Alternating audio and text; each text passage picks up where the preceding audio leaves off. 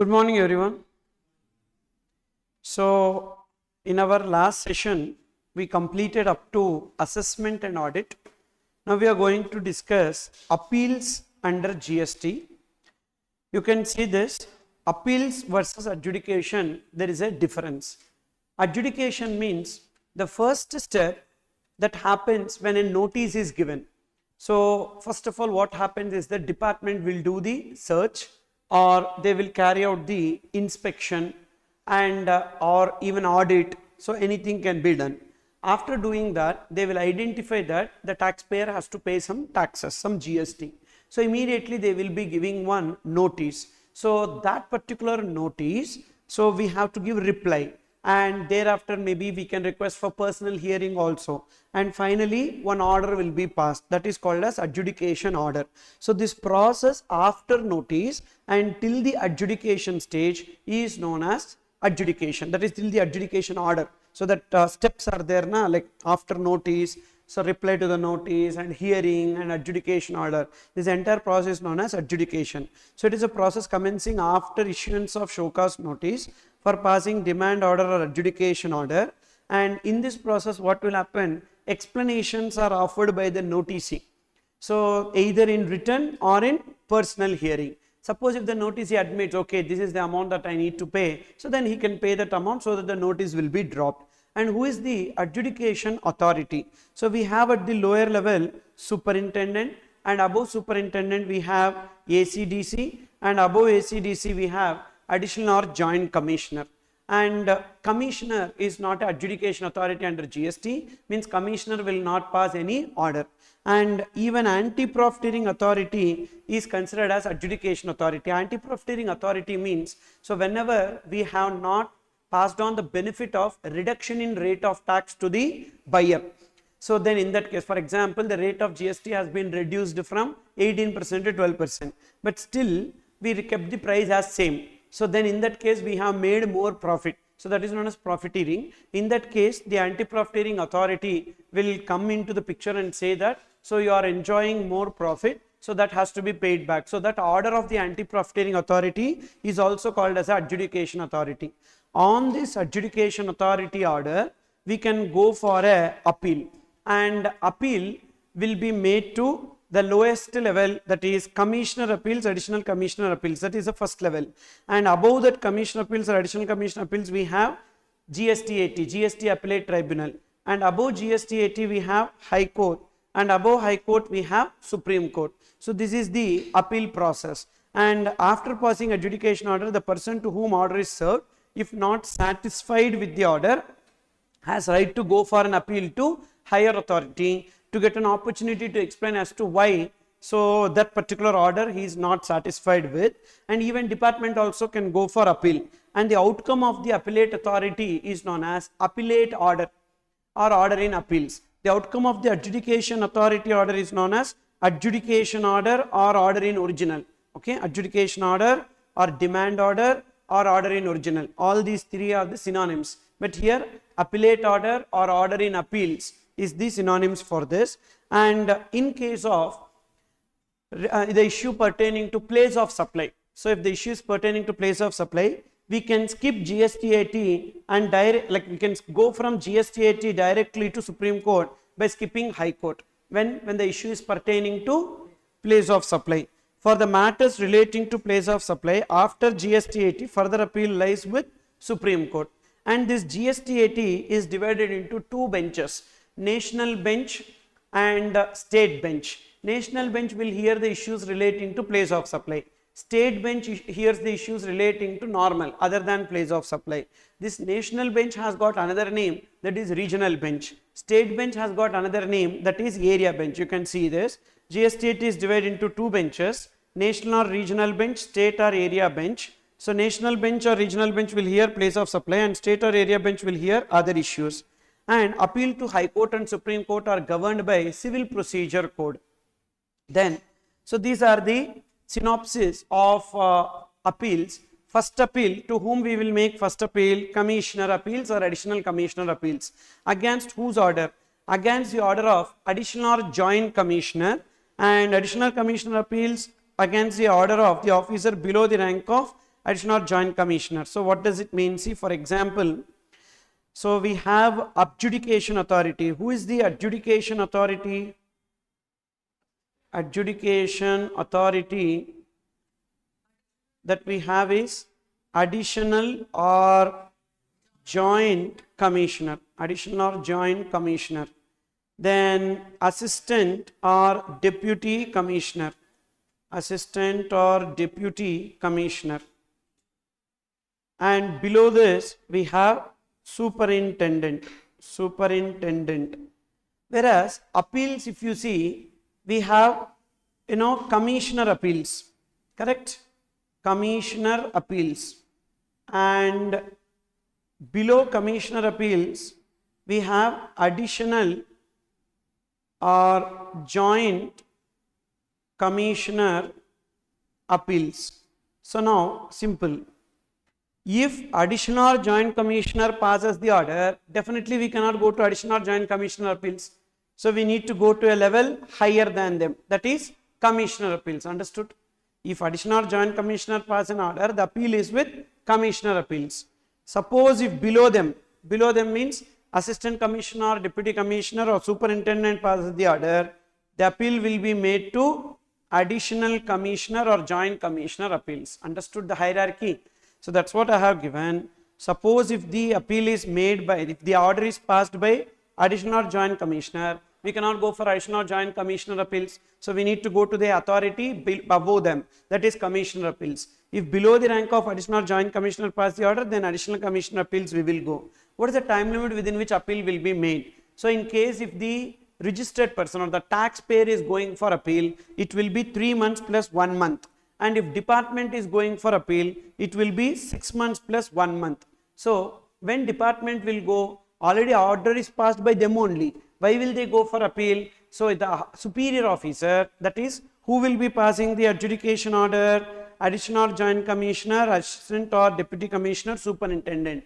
Now they will have a superior na. So that superior is commissioner. Commissioner is of the opinion that the order passed by them is not correct. So he wants a review. You understood or not? So they will go for a review, and that review will be done by the external person. So that external person is the appellate authority. So they will check whether the order passed by the officer is proper or not. So that's why department can go for appeal, but the department appeal we call as review. What is the time limit within which appeal can be made by the registered person? 3 months plus 1 month.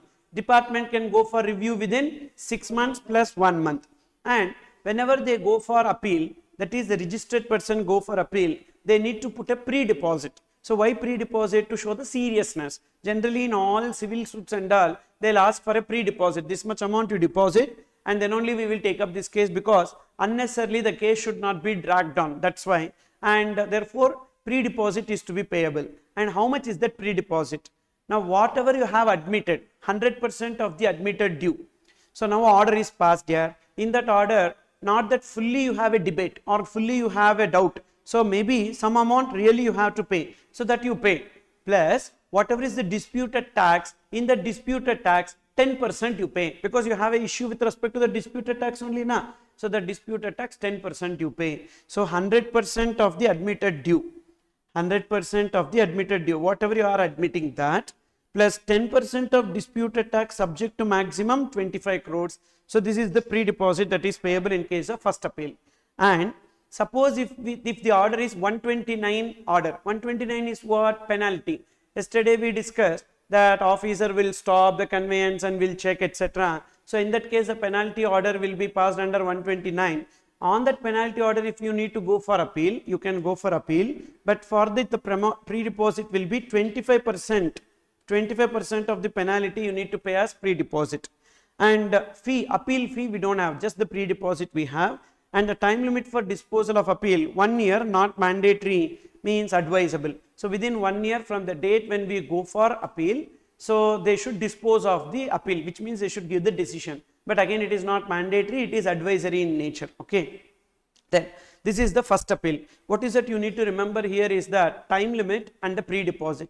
Time limit is what? 3 months plus 1 month in case of registered person. Department 6 months plus 1 month. and the pre-deposit will be 100% of the admitted due plus 10% of the disputed tax, but the 10% of disputed tax is subject to maximum 25 crores. This is under CGST, the same amount is payable under SGST. Then second appeal is made to GSTAT, that is appellate tribunal. GSTAT full form is what? GST appellate tribunal. And when we will go for GSTAT against the order of lower authority, what is that lower authority? Commissioner appeals or additional commission appeals. Even there is one more authority called as revisional authority. We will discuss that later. So therefore, when we go for appeal to GSTAT, what is the time limit? If department is going for appeal, always 6 months. When registered person is going for appeal, always 3 months. But here the condonation of delay. So here in case of first appeal, the condonation of delay is 1 month. Here the condonation of delay will be 3 months. And pre-deposit is payable here also. That pre-deposit is 100% of the admitted due plus 20% of the disputed tax. Now already we paid 10% there. Again we need to pay additional 20%, yes, on the dispute that we have. Okay. Say for example, we will see this, that is first one order is passed. Okay. First one order in original is passed. Order in original means what? Adjudication order. In that adjudication order, they are telling that we need to pay tax 10 lakhs, we need to pay tax 10 lakhs and we need to pay interest as applicable, interest on 10 lakhs and we need to pay penalty which is 1 lakh. Okay. Now on this you are going for first appeal. When you go for first appeal, the first appeal is with whom? Commissioner appeals. First appeal is with Commissioner appeals. The first appeal is with Commissioner appeals. In that, how much is the admitted, how much is admitted and how much is disputed and what is the outcome? What is the outcome? Okay. So say this, first appeal, Commissioner appeals, how much is admitted, how much is disputed, what is the outcome? So out of this 10 lakhs, you admitted that you have to pay 4 lakhs. Okay, according to you have to pay only 4 lakhs. You are not required to pay 10 lakhs. And interest as applicable on 4 lakhs. Penalty will be proportionate. Proportionate is what? 40,000. For 10 lakhs, if 1 lakh is the penalty, for 4 lakhs it will be 40,000. So 40,000 is the admitted due. Okay. Now what is the disputed? 6 lakhs plus interest on 6 lakhs plus penalty will be 60,000. Now how much is the pre-deposit that you need to pay? So what is the pre-deposit that you need to pay in this case? Pre-deposit 100% of admitted due. Okay. So pre-deposit 100% of admitted due means 4 lakhs plus interest on 4 lakhs, correct? Interest on 4 lakhs plus 40,000. Okay. 100% of admitted due plus 10% of disputed tax. What is disputed tax? Tax, only tax, 6 lakhs, not due, tax, disputed tax 6 lakhs. So 6 lakhs into 10% is 60,000. So this is what we need to pay. So which means what is the extra amount that we are really paying? What is the extra amount that we are paying? Extra amount that we pay at the time of pre-deposit is 60,000. Because anyhow admitted means you have to pay that. But what is the extra that you need to pay is 60,000 rupees we need to pay. And that 60,000 is penalty 60,000? No. So disputed tax into 10%. So disputed tax is 6 lakhs and on that 6 lakhs 10%, that is 60,000. So this is what we are paying. Now what happened to the outcome is that, so outcome is not in your favor. So they are telling that you have to pay 6 lakhs and interest and 60,000 as penalty. And now what happened is that you went for a second appeal. So second appeal is with whom? Second appeal is with appellate tribunal, correct?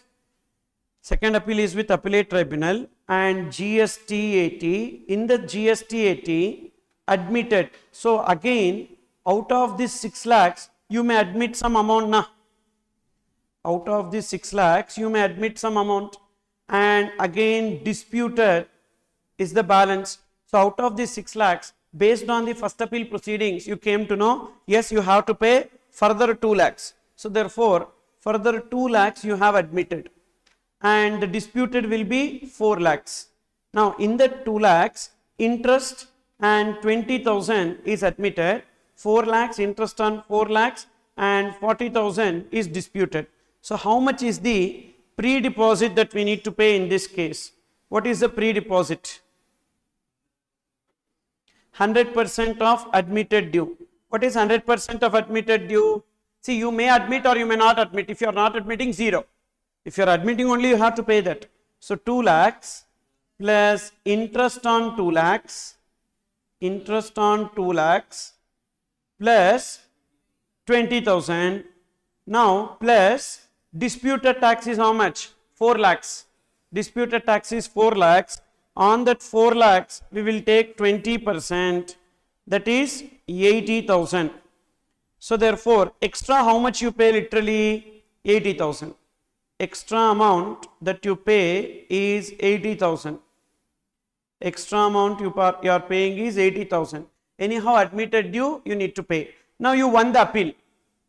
Okay. So there are 2 possibilities that could arise.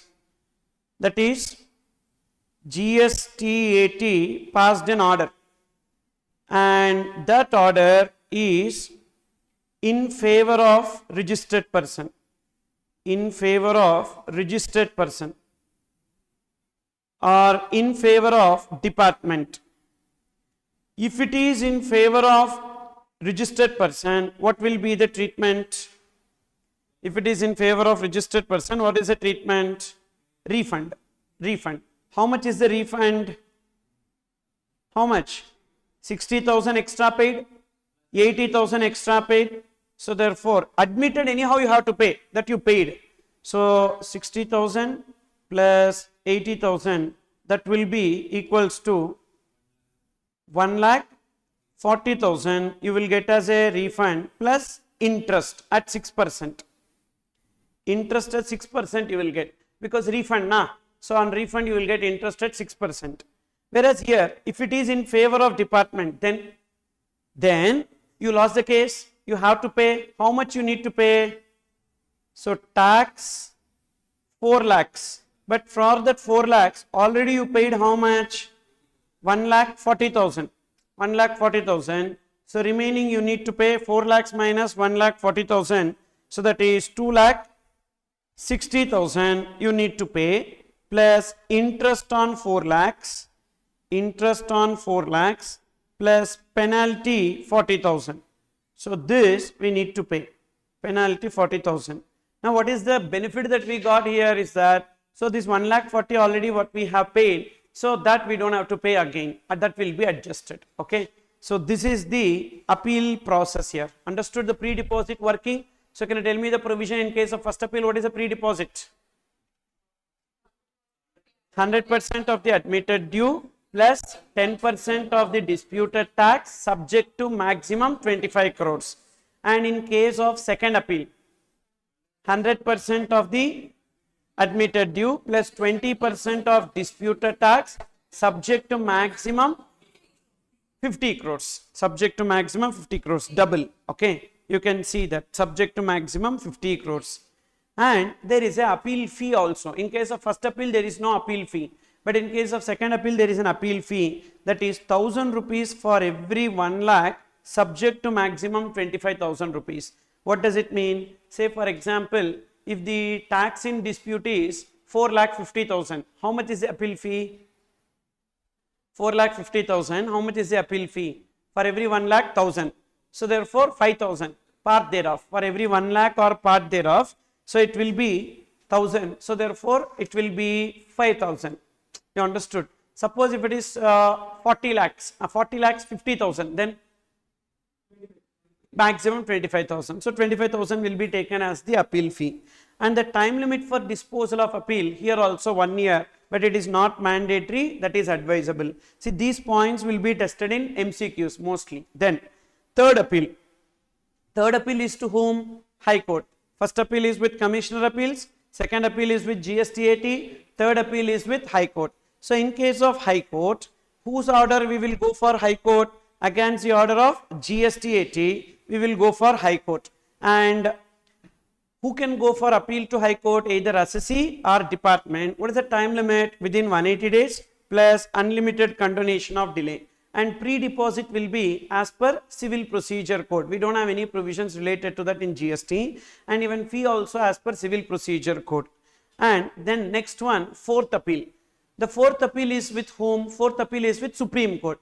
Against whose order? High Court order or GST 80 order also. When GST 80 order, place of supply, we can skip the High Court and directly go to Supreme Court now. So therefore, Supreme Court against the order of GST 80 or against the order of High Court, time limit, pre-deposit, appeal fee, everything will be as per civil procedure code.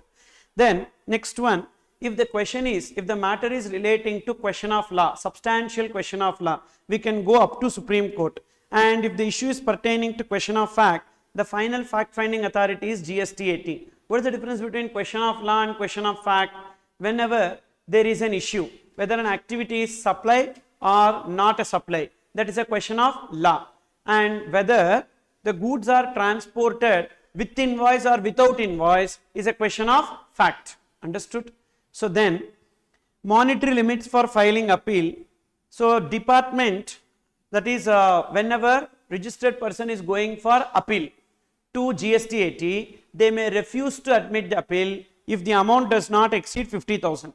For small cases and all, appellate tribunal time cannot be wasted now. That's why if the amount involved in the appeal, tax involved in the appeal does not exceed 50,000, then GST 80 may refuse to admit the appeal. Then interest on refund of pre-deposit. I told you we will get interest at 6%. From when to when? From the date of deposit till the date of refund. Generally refund interest when we will get? First we need to make application. Thereafter 60 days. From 61st day till the date of refund they will give interest. But in this case of pre-deposit we will get interest. So from the day we made a pre-deposit till the date we got the refund of that pre-deposit. Then there are some orders which are considered as non-appealable orders. Non-appealable orders means on which appeal cannot be made. Okay. So what are they? So whenever there is an order for transfer of proceedings from one person to another person, from one officer to another officer, transfer of proceedings from one officer to another officer, or that is like one officer is handling our case. Now that officer has been transferred, so another officer is taking up our case. Now we cannot say no, I need that officer only, I like that officer, I need that officer. No, we cannot say that way, because there is a transfer of proceedings from one officer to another officer. It is a non-appealable order. And then seizure. Whenever they pass a seizure order, on that seizure order you cannot go for appeal. Then prosecution, that is imprisonment order. Already court has passed the imprisonment order, on that appeal is not possible. And order sanctioning payment of dues in installments. So we will be making payment in installments, like whatever tax that we need to pay. So when we are unable to pay, say for example 2 lakh rupees or 3 lakh rupees means we can pay, but 2 crores 3 crores means how we can pay at a time. So therefore they will ask us to pay in installments. So that installments facility they will say like 6 months EMI or 12 months EMI, like that. But you cannot say no, I need 24 months EMI, 36 months EMI and all. You cannot go on an appeal. Okay. So these are the non-appealable orders. So this can be tested as a short note question. What are the non-appealable orders under GST, like that? So you need to write these 4 points. Then revisional authority under GST. Revisional authority is like audit authority which will do the audit of the adjudication orders. Now one officer will pass the adjudication order, and department is not going for appeal, and registered person also not going for appeal. How that both are satisfied with the same order? How it is possible? So definitely either department should not be satisfied or registered person should not be satisfied. If both are okay with that, then some money would have been went to the department. So that's why every order will be a favorable order to the registered person. So therefore one external authority called as revisional authority will take up this order for revision, and in that order, suppose if there is some flaws etc and all, then they will revise the tax payable. You understood? Or there could be genuine cases also, like everything is fair, then they will not revise the order, they will drop the order. Okay, see that revision authority is appointed for revision of adjudication orders. Revision, they will revise the adjudication orders.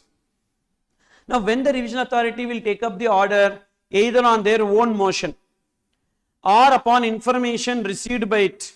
So some officer is telling that, sir, so I have one colleague who is passing all orders in favor to the registered person and is constructing 4 or 5 bungalows, sir. So please check that. So upon information received by it, or on request from the commissioner, sir, my subordinate is earning so much money than me and I am not getting any share and all properly. I have a doubt on him. You please check. So on request from the commissioner, either on their own motion or upon information received by it, or on request from the commissioner, call for and examine the record of any proceedings, and if it considers that the decision or order passed is erroneous or so far it is prejudicial to the interest of revenue, and it is illegal or improper, or has not taken into account certain material facts. What is that?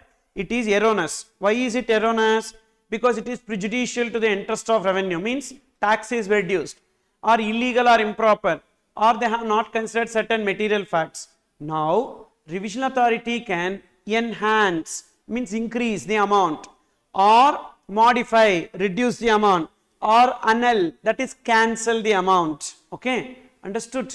Either enhancing or modifying or annulling the said decision or order.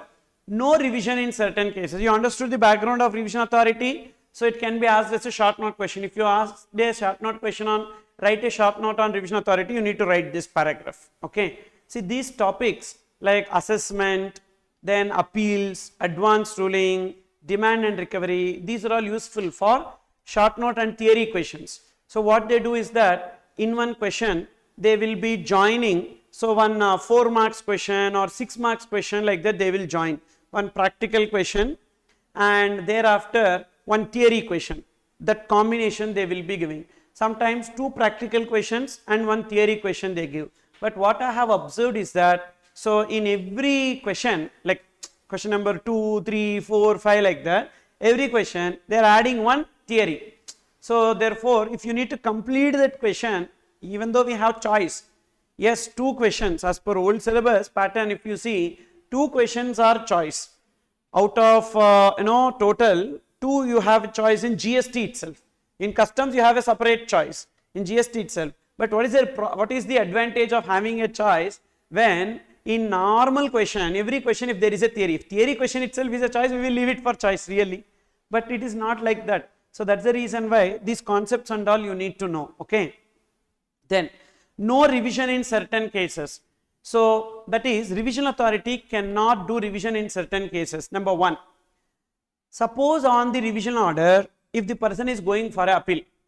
So why anyhow they are going for appeal, so then appellate authority will check it. So that's why revision authority will not take. Suppose in that order there are 8 transactions for which he need to pay tax. On that 8 transactions, for 5 transactions he went for appeal. For remaining 3 transactions he did not go for appeal. Those 3 transactions, can the revision authority check? Yes. See that. Order has been subject to an appeal. However, revision authority may pass an order on any point which has not been raised and decided in an appeal. Next, second case when revision authority cannot take up the order for revision is, the order is already taken for revision. So another revision authority has taken up the order for revision and they did not revise. On merits they said that everything is proper. Now another revision authority will not come and take it. Okay. Order has already been taken for revision. Then order sought to be revised is a revisional order.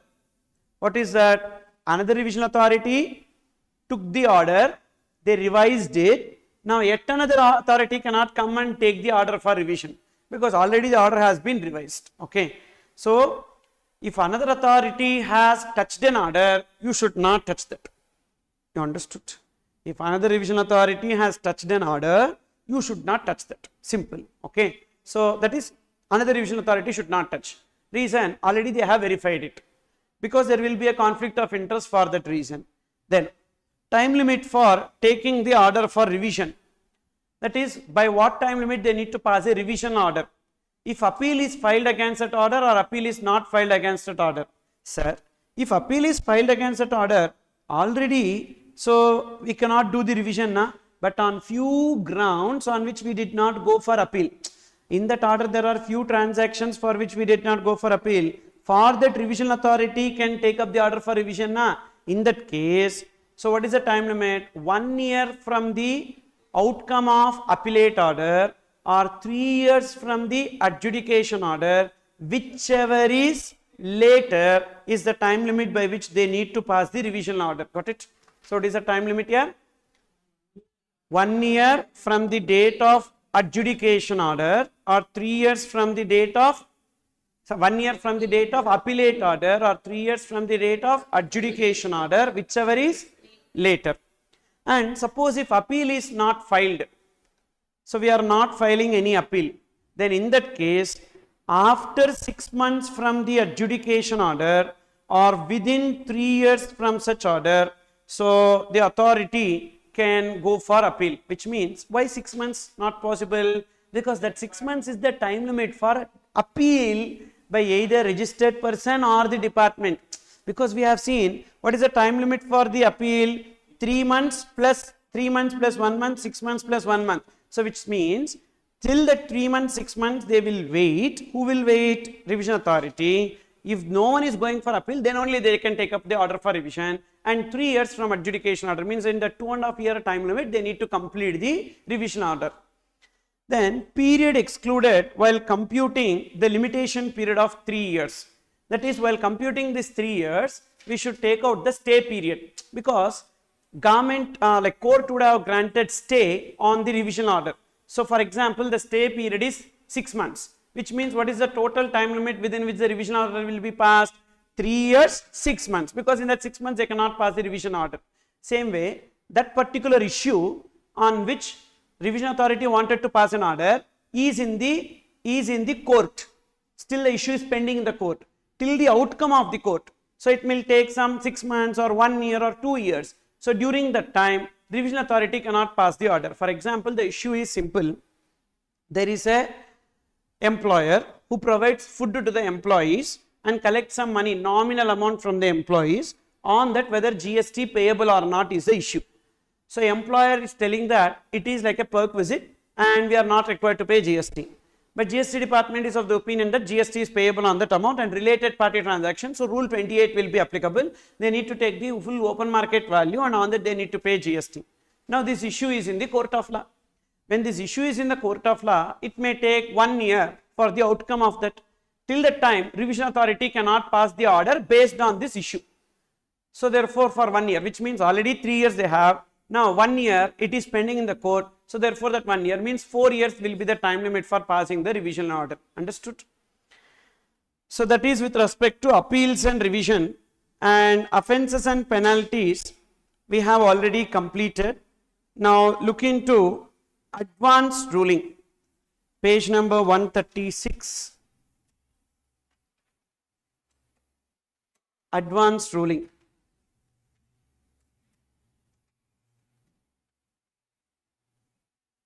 So what is advanced ruling?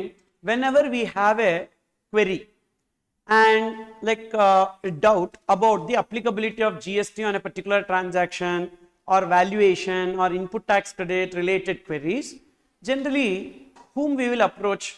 A taxpayer will approach whom? A chartered accountant or a cost accountant or an advocate who is practicing in this legal aspect, GST. So they will approach them, and this is known as taxation advisory. This opinion, getting opinion is known as taxation advisory. And this advisory, so like many times I will be giving opinion to my clients. So they will be coming out with an issue. So this is the transaction. What is the GST implication, whether payable or not payable, like that. So I will be giving an opinion. But is this opinion binding on the department? No, definitely no. Maybe they will read it to know what is our version, but it will not be binding on them. They may or may not accept. So now, what is a opinion that is binding on them? They need to accept. If I tell, they need to accept. Then that ruling is only called as advanced ruling. If you go for advanced ruling, if the taxpayer go for advanced ruling and obtain the advanced ruling, that advanced ruling will be binding on the department. department has to accept that. Suppose if advanced ruling authority says this transaction is not a supply, no need to pay GST. Department tomorrow cannot come and say, no, this is supply like that. They have to accept. So that is the binding nature of the advanced ruling. So advanced ruling is binding on whom? On the department. That's the reason why people will go for advanced ruling. So what is the authority name? Authority for advanced ruling, and status in case of possibility of difference of opinion among the members. Now we went to the advanced ruling, taxpayer went to the advanced ruling authority. In that advanced ruling authority there will be some members. In between that members itself there is no clarity. Then the issue will be referred to appellate authority for advanced ruling. We have two advanced ruling authorities. Advanced ruling authority AAR, authority for advanced ruling. Then AAR, appellate authority for advanced ruling. Okay. So this is AAR, and next one is AAR, appellate authority for advanced ruling. Okay. And whenever there is a difference of opinion amongst the members in AAR, then the matter will be referred to AAR. And whether this AAR is a national level authority or a state level authority, state level authority. Means in every state we have an advanced ruling authority. That's the reason why the advanced ruling pronounced in one state will not be applicable in the other state. Will not be applicable in other state. So then, when application shall be made, any time prior to carrying an activity or in respect of ongoing activity by the registered or unregistered person. Before starting an activity, or already I started the business for the ongoing activity, let the registered person or unregistered person, any person can go for advanced ruling. Fees will be 5,000 under CGST and 5,000 under SGST. And withdrawal of application, no express provision. Time limit for pronouncing the ruling is 90 days from the date of application. So we need to go for advanced ruling application. What is the time limit within which they give the decision? 90 days. What are the issues on which we can go for advanced ruling? So whether an activity is supply or not. After supply, what we will see, whether it is goods or services classification, and then we will see value. What is the value on which GST is payable, and whether a person is required to get registered or not. Then tax liability determination, that is computation of GST, composition scheme, etc. Then time of supply, input tax credit, and applicability of notification, that is exemptions. These are the areas on which we can go for advanced ruling. Can we go for advanced ruling with respect to place of supply? With respect to the issue pertaining to place of supply, can we go for advanced ruling? No. For place of supply, we cannot go for advanced ruling. And for the purpose of returns, can we go for advanced ruling? No. Only these are the issues or questions on which we can go for advanced ruling. This can be also asked as a theory question. What are the questions on which advanced ruling can be sought? Okay, this. You just remember the chapter names. Supply, value of supply, input tax credit, registration, composition scheme, exemptions. Okay, pa? So that one. Then some questions which are ineligible, place of supply, returns and payment process, penalties, appeals, on that we cannot go for advanced ruling. Rejection of application. If the matter is pending in or decided by any court or tribunal. Suppose I went on an issue with respect to the advanced ruling, that issue is already pending in the court or is decided by the court. On that and all, I cannot go for advanced ruling because already court, see, court is only higher than the advanced ruling authority. So if court says something, how advanced ruling authority can change that? That's why they will not give any advanced ruling. Next, rejection of application we have seen. Now second authority for advanced ruling is appellate authority for advanced ruling. Whenever there is a possibility of difference of opinion among the members, in such situation it shall be deemed that advanced ruling is not possible. What is that? First we go for AAR. There is a difference of opinion, so they refer to AAR. In AAR also there is a difference of opinion, then advanced ruling cannot be issued. And again appellate authority for advanced ruling, when we will go, AAR they gave, but you are of the opinion that no, this is wrong, you can go for AAR. And what is that AAR again? State level authority. So again it is not a national AAR. So WR as well as AAR both are at the state level. And what is the time limit for appeal? 30 days plus 30 days. And appeal fee is double. 10,000 rupees plus 10,000 rupees. There 5,000 plus 5,000, here 10,000 plus 10,000. And what is the time limit within which they will pronounce the ruling? Even advanced ruling authority as well as appellate authority for advanced ruling, 90 days from the date on which we made the application, they will pronounce the ruling. So these are the key points that we need to remember, on which again MCQs they will ask. And theory question wise, if you see what are the eligible questions on which advanced ruling can be made, so that one, okay. Or they will ask what is the procedure for advanced ruling, like that also theory question could come. Procedure for advanced ruling means what? Steps you need to write. First we will make an application for advanced ruling by paying a fee of 5,000 plus 5,000. And these are the following questions on which we can go for advanced ruling. And once we make application for advanced ruling, if the issue is already decided by court or pending in court, they will reject the application. Otherwise, they will accept the application and pronounce the ruling within 90 days from the date of application. After that ruling, if the registered person or unregistered person satisfied with the ruling, they can accept that and it will be binding on the department. If they are not satisfied with that, they can go for further appeal to appellate authority for advanced ruling. See, I just gave you key points. Covering that, you need to create a story. You understood or not? So that story is what? Procedure for advanced ruling. Okay. So don't do hard work here in life. So do smart work. That is, should not read everything and go in exam and scratch your head what to write. So we need to read in such a way that, so crisp. Okay, these are all the points. We need to read and go to the exam, and if at all a different question is asked also, so yes, connecting these things we can definitely write, okay. And ultimately it is the valuer headache to check that. Why? What is your problem? Rather than sitting idle in the exam hall, use all the 3 hours effectively. And CMA evaluation and all, I know. In the past I did CMA evaluation. Now I am not doing because I am into active teaching. In the past I was doing job, and at that time I have empaneled with the CMA Institute for evaluation. I am talking about year 2012-2013, that time. Thereafter I quit my job and I came into teaching fully. So due to that reason I only surrendered that, and I did the evaluation. So it's very, very simple. Even CMA Institute will ask us that, okay, these are all the step marks that you need to give, and be liberal in giving the marks. But the problem is student is not writing.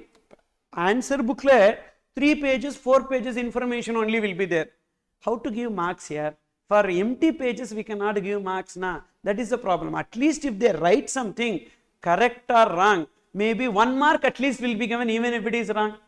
And like that, if there are some 20-30 pages if he has written, at least for 1 page 1 mark or 2 marks if we give, it will come. Otherwise, because there is a review that happens.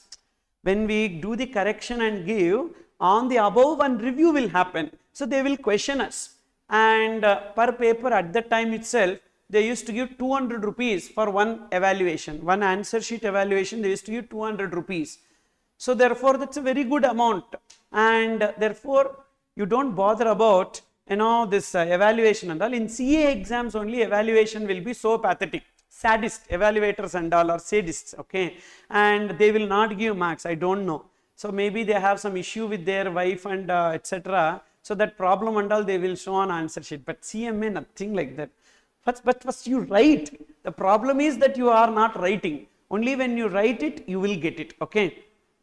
3 hours should be optimum utilized. That is the bottom line, okay. Now, coming to the next area, that is demand and recovery under GST. So this is the last concept that we have in module 14, okay.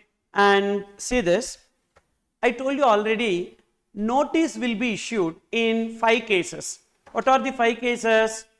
Short payment of tax, non-payment of tax, wrong availment of ITC, wrong utilization of ITC, and erroneous refund. What is short payment of tax? You are required to pay tax but you did not pay. Then non-payment of tax is you are required to pay tax, you did not pay. Short payment is you are required to pay but you paid less. Then wrong availment and utilization of ITC. You should not take the credit, you took the credit and you used it. Then erroneous refund, that is you are not supposed to get the refund but you got the refund. Okay. In these cases, it may be on account of again 5: fraud, collusion, willful misstatement, suppression of facts, or contravention with an intent to evade payment of tax. In these 5 cases, then the demand and recovery will be initiated in terms of section 74. If it is other than fraud, so fraud means what? There is a intention to evade, that is fraud. So other than fraud means there is no intention to evade, so error. Okay, then in that case the order will be under section 73. So what are the 5 cases for which demand and recovery will be initiated? Non-payment of tax, short payment of tax, wrong availment of ITC, wrong utilization of ITC, erroneous refund. These 5 on account of fraud, collusion, willful misstatement, suppression of facts or contravention, but this with what intent? Intent to evade the tax, intent to evade the tax. Okay, then in that case order will be passed under section 74. And 73 order, when it will come? These 5: short payment, non-payment, wrong availment, wrong utilization, erroneous refund, on account of other than fraud, then it will be 73. Okay. Now, what is the time limit within which the order will be passed? So you look into 74. What is the time limit within which the order will be passed?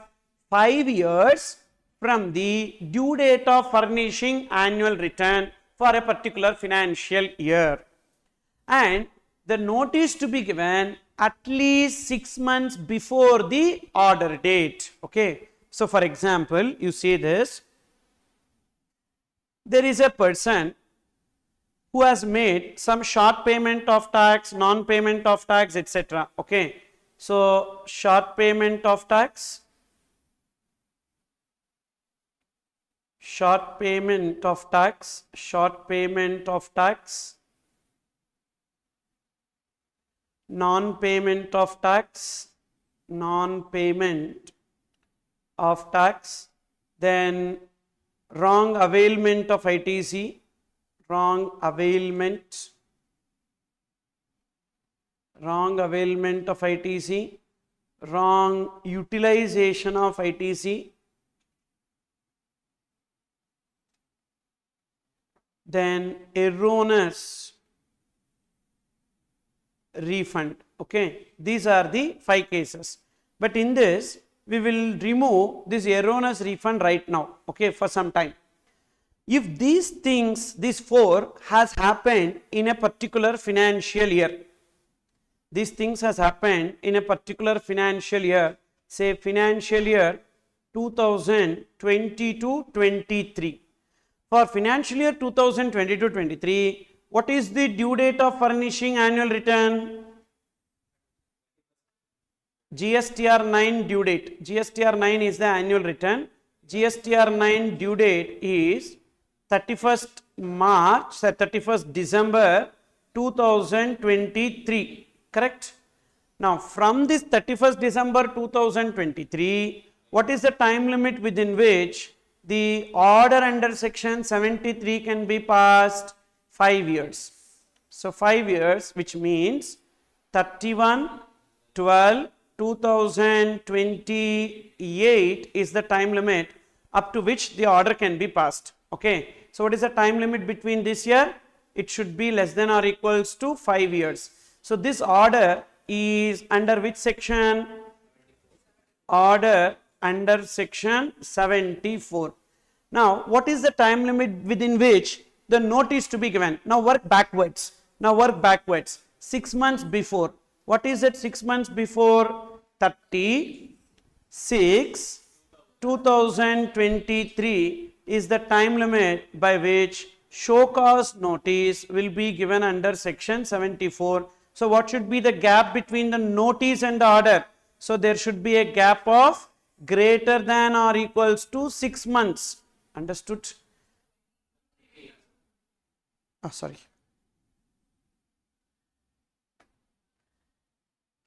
2028. So there should be a gap of 6 months between the order date and the notice date. So this is what 74 talks about. That is short payment of tax, non-payment of tax, wrong availment of ITC, wrong utilization of ITC. If it pertains to financial year 2022-23, so we need to check the due date of furnishing annual return. From there, within 5 years, the order will be passed under section 74, that is by 31/12/2028, and at least 6 months before the notice to be given, means from the notice date to the order date, there should be a minimum gap of, so there should be a minimum gap of 6 months. Okay. Then suppose if it is erroneous refund, suppose if it is erroneous refund, then we need to see what is the date on which erroneous refund has taken place. The date on which erroneous refund has taken place is 28/9/2023. Now count 5 years from 28/9/2023 itself. So in case of erroneous refund, don't see annual return and all. The date you got the erroneous refund, within that date to 5 years, so the order should be passed. What is 5 years? 28/9/2028. So by this time, the order should be passed under section 24. Order under section 74.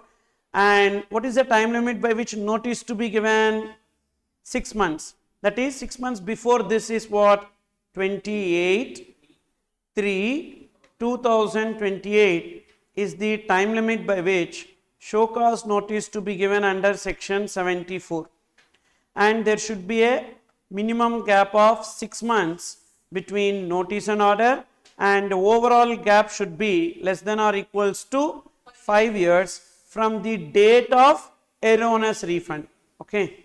So what is the difference between first 4 cases and erroneous refund? First 4 cases we need to see the due date of annual return. From there we need to take 5 years. Whereas in this case we need to take the date of erroneous refund and from there 5 years. Okay. So that is with respect to this. And if it is 73, what will happen? Wherever these 5 years come, that will be replaced with 3 years, and wherever 6 months come, that will be replaced by 3 months. So means what is the time limit for passing an order? 3 years from the due date of furnishing annual return. And what is the time limit by which notice to be given? At least 3 months before the order date, the notice to be given. Okay. Then that is this time limit for passing an order, 5 years from the due date of filing annual return for the relevant financial year, or 5 years from the date of refund. And time limit for issuance of notice is at least 6 months before the due date of passing the adjudication order.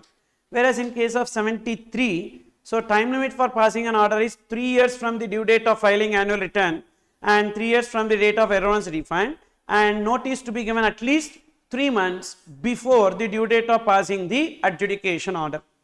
Whether supplementary notice to be issued, so supplementary notice can be issued, yes. So that is, what is the need of supplementary notice? I will tell you. Already for 1 year the notice has been given. Second year they identified the same issue. Department identified the same issue. Instead of giving a new notice, for the notice which was issued in the last year, they will give an annexure, so that for 2 years they will recover in one order itself. Otherwise what will happen? One notice, one order, another notice, another order. Then if 2 notices are there, 2 separate orders needs to be passed. That will be time taking process. Instead, already last year 1 notice is given. Now we will give the supplementary notice, but the issue should be same grounds. It should not be different. If the issue is different, we cannot give supplementary notice. The issue should be same. Last year, instead of 12%, they have paid 5%. Same issue now also. Instead of 12%, they paid 5%. Same issue. We can give a supplementary notice. Last year, instead of 12%, they paid 5%. This year, instead of ITC 2 lakhs, they availed the ITC of 4 lakhs. Now the issue is different. When the issue is different, we cannot give a supplementary notice. We need to give a new notice. Understood? Then, what will be mentioned in the order? in that order under 73 and 74, what will be mentioned? Tax plus interest plus penalty, TIP. And what is the penalty that is payable? 73, 74, we discussed offence and penalties. 122 subsection 2 penalty. If it is fraud, 100% of tax or 10,000, whichever is higher. If it is other than fraud, 10% of tax or 10,000, whichever is higher. Yesterday we discussed 9 offences and penalties. So 122 subsection 2. In case of demand order under 73, 10% of tax or 10,000, whichever is higher. In case of demand order under section 74, 100% of tax or 10,000, whichever is higher. Okay, so that has to be paid. Then interest as applicable, and we have a discount offer in payment of penalty. What is that? If it is 74 penalty, you see 74 penalty is how much? 100% of tax or 10,000, whichever is higher. If you pay it before show cause notice, you don't have to pay that. Just 15% if you pay, that is sufficient. 85% waived. If you pay after notice and within 30 days from the notice, then you have to pay 25%. Thereafter, if you pay any time within 30 days from the order date, then you have to pay 50%. Beyond 30 days from order date, how much will be payable? Full penalty will be payable. So can you tell me the slabs? Before notice, 15%. After notice, within 30 days, 25%. After 30 days from notice and within 30 days from order, 50%. Thereafter, 100%. Whereas in case of 73, before notice if you pay, there is no need to pay any penalty. After notice also within 30 days if you pay, there is no penalty after notice. Okay. But thereafter if you pay, you have to pay the original penalty. Understood? Then next 76 says, whenever an amount is collected as tax but not paid. What is the difference between tax collected but not paid, but amount collected as tax but not paid? You are supposed to collect tax, you collected, you did not pay. That is non-payment of tax, 73, 74. You are not at all supposed to collect tax from the customer. You collected it, but you did not pay to the government. So then it will be, so penalty under, that is order under section 76. So in case of 76 order, there is no time limit to give show cause notice. Means even after 20 years, 30 years also they can give notice. Actually there is a time limit for notice, na? 5 years order, at least 6 months before, 3 years order, at least 3 months before. But in this case, there is no time limit to issue the show cause notice. Even after 20 years, 30 years, that notice can be given. And after they give the notice, within 1 year, they need to pass the order after notice. And what is the penalty in this case? 100% of tax, where we discussed 122 subsection 1, amount, collected amount as tax but not paid within 3 months. So 100% of tax or 10,000, whichever is higher, and interest will be 18%. Surprisingly, the interest is not from the first date after due date, because there is no due date. This is not first of all tax. So therefore, interest 18% from the date when we are collecting it till the date we are paying it to the government. From the date of collection till the date of payment. And the time limit for payment of amount. So once they pass an order under 73, 74, 76, 3 orders are there, 73, 74, 76. What is the time limit within which you need to pay? 3 months. Either pay or go for appeal. Because what is the time limit for appeal? First appeal, 3 months. Either pay or go for appeal. Else, they will initiate recovery. They will initiate recovery. So within 3 months from the date of order, otherwise recovery shall be initiated. Now, sir, I cannot make the payment. Can I request for EMIs? Yes, you can ask for EMI facility. In everything there is EMI nowadays. So why not for tax payment? For tax payment also there is EMI. I went to one garment shop. In that garment shop, they are offering EMI, Bajaj Finance EMI. Sir, you buy, sir. So that shopkeeper is telling, pa, one dress is okay enough, pa. Sir, this will also look good, sir. This will also look good, sir. That much I cannot pay. Don't worry, sir. Bajaj Finance is there. You have card now, sir. You pay in no cost EMI. Wow. So, like for garments also they brought no cost EMI. Everywhere there is no cost EMI. But here it is cost EMI. Means interest is payable. It is not Bajaj Finance, you understood or not? So government. So therefore there is cost EMI, which means interest is payable on that EMI. And yes, maximum 24 months only they will give EMI. Suppose if they give 18 months, can we go for appeal? No, because we saw non-appealable orders. Then next, benefit of no penalty not applicable in case of self-assessed tax. Here, if you pay before show cause notice or within 30 days from show cause notice, you are not required to pay penalty. That benefit you will not get if it is a self-assessed tax. What is self-assessed tax? Which is reported in GSTR1 but not paid in 3B is known as self-assessed tax. For that, definitely if they recover, you have to pay the penalty. See that. Benefit of no penalty not applicable in case of self-assessed tax, that is, which is reported in GSTR1 but not paid in 3B. Then some other provisions related to this, demand and recovery, section 75. 73 we have seen, 74 we have seen, 76 we have seen. 75 talks about the general provisions relating to determination of tax. Suppose if court has given a stay, the stay period will be excluded while determining the demand order time limit, 5 years, 3 years time limit. Suppose if the court is telling that there is a stay for 6 months, then for the 6 months they cannot pass order. So therefore the time limit will get extended by 6 months.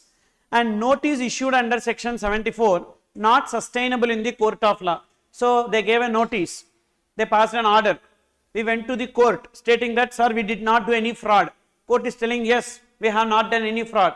Now, for fraud 5 years order, but for other than fraud 3 years, which means they cannot recover the dues of 5 years, but the same order can be converted to a 73 order and they can do the recovery of last 3 years. Understood? That is this. Notice issued under 74 not sustainable in court, then the same can be converted to be 73 notice. When matter is remanded back for fresh adjudication, means what? So in the appellate authority, they will be issuing the matter back for adjudication. They will send. Suppose if properly, this has not been discussed in the adjudication stage, appellate authority, that is in the court and all, they will send, okay, again you go back, do the adjudication and come. In that case, the order should be passed within 2 years. And how many adjournments is possible? Maximum 3 times adjournments. Adjournment means what? Postponement of the order or decision, maximum 3 times. Interest is payable even if not specified in the order, because interest is a statutory liability, but penalty only when it is specified in the order we need to pay penalty, otherwise we don't have to pay penalty. And the amount in order cannot exceed the amount in notice, which means that, so if the notice is for 20 lakhs, can the order be passed for 30 lakhs? No. Then in case of self-assessed tax, what is self-assessed tax? I told you already, reported in GSTR1 but not paid in 3B. Direct recovery without order can be initiated under section 79. They don't have to give any order, so directly also they can initiate recovery. Suppose if similar issue is pending in some other proceeding in GST, ATR, High Court or Supreme Court, that period will be excluded. Already we discussed this in revision authority order. Then section 77, tax wrongfully collected and paid. That is, instead of intrastate, we treated it as interstate. So therefore we collected CGST, SGST and we deposited, but actually we should have paid IGST. Then what is the process? Pay IGST and get refund of CGST, SGST and vice versa, same way. Then 79, recovery of tax. What are the modes of recovery? So whenever department initiate recovery process, what they will do? First they will deduct any amount that is due to you from the government. So maybe you are required to get a refund from the government, etc., tax refund, from that they will deduct. Second, sale of goods under the control of proper officer. That is, proper officer would have seized some goods that will be sold and from that it will be recovered. Garnishee proceedings, recovery from a third person, example bank. From your bank account they will take money. Then sale of movable or immovable property. So they will attach your assets and they will sell it off. As arrears of land revenue by collector, still if they are not able to recover, arrears of land revenue by collector means in the place where you are living, mic announcement will be done that so and so person is required to pay tax to the government, he is a fraudster, he did not pay, you don't pay him any amount, like that. So collectors, how they recover the land revenue, like that. Then as a fine imposed by magistrate fine, if you are not paying, you need to go to the prison, work there, do some work, washing, cleaning, cooking, some work you need to do, earn the wages, and using that you need to pay the tax. Then if that is also not possible, some surety we would have given, through surety it will be recovered. It's like they will recover. That's the reason why whenever there is a tax default and all happens, people will run away from India.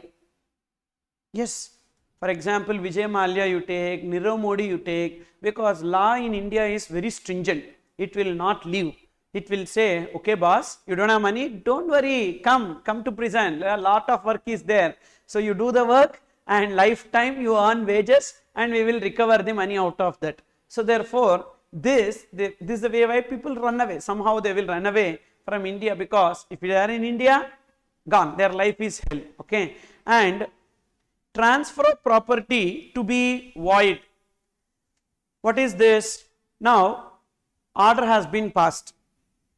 I know that they are going to initiate recovery. I will transfer this to my wife, or I will transfer this to some other person, so that when they come for recovery, I will say this is not mine, this is some other person, I sold it. But that transfer will be held void. But the transfer will become valid if it is for a adequate consideration, or we have taken permission from the officer and then we did the transfer. You understood? Any amount that has been due from a person creates a charge on transfers any of his property in favor of any other person. With what intention? With the intention of defrauding the government revenue. Then such transfer will be void, or charge will be void. What is charge means? Taking loan, hypothecation on that property, like that. Provided that such charge or transfer shall not be void if it is made for adequate consideration or previous permission of the proper officer. Got it? Then section 82, tax to be first charged on the property means, so whenever we are not having money and we filed a insolvency petition, and what will happen? They take over our assets. So one insolvency proceeding will start na, IBC, Insolvency and Bankruptcy Code. So they will take up the asset and they will pay off the tax dues first, and thereafter only creditors. Thereafter, if anything left only, it will be given to that person, like that. Okay. Then provisional attachment to protect revenue. Now see this is before passing order. If we transfer assets, that is not void as per section 81. When transfer of assets will be void as per section 81? Any amount has become due from a person. When it will be due from a person? After order. What if he transfer the asset before order? See, after order you transfer, it will be void. So what you will do? Notice you received, immediately you transfer the asset. That's why what they will do? Provisionally they will attach the property for a period of 1 year. Provisional attachment of any property after initiation of any proceeding. Initiation, when they will initiate the proceeding, notice, and before passing the order. But for maximum how many years they can do the provisional attachment? 1 year. During that provisional attachment time, can they sell the asset? No, they will just attach it. Then condition and validation of certain recovery proceedings, that is, we went to the appeal, and appellate authority, we went to the appeal asking for reduction in tax, but appellate authority is increasing the tax. You understood? Tax is, notice is 20 lakhs pa. We went to the appellate authority telling that, so 20 lakhs we are not required to pay, we need to pay only 15 lakhs. But appellate authority examine and they are of the opinion that we need to pay 30 lakhs. Now they are enhancing extra 10 lakhs. For the 10 lakhs, no notice is given, and we studied one point that amount in the order cannot exceed the amount in the notice. For that reason, what 84 says, the appellate authority can enhance. For that enhanced amount, adjudication authority should give a notice. Okay, see that. Appeal against an order. Appellate authority enhance the amount. Commissioner shall serve a notice for such excess amount. Appellate order shall be passed on such enhanced amount without adjudication order for the X amount. Just notice is sufficient for that excess amount. Then next, there are some circulars related to this. demand and recovery, that is, see this circular number 1. Mr. Amar is a supplier who is making supply of goods or services to Balaji. No, he is not making supply of goods or service, but raises invoice to Balaji. Means what? Invoice without supply. So on this invoice, Mr. Balaji has taken the ITC. Now on Balaji, there will be penalty under 122 subsection 1, that is ITC default. But recovery will not be initiated under section 73 or 74, because here what he did with this ITC we need to understand. Whether that ITC he adjusted with his liability, yes, he adjusted with his liability, then he need to pay the ITC, so demand and recovery will be initiated under 73, 74. If he has not utilized that ITC but just passed on to next person, then the penalty will be under section 122 subsection 1. But what he did, he availed ITC and he utilized it. So therefore demand and recovery will be initiated under 73, 74, and there is no penalty under 122 subsection 1. Okay. And next case, what about Mr. Amar? What will be the penalty on Mr. Amar?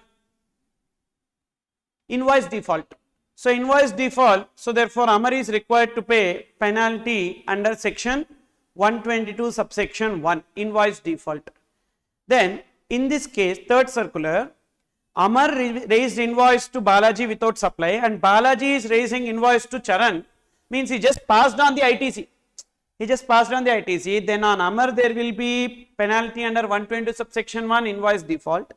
On Balaji there will be two penalties. One is invoice default because he raised invoice without supply, and next second he availed the ITC. So ITC default, two penalties. And Charan is availing the ITC and utilizing it for liability. So demand and recovery will be initiated on Mr. Charan. Okay. So this may or may not be asked, but I am just giving you that this circular is there. That's why I just discussed this. So with this, module 14 is over here. So from yesterday, we discussed module 14, module 15 and all. So have a look into some MCQs related to this on module 15. Search seizure we discussed na, search seizure. On that you take page number 798.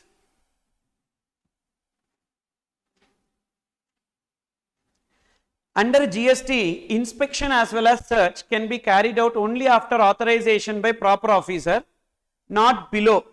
So who should authorize for carrying out this search?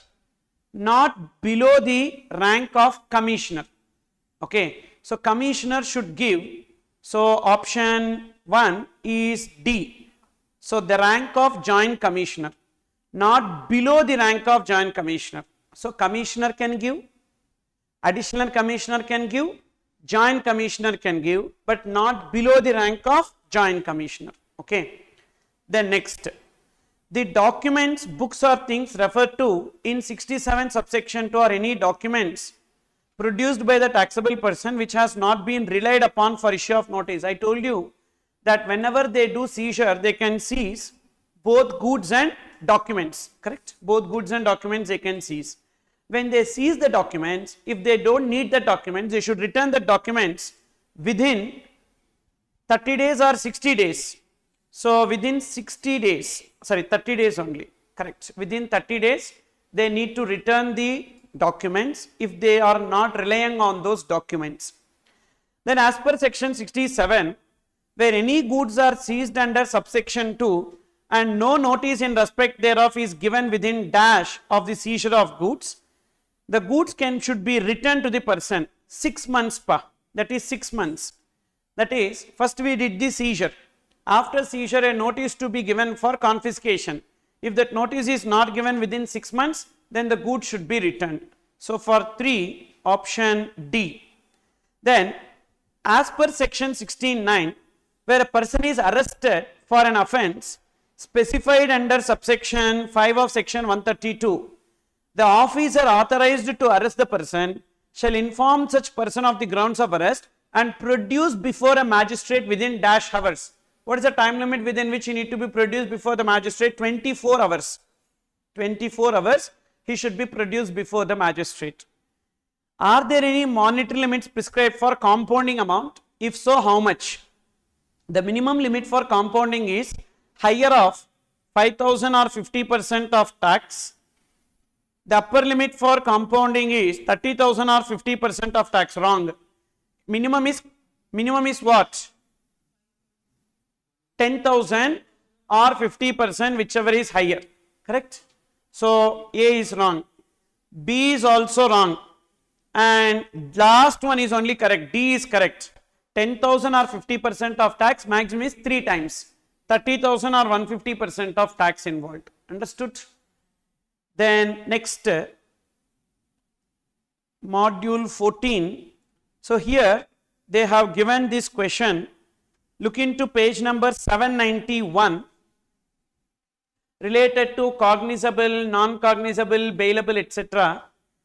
Discuss the prosecution, arrest and bail implications, if any, in respect of the following cases pertaining to the period November 2017. Ram avails ITC of 162 lakhs without actual receipt of goods. However, he is yet to utilize the same. So it is which default? ITC default. Correct? ITC default. Is ITC default leads to imprisonment? Yes. And what is the prosecution in this case? But what he did is that he utilized it or he did not utilize? He did not utilize. So when there will be offense? Only when he avails and utilizes. But he did not utilize. So will there be any offense? First of all, no. So ITC default means what? He is not supposed to take credit, but he took the credit and he utilized that credit. But here there is no offense, so leave it. Rahim willfully evades payment of tax of 275 lakhs. So yes, this is an offense that leads to imprisonment. 275 lakhs means what? Greater than 2 crores. 125, 135. Greater than 2 crores means up to 3 years plus fine. If it is first time, imprisonment. Okay.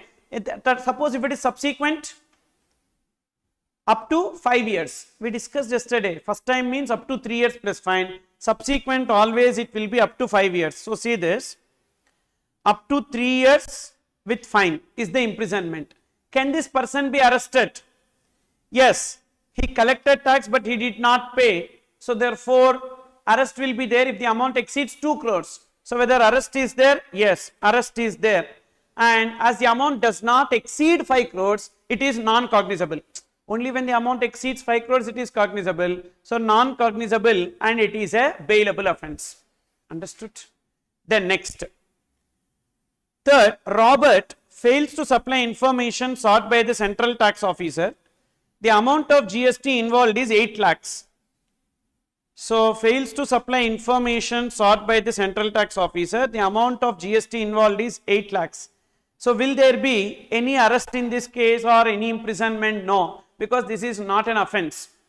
Okay. So therefore, we don't have to bother, because what is the minimum amount for imprisonment? Greater than 1 crore. Remember, 1, 2, 5, 1, 3, 5. Greater than 1 crore only. But here it is what? 8 lakhs. So that's why there is no imprisonment. When there is no imprisonment, arrest and all will not be applicable. Bailability, cognizable. So not cognizable. Understood? Then Lakshmanan collected 585 lakhs as tax from clients but deposited only 25 lakhs with the government. Amount collected as tax but not paid. Yes, it is an offense that leads to imprisonment. More than 5 crores. So up to 5 years plus fine. Arrest? Yes. And it is cognizable plus non-bailable. Say this. Up to 5 years plus fine and arrest is there and it is cognizable and non-bailable. Okay. Then next. Karthik collects 265 lakhs as tax and deposits 261 lakhs with the central government by falsifying or substituting financial records. So books of accounts default. Books of accounts default, BOT, books of accounts default, obstructing an officer from doing duty, tampering material evidence. The imprisonment will be up to 6 months or fine or both. We discussed one table. So up to 6 months or fine or both. So in this case, the imprisonment will be up to 6 months or fine or both, and actually arrest cannot be ordered in this case. Okay, this is a mistake in the material. arrest cannot be ordered. Reason, what are the offences for which arrest can be ordered? Amount should exceed 2 crores. But here how much it is? 265 minus 261, difference. For that arrest and all will not be there. So it's a mistake, and but in exam you write properly, arrest cannot be made in this case. Okay. Then another question you can see below illustration 2. Messrs X Private Limited issued invoice without supply of goods for 20 crores. Central Tax Authority issued a show cause notice by demanding the following: CGST and SGST 18%, 3.6 crores. Penalty 100% of tax due, 3.6 crores. Interest 24% per annum. You are required to answer the following: is it a cognizable offence? So invoice without supply of goods. Yes, invoice default is a cognizable offence. Quantum of punishment if X Private Limited has been convicted.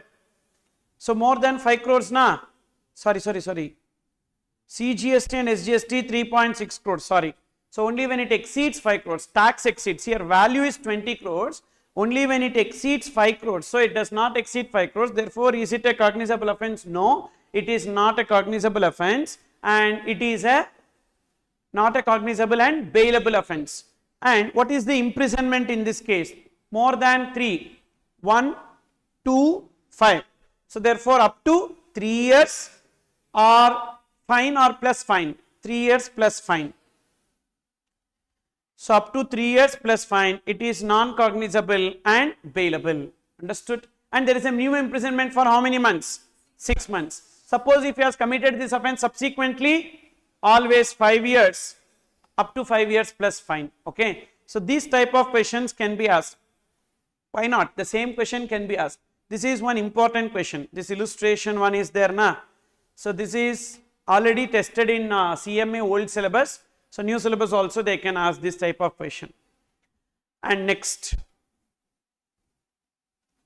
this is related to arrest prosecution that we have discussed. Then on module 14, so we discussed many things, like many concepts. See question number 1.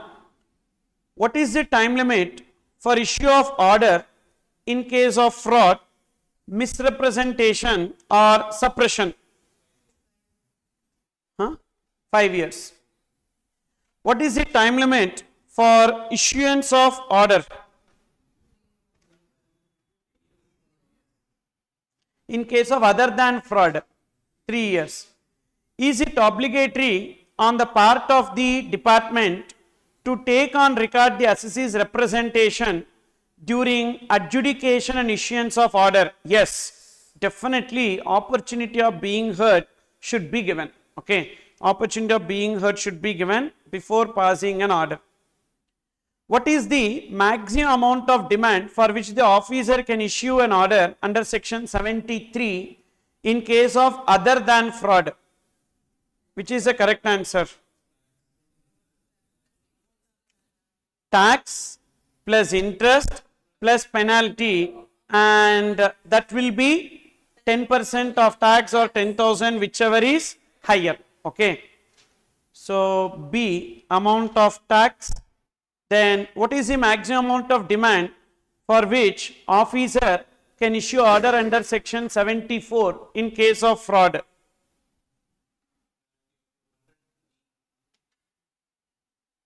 So fraud case, 100% of tax. So option D.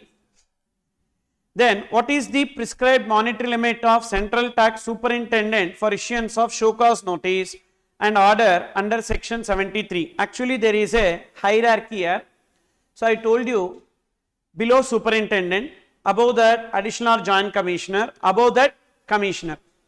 Below that level, superintendent level, they can give the notice and pass an order if the amount is up to 10 lakhs. If it is beyond 10 lakhs and does not exceed 1 crore, then it will be additional or joint commissioner. If it exceeds 1 crore, so then it will be commissioner. They are asking superintendent. Okay. So if you want, you just write down this in your book.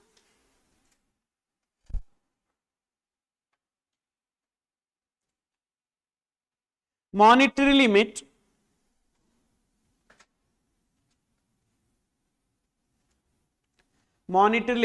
for issuance of notice and order. Monetary limit for issuance of notice and order.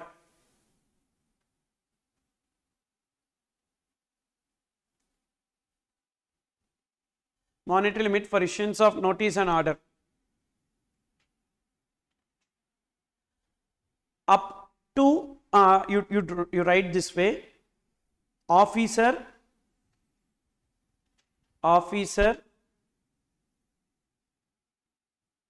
CGST involved, CGST plus IGST involved. Officer is superintendent,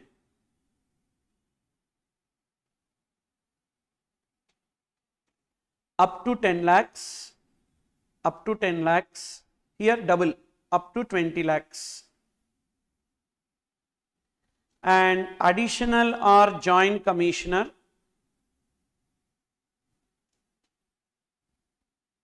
greater than 10 lakhs and up to 1 crore. Here greater than 20 lakhs and up to 2 crores. Then next we have commissioner, that is, sorry here. Assistant or deputy commissioner, ACDC, above that only additional or joint commissioner. Additional or joint commissioner. ACDC, assistant commissioner, deputy commissioner is up to 1 crore. Additional or joint commissioner is greater than 1 crore. Here greater than 2 crores.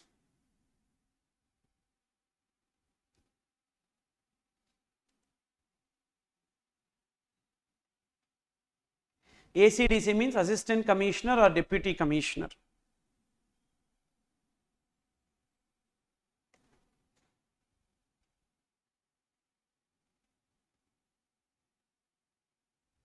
So therefore, for this, what is the answer? Superintendent, not exceeding, that to central tax, not exceeding 10 lakhs, up to 10 lakhs. Then what is the prescribed limit of IGST, integrated tax, for superintendent? Not exceeding 20 lakhs, option D. Then next, what is the prescribed monetary limit of central tax for ACDC? Central tax for ACDC, above 10 lakhs, not exceeding 1 crore. So option B. Then next, what is the prescribed monetary limit of integrated tax, IGST, for ACDC? More than 20, IGST more than 20, not exceeding 2 crores, option B. Then what is the prescribed monetary limit of central tax for additional or joint commissioner? Central tax, additional or joint commissioner, CGST, additional or joint commissioner, more than 1 crore without any limit. So 10C. What is the prescribed monetary limit of IGST, integrated tax, for additional or joint commissioner? How much? Above 2 crores without any limit. You understood, pa? So the table you remember, the table only will be tested. Okay. Then, where the service of notice or issuance of order is stayed by a court, can the period of stay be excluded in computing the period specified in subsection 2 and 10 of 73 or in subsection 2 and 10 of 74? What is your answer? Will it be excluded or not? Yes, it will be excluded. What is the maximum number of times a hearing can be adjourned? 3 times. You understood why I discussed all those things? Whatever points we discussed, the same literally it will be tested in the exam. These questions will come, but only thing what, you need to write the justification. See, if it is true, easy to write justification. The maximum number of adjournments given in the law for every person is maximum 3 times. But if the answer is wrong only, we need to write the proper justification. If it is correct question, if you copy paste, that is enough. Okay. Then, whether the amount of tax, interest and penalty demanded in the order can exceed the amount specified in the notice. Demand in the order can exceed the notice. We discussed now, amount in the order cannot exceed. So no, 14 is B. Then whether the penalty under any provisions of the act be imposed in respect of adjudication proceedings under 73, 74. No, because we have penalty under CGST Act itself. What is the time limit for issuance of order in pursuance of direction of appellate authority from the date of communication of such direction? I told you, matter remanded back for adjudication. What is the time limit within which the adjudication should be completed? 2 years. I told you, the court, we will go to the court will say, no, go for adjudication again backwards. So what is the time limit within which we need to pass the order? 2 years. Whether interest is payable on the short tax or not paid, even if it is not specified in the order, yes, interest is a statutory liability, we need to pay always. Then any amount of tax collected shall be deposited to the credit of central or state government only when the supplies are taxable, regardless of whether the supplies are taxable or not. Yes, if you collect tax, you have to pay that, whether it is supply or not. If it is not supply, don't collect tax. If you collect it, you have to pay. Is there any time limit for issuance of notice under section 76? 76 is what? Amount collected as tax but not paid. Any time limit for notice? No time limit. Then, within how many years should the proper officer issue an order from the date of issuance of notice? 76. This is actually a question related to 76. Notice they gave. From notice, what is the time limit within which they need to pass the order? 1 year. What happens if a taxable person has paid CGST, SGST as the case may be, CGST and UST on a transaction considered by him to be intrastate, but which is subsequently held to be interstate? Seek refund. Then next, the time limit for payment of tax demand is, what is the time limit within which the amount should be paid? 3 months. If it is expedient in the interest of revenue, can the proper officer, after recording reasons in writing, require to make payment of tax demand within shorter period as may be specified by him? Yes. So emergency cases, in the sense like he may escape or he is leaving the country, etc., he can pay the tax and then only he should leave. Recovery of amount payable by defaulter can be made from all the above. Why? I told you na, customer, his bank, post office, recovery from a third person, garnishee proceedings. After how many days the proper officer may cause the sale of distressed property?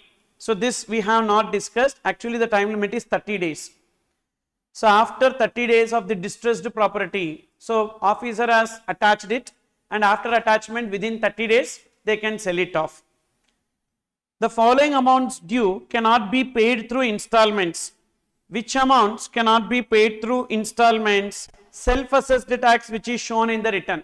Only that amount which is determined under order, demand order, we have to pay in installments. Self-assessed, already you are declaring that you need to pay. Maximum number of monthly installments permissible under section 80. 24 installments. Which officer is having power to grant permission for payment of tax through installment? So it is principal commissioner and commissioner, that is commissioner level. Commissioner includes principal commissioner also. What is the meaning of the applicant? So applicant, person registered under GST, person desirous of obtaining registration. This is for advance ruling. What is the meaning of applicant for advance ruling? I told you, registered person or unregistered person can go for advance ruling. So option D. Then where shall the advance authority be located? Each state or center? Each state. Then the AR shall comprise of, so members of central tax and state tax. A. High Court judge and all will not come in advance ruling. They will go in the court. Okay, advance ruling they will not come. Then The appellate authority for advance ruling shall comprise of Chief Commissioner of Central Tax as designated, having jurisdiction over the appellant. Principal Chief Commissioner, no, it is Chief Commissioner only. Then who may make application for advance ruling? Applicant only. Why officer will go for advance ruling? Then next, within how many days the authority shall pronounce its decision on advance ruling? 90 days. Within 90 days the authority should pronounce the ruling. Who can appeal to AAR? Who can appeal to AAR? So jurisdictional GST officer of the applicant, any taxable person, any citizen concerned about the ruling that is passed. So it is any citizen not possible here, not possible. Taxable person also not possible. It is only the applicant or the officer. Applicant or the officer, so option A. Appeal before RRR can be filed within how many days? What is the time limit within which we need to make appeal? We discussed 30 days plus it can be extended for a further period of 30 days. So option A. Under what circumstances the members of appellate authority deem that no advance ruling can be issued in respect of questions covered under the appeal? If the members differ on any point, correct? So for 37 it is A. Who has the power to amend the order issued under 98 or 101 to rectify any error apparent on the record? So rectification of mistake apparent on the record is with any authority or adjudication authority or appellate authority, they can rectify the mistake. Who can apply for rectification of error on record? So applicant can make, officer, advance ruling authority, all of the above. An applicant may seek advance ruling in relation to supply of goods and services being undertaken or proposed to be undertaken or already undertaken, all the above, all the above. Then AR or AAR shall be constituted under respective state GST, CGST, both CGST and SGST. No, both CGST and SGST, but their authority is only state level. Even central tax is applicable na intra-state supplies. So CGST, SGST, otherwise why we discussed? Why we discussed in syllabus? Why am I discussing? Because I told we have provisions related to CGST Act. So in CGST Act we have the provisions related to advance ruling, we have. SGST also we have, but only thing it is a state level authority, means its geography is only within the state. An advance ruling can be sought by only by a registered person, by a person desirous of obtaining registration. Repeated question, both A and B. A member of AR shall not be below the rank of, so joint commissioner, joint commissioner. The fee for filing an application for advance ruling is 5,000 each under CGST and SGST. Got the confidence? So this is how the questions will be, MCQs will be on the concept what we discussed. Okay. And now we will move on to the next module. We will take place of supply. We have not completed that. So what is that module, place of supply? Module 3.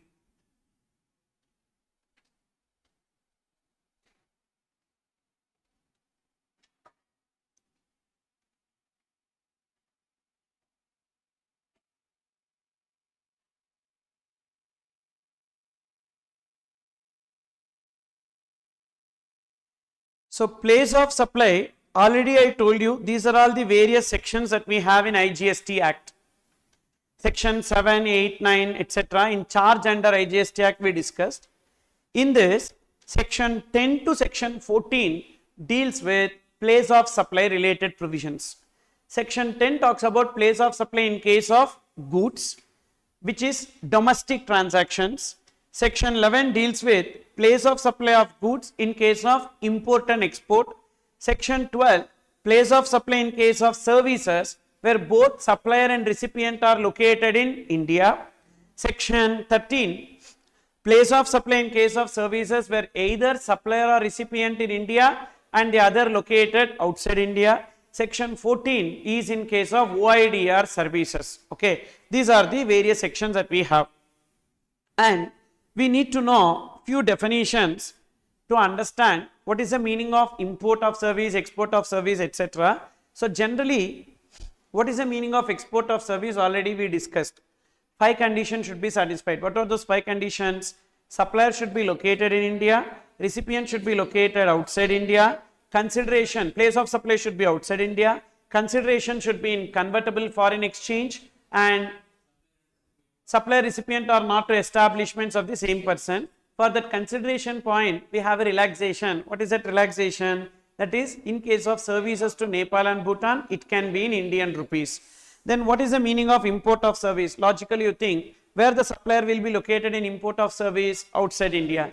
Where the recipient will be located? In India. So place of supply also should be India. Then it will be coming under import of services. Okay.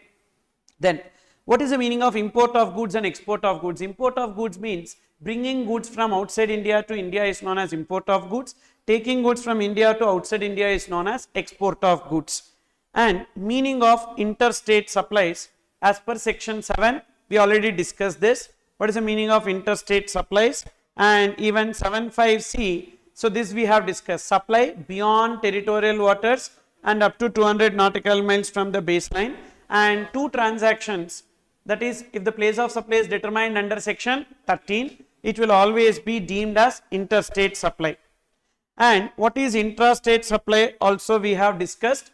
And then we have even seen this supply in territorial waters.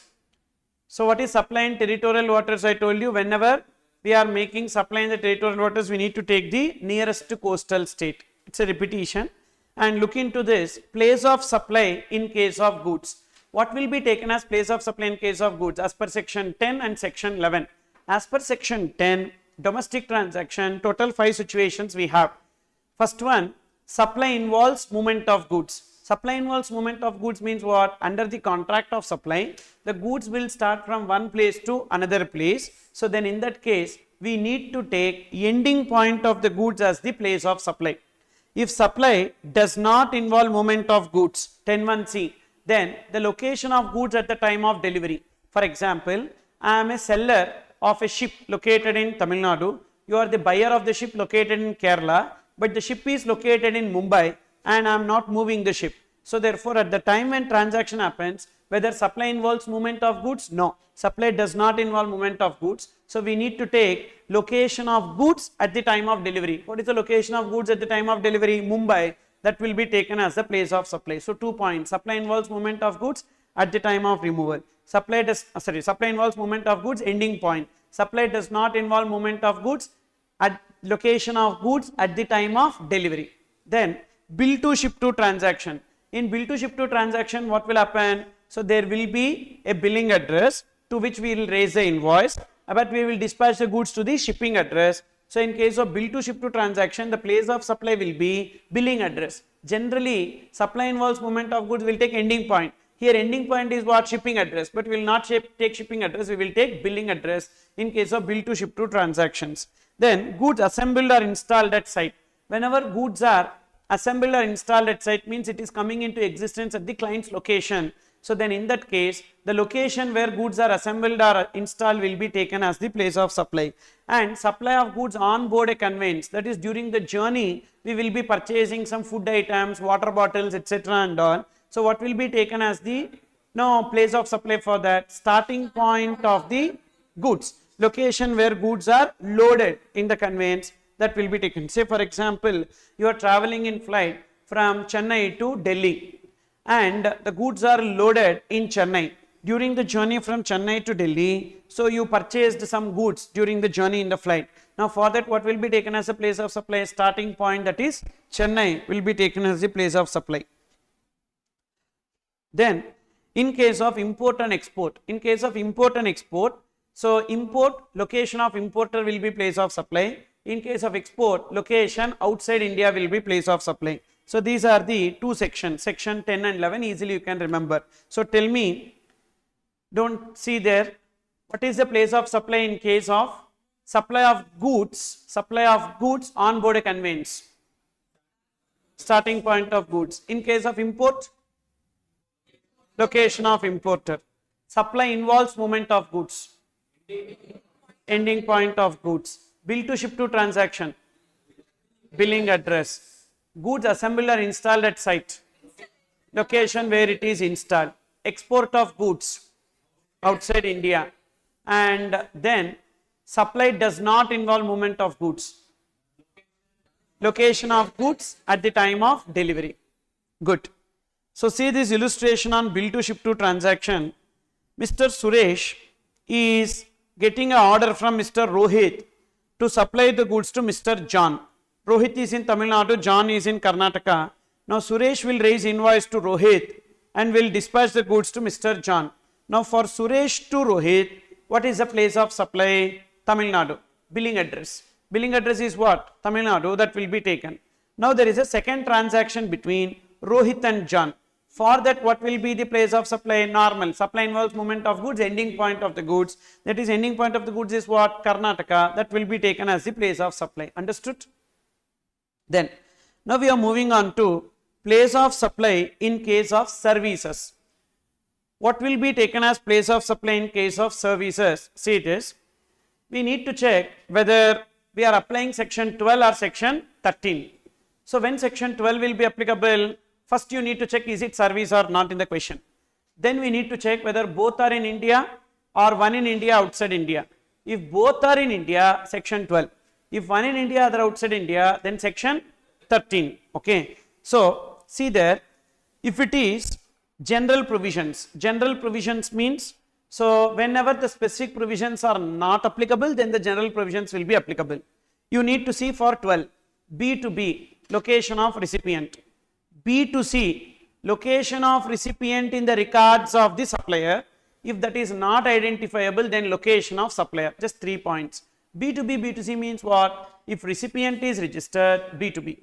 If recipient is not registered, B to C. If recipient is registered, so we need to take location of recipient. If recipient is not registered, location of recipient in the records of the supplier, otherwise location of supplier. Whereas section 13, we don't have B to B, B to C classification. It is simple.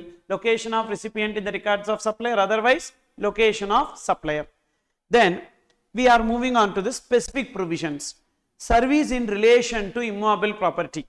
For service in relation to immovable property, for section 12, what should be taken? If immovable property is in India, that location of immovable property.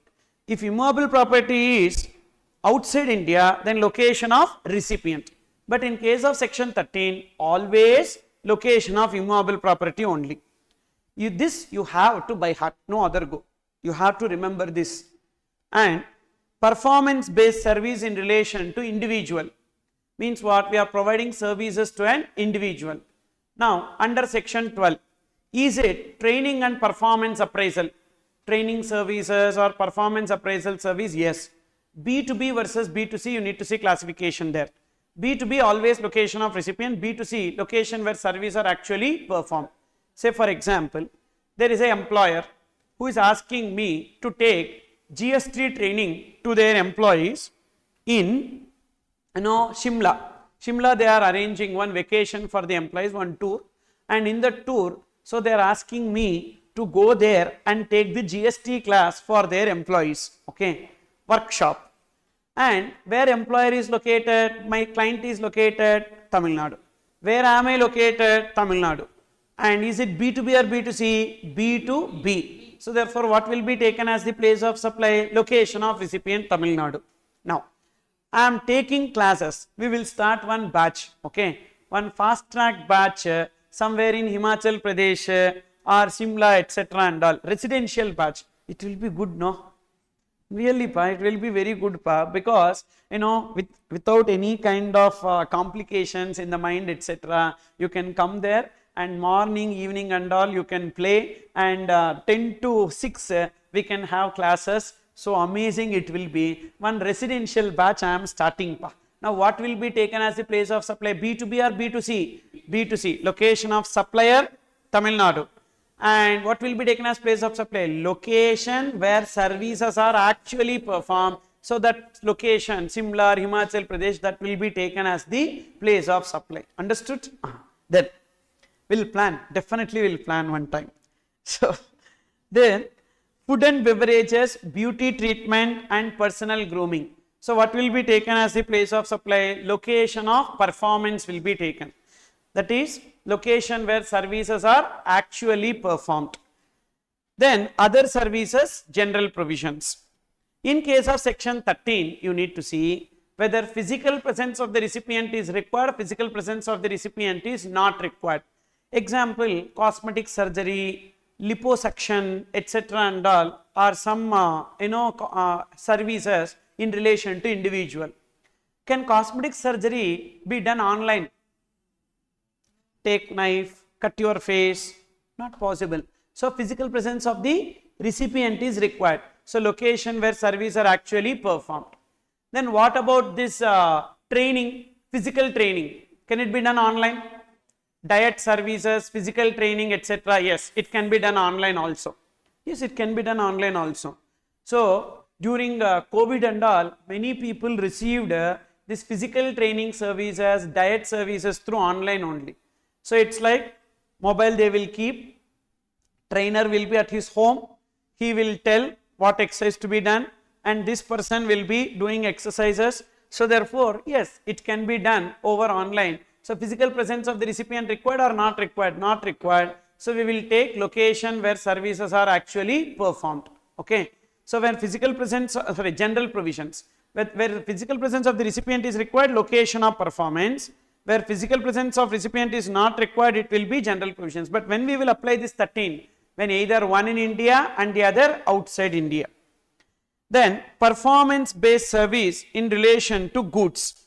For the purpose of section 12, it is general provisions. We don't have any specific provisions, so general provisions. Whereas in case of section 13, we need to see whether physical presence of the goods is required or physical presence of the goods not required. If physical presence of the goods required, location where services are actually performed. If physical presence of the goods not required, then location of goods. But for this location where service is actually performed, we have 4 exceptions. For the 4 exceptional cases, place of supply will be location of recipient. What are those 4 exceptional cases? Exceptions to performance based service in relation to goods where place of supply is the location of recipient. That is, we are importing the goods temporarily for carrying out repairs or any other process and we are exporting it after repairs. Now in that case, where the service is actually performed in India, but we will not take that as a place of supply. They are telling take location of recipient as the place of supply. Means one foreigner is sending his machinery to India, you are doing the repairs to that machinery. After repairs, you are sending the machinery back. And section 12 or section 13, section 13. As per section 13, we need to take location where services are actually performed, correct? But where is it performed? In India.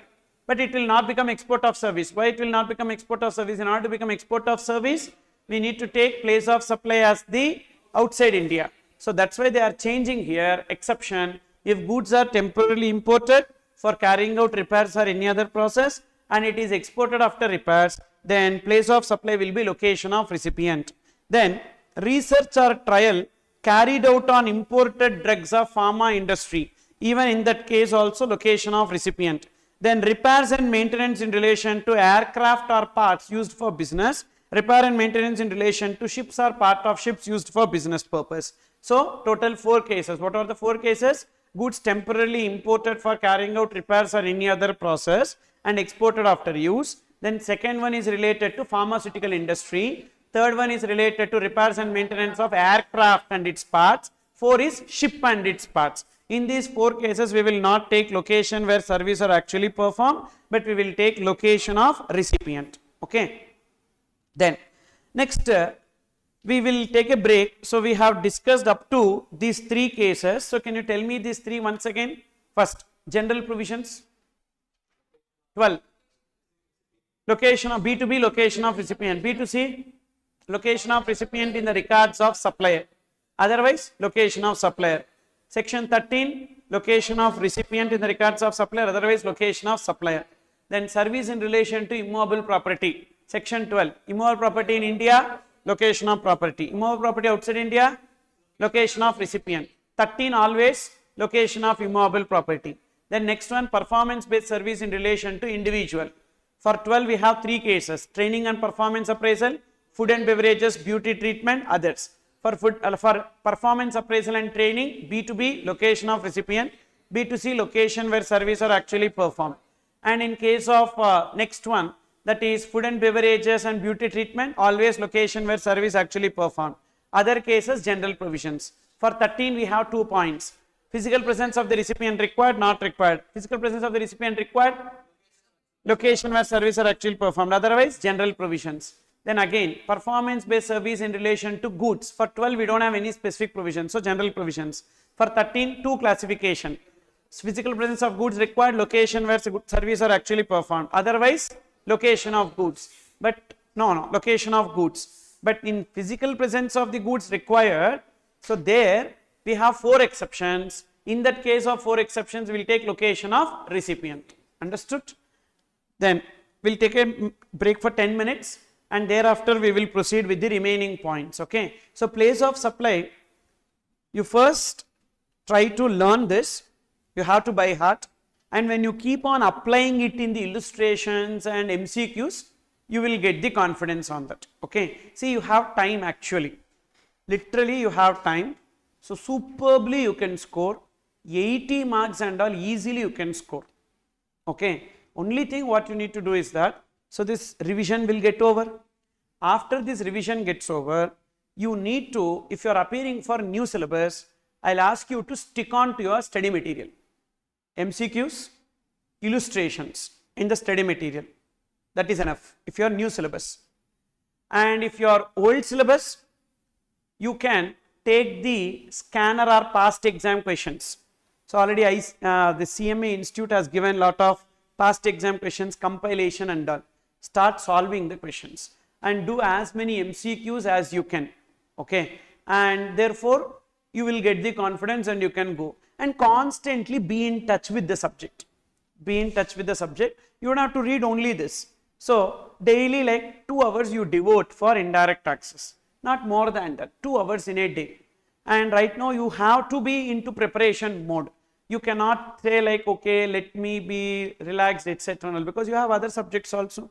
So 2 hours to 3 hours in a day for indirect taxes. And if you are writing only one group, you spend 3 hours. If you are writing both the groups, only 2 hours for indirect tax. But daily be in touch with the subject. At least you revise something, exemptions, place of supply, and you do some 2-3 MCQs, that you will get a confidence to appear. Okay, fine. We'll meet after 10 minutes.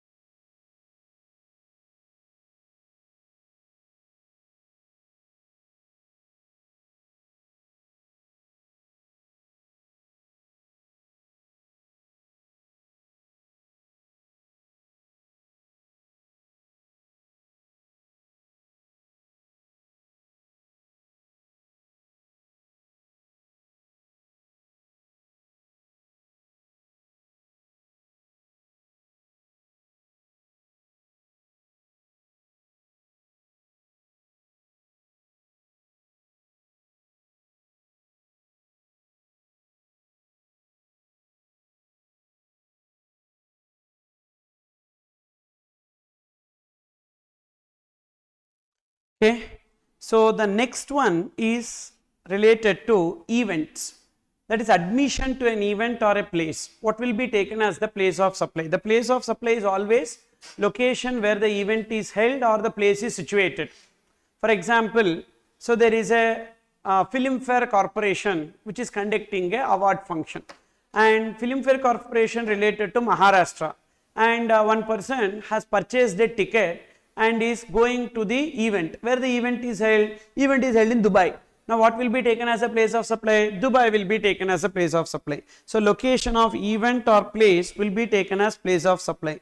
Then next one, organizing an event. Organizing an event means like related to like event management services, supply of audio visual equipments, so all these things. So in case of organizing an event, we need to see 12. So whether it is B2B or B2C, B2B location of recipient, B2C if the event is in India, location of event, if the event is outside India, so location of recipient. Whereas in case of section 13, always it will be location where the event is held. Then transportation of goods. In case of transportation of goods, section 12, we need to see whether the goods are going from India to outside India or not. If the goods are going from India to outside India, always ending point of the goods will be taken as place of supply, let it be B2B or B2C. Whereas in other cases, we need to check B2B location of recipient, B2C starting point. So 3 points you need to remember. First, India to outside India, ending point. Otherwise, B2B location of recipient, B2C starting point. Whereas in case of section 13, is it other than mail or courier or mail or courier? If it is other than mail or courier, ending point. If it is mail or courier, then it will be general provisions. Then transportation of passengers. So transportation of passengers in case of section 12, B2B, B2C same. B2B location of recipient, B2C starting point of passenger. Whereas in case of section 13 also it is starting point of the passenger only. Then services on board a conveyance is what? During the journey we may receive some services, video on demand service, beauty treatment service, etc. during the journey. Now what will be taken as place of supply for the starting point of the conveyance? Some point already we have seen in goods. Supply of goods on board a conveyance, starting point of the goods, but here it is starting point of the conveyance. Then banking and other financial services. In case of section 12, we don't have specific provisions, so general provisions. Whereas in case of section 13, is it provided to account holders? If yes, then location of supplier. If not, then general provisions only. Then intermediary services, both 12 and 13. 12 general provisions, 13 location of supplier. Telecommunication service. Telecommunication service in case of 13 we don't have any provisions, so general provisions. In case of 12 you can see, first we need to check is it fixed line or mobile. If it is fixed line, location where the equipment is installed. If it is mobile, prepaid or postpaid. If it is postpaid, billing address. If it is prepaid, so location where the payment is received, that is dealer, location of the dealer. Suppose if you do online recharge, general provisions. Then hiring of a means of transport means renting of vehicles.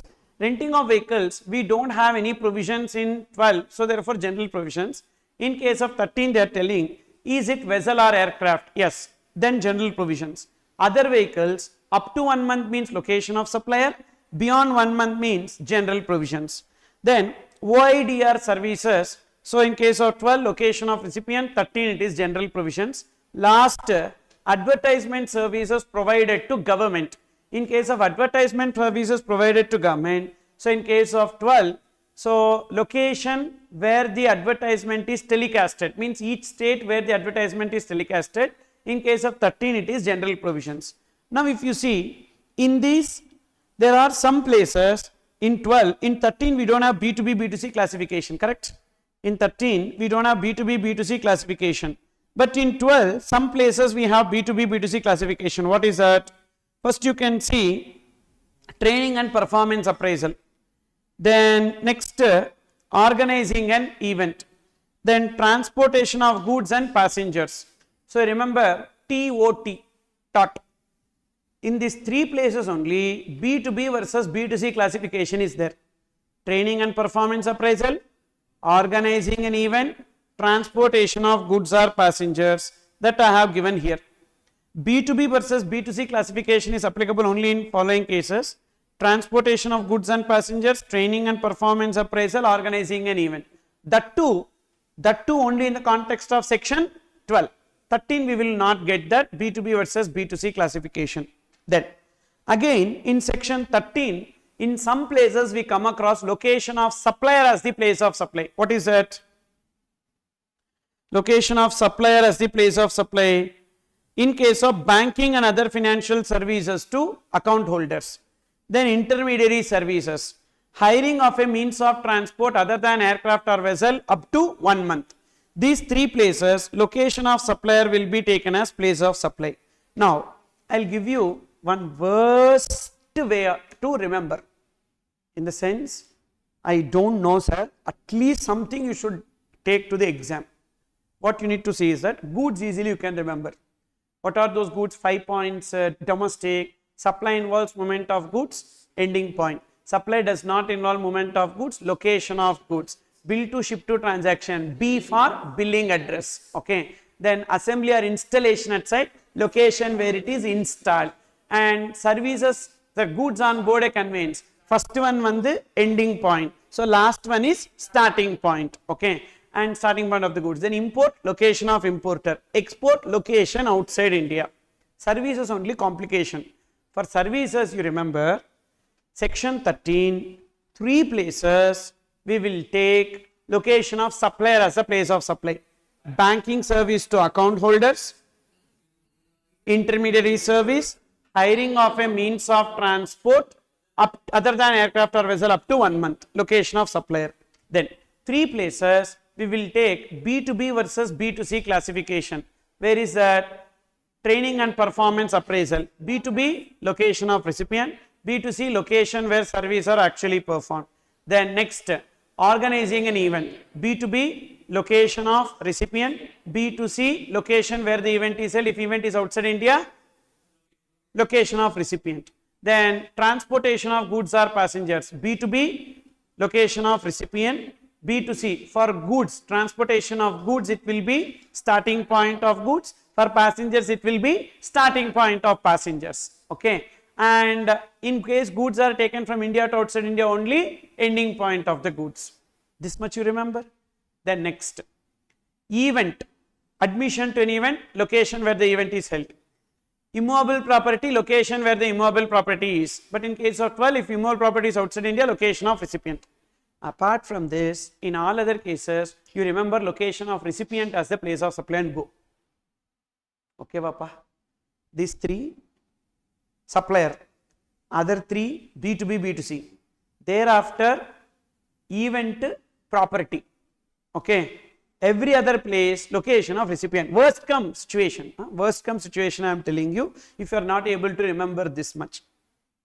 Then, next, there are 4 services which are partly in India, partly outside India in the context of section 13, but it is deemed that the place of supply in all these cases will be India only. Service in relation to immovable property, performance based service in relation to goods, performance based service in relation to individuals, organizing an event. These 4 cases wide a single contract, and services are partly in India, partly outside India.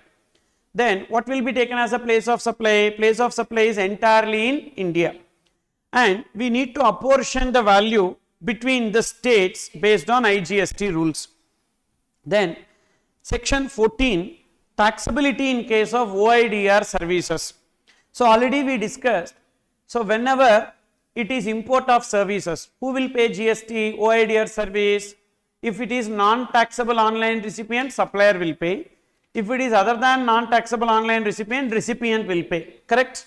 So now, import of OIDR service taxable under FCM when supplier is outside India, recipient is in Indian NTOR, and supplier should pay, but that supplier is through an intermediary. So for example, there is a game developer. That game developer is providing services to a person in India through Google Play or App Store. Primary liability is on Google Play or App Store because it is very difficult to find the game developer. So primary liability is on the intermediary. But if you can find that is if you can So intermediary will pay GST, and if the following conditions are satisfied, if all the following conditions are satisfied, then the liability will be shifted to game developer. So what are those conditions? Intermediary is not collecting any amount, and the invoice is raised by the supplier only, and intermediary shall not specify any terms and conditions, and intermediary does not authorize delivery. If these four conditions, means invoice who will give? Original supplier. Intermediary is not collecting money. Intermediary is not fixing the terms and conditions. Intermediary does not authorize any delivery. Means intermediary is just for listing the app. So then in that case, liability to pay GST is on game developer, that is original supplier outside India. If any of these conditions not satisfied, then intermediary will pay GST. That primary liability is on intermediary. That is about section 14. Then 15 is tourist refund scheme, already we have seen. Section 16, zero rated supplies. In case of zero rated supplies, what are considered as zero rated supplies? Export of goods or services and supply of goods or services to SEZ is known as zero rated supplies. In case of zero rated supplies, you have two options. Option number 1, pay IGST and use your ITZ for payment of GST and get refund of your gross IGST. So the burden will become 0. Or option 2, don't pay IGST, export or supply to SEZ under bond or LUT and get refund of the ITZ that you have availed on inputs and input services. For example, you can see there is one illustration. One person, manufacturer of finished goods, purchased inputs, input service and capital goods. Inputs value 1 lakh excluding GST 18%. Input services 50,000 excluding GST 18%, and capital goods 1 lakh 50 excluding GST 12%. And the ITC is 1 lakh into 18% 18,000, 50,000 into 18% 9,000, 1 lakh 50 into 12% 18,000. So the total ITC is 45,000. And these goods are being exported. And what is the value of export? 8 lakhs excluding GST at 12%. Now in that case, what are the incentives that are available? First, option 1. Option 1 is what? Pay IGST and get refund of gross IGST. Now what is the value of export? 8 lakhs. On 8 lakhs, what is the rate of GST? 12%. So 8 lakhs into 12%, 96,000. 96,000 is your liability. How much ITC you have? 45,000. For payment of 96,000, you use 45,000. So what is left? 51,000 you pay. But how much you will get as refund?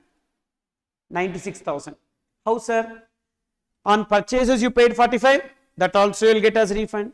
On sales you are paying 51, that also you will get as refund. You can see here 96 minus 45, 51. On purchase you paid 45, that you will get as a refund.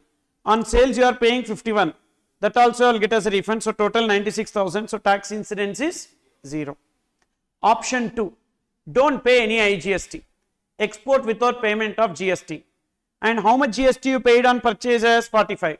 But in that 45, how much is pertaining to inputs and input services? 18,000 plus 9,000. So 21,000. So 27,000. The 27,000 only you will get as refund. What if you have both domestic turnover and export turnover? Then proportionately you will get the refund. How proportionately? Net ITC into zero rated turnover divided by adjusted total turnover. Now still there is some ITC. What is that ITC? This 18,000. What we can do with that ITC 18,000? We can still keep it in the balance and we can adjust with the liability in future. So in both the cases, the tax incidence is 0. So therefore, that is why exports are treated as and supplies to SEZ is treated as zero rated supplies. Now, I am making a small change in this. What will be your answer if domestic turnover is 3 lakhs and export turnover is 8 lakhs? So export turnover is not 8 lakhs, actually export turnover is 5 lakhs. Export turnover is 5 lakhs, domestic turnover 3 lakhs, total 8 lakhs. In that 8 lakhs, export turnover is 5 lakhs, domestic turnover is 3 lakhs. First, option 1. Option 1 is what? Pay IGST. And how much is the IGST you pay? Domestic turnover 3 lakhs into 12%, 36,000, and 5 lakhs into 12%, that is 60,000. So you will pay 96,000. And how much is the ITC you have? 45,000. So net you will pay 51. But how much refund you will get? You will not get 96,000. Why? Proportionate to export you will get. On purchases, how much you paid? 45. You take your calculator. 45,000 into what is the export ratio? 5 by 8. Why 5 by 8? 5 is export, total 8. So into 5 by 8, how much? 28,125. So this 28,125 plus again, so net GST payable 51,000. So on that 51,000 again take 51,000 into 5 by 8, how much? 31,875. So total 60,000. So this 60,000 will be taken as the refund. You understood? 28,125 plus 31,875. You understood how 60,000 we got, which is nothing but GST payable on export turnover. Which is nothing but GST payable on export turnover. Then option 2, gross GST payable on domestic turnover 36,000. On export turnover no need to pay GST. Why no need to pay GST? Export without payment of IGST. Now how much is the ITC you have? 45. Out of the 36 you use fully. Now what is the maximum refund? Formula. Net ITC into 0 rated turnover by adjusted total turnover. What is 0 rated turnover? 5. What is the total turnover? 8. What is the net ITC only on inputs and input service? 27,000 into 5 by 8, that is 16,875. But what is the balance that you have? 45,000 you had, in the 36,000 you used. So still how much you have? 9,000. Even though you are eligible for 16,875, but the balance actual refund is only 9,000. So these are the provisions related to place of supply and 0 rated supplies. Okay. Now we will see some questions on this from your study material.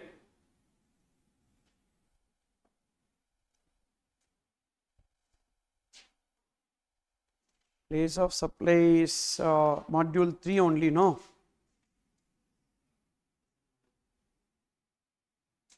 It's a page number, pa?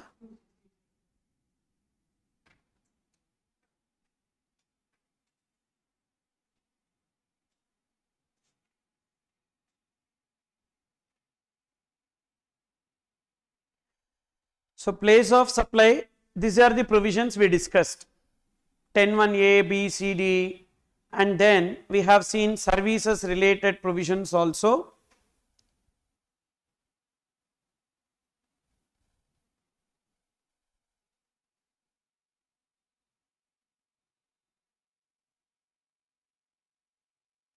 Now have a look into this illustration number 20, illustration 20 in page number 287.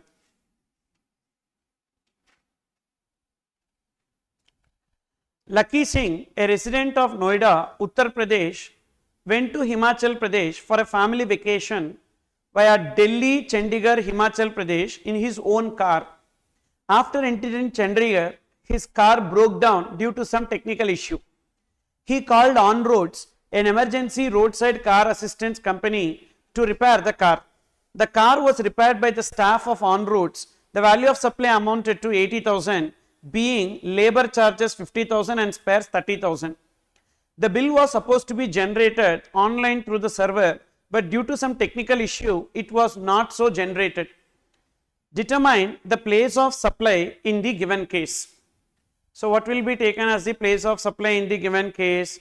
First, it is what service? Repair services. Who is the supplier? On Roads. Where in India? India. And who is the recipient? Lucky Singh, India.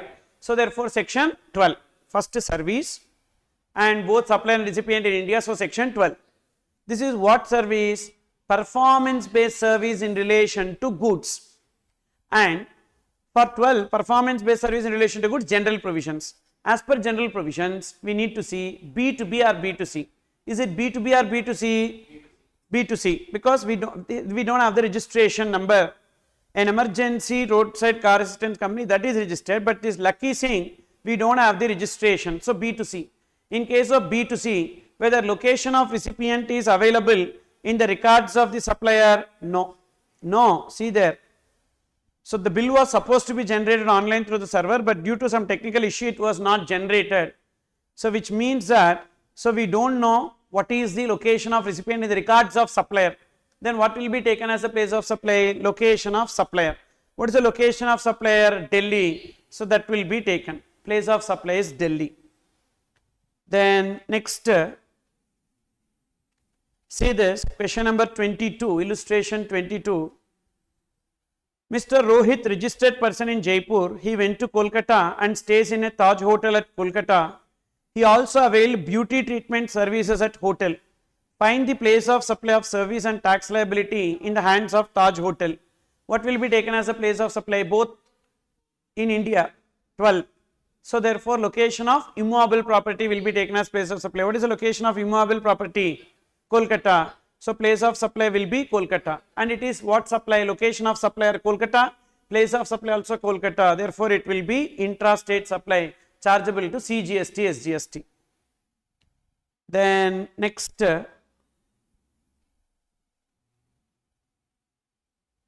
see illustration 27.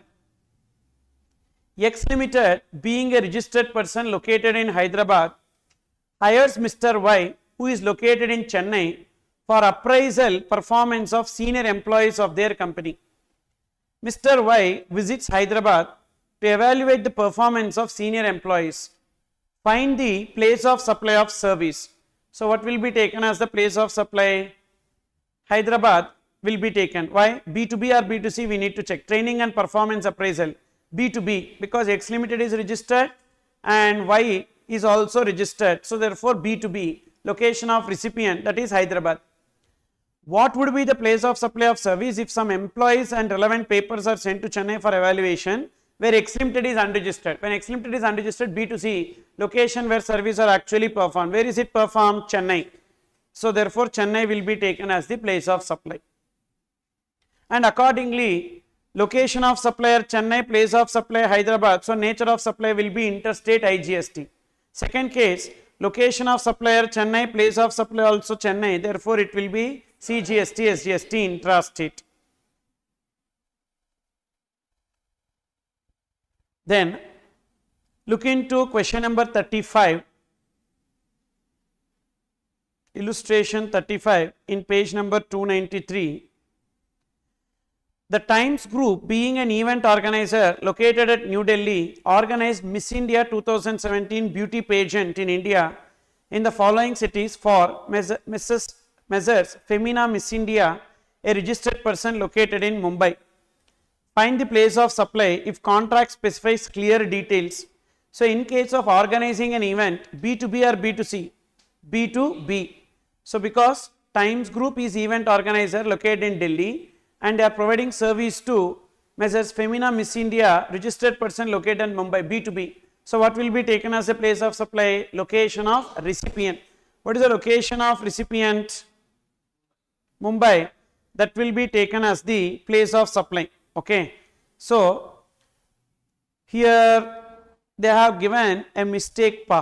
They are giving location where the event is held. That is wrong, because in case of organizing an event, location of recipient B2B, B2C we have. Okay, you can see services provided by way of organizing an event, provided to registered person, location of recipient. Okay, but in the answer they gave a wrong thing. So actually it is location of recipient only. Mumbai will be taken as place of supply. But what if they are unregistered? Then if they are unregistered, location where the event is held. So first case New Delhi, second case Chennai, third case it will be Mumbai, and first case it will be intrastate, second case interstate, and third case interstate. Actually this is when the supply is made to unregistered person. Okay, how this kind of blunder they can make. Find the place of supply if contract specifies lump sum amount of 48 crores, then we need to apportion it. How we will apportion it? Based on generally accepted accounting principles, that is number of days ratio is given na, in that ratio you apportion.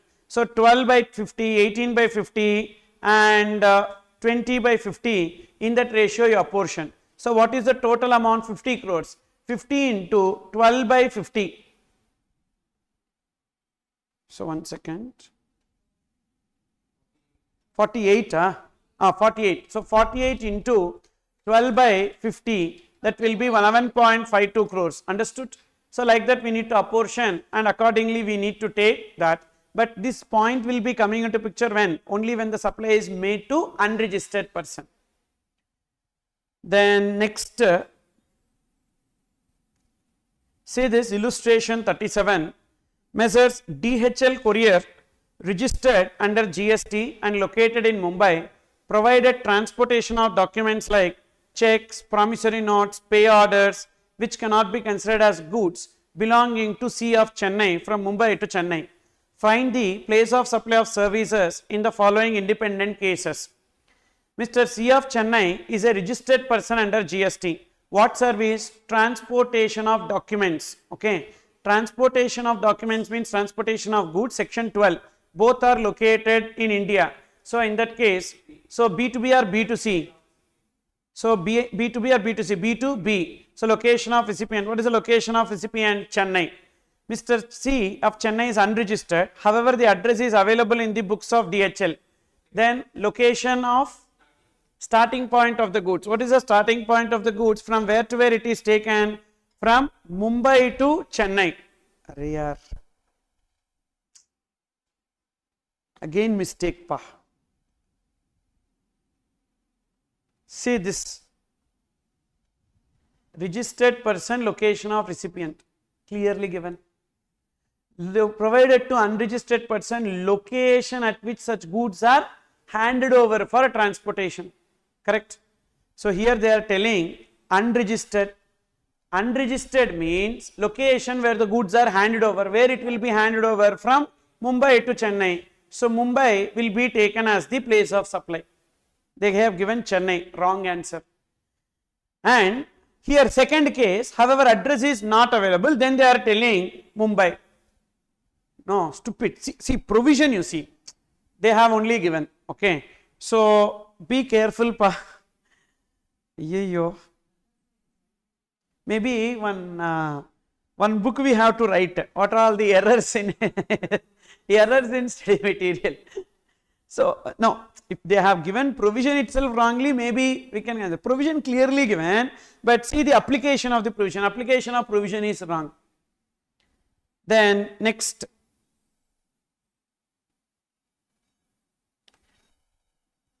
So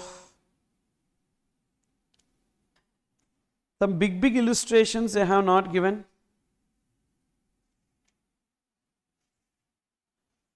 All these Google images they have put pa.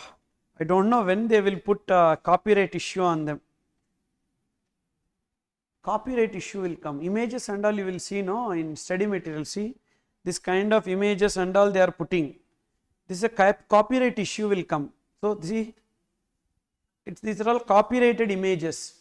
So maybe institute no. So therefore they will not put any copyright. Fine. And so OIDR is also there.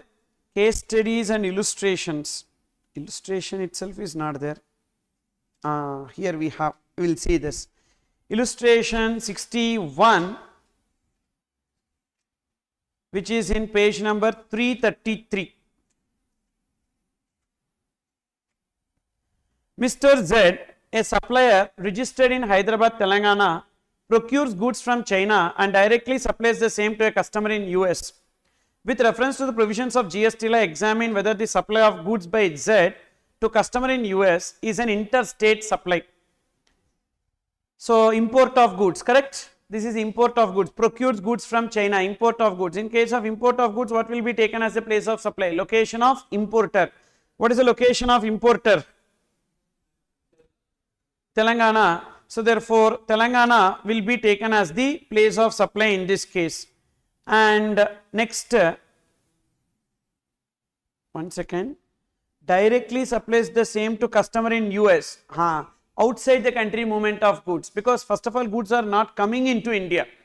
Goods are originating outside India and going to outside India. So that's why it is not import, neither import nor export, and it is outside the country movement of goods, and it will be excluded from supply, not chargeable to GST. RST Incorporation, a corn chips manufacturing company based in USA, intends to launch its products in India. However, the company wishes to know the taste and sensibility of Indians before launching its products in India. For this purpose, RST Incorporation has approached ABC Consultants Mumbai to carry out a survey in India to enable it to make changes, if any, in its products to suit Indian taste. So the survey is solely based on oral replies. So therefore, it is not performance based service in relation to goods. Because if you see, where is the supplier located? RST Incorporation outside India, that is recipient. And supplier is ABC Consultants, Mumbai, Maharashtra. So section 13. Will they bring the chips to do the testing? No. So therefore, oral replies means it is not performance based service in relation to goods. So general provisions. As per general provisions, what will be taken as a place of supply? Location of recipient. That is USA will be taken as the place of supply. Will it become export of service? Supplier is located where? In India. Recipient where? Outside India. Place of supply also outside India. Is a consideration in convertible foreign exchange? Yes. And supplier and recipient are not two establishments of the same person. Therefore, it is export of service. Okay. Then next. So other questions are there. You can go through this. But you got the confidence, pa? You want me to do the MCQs or enough?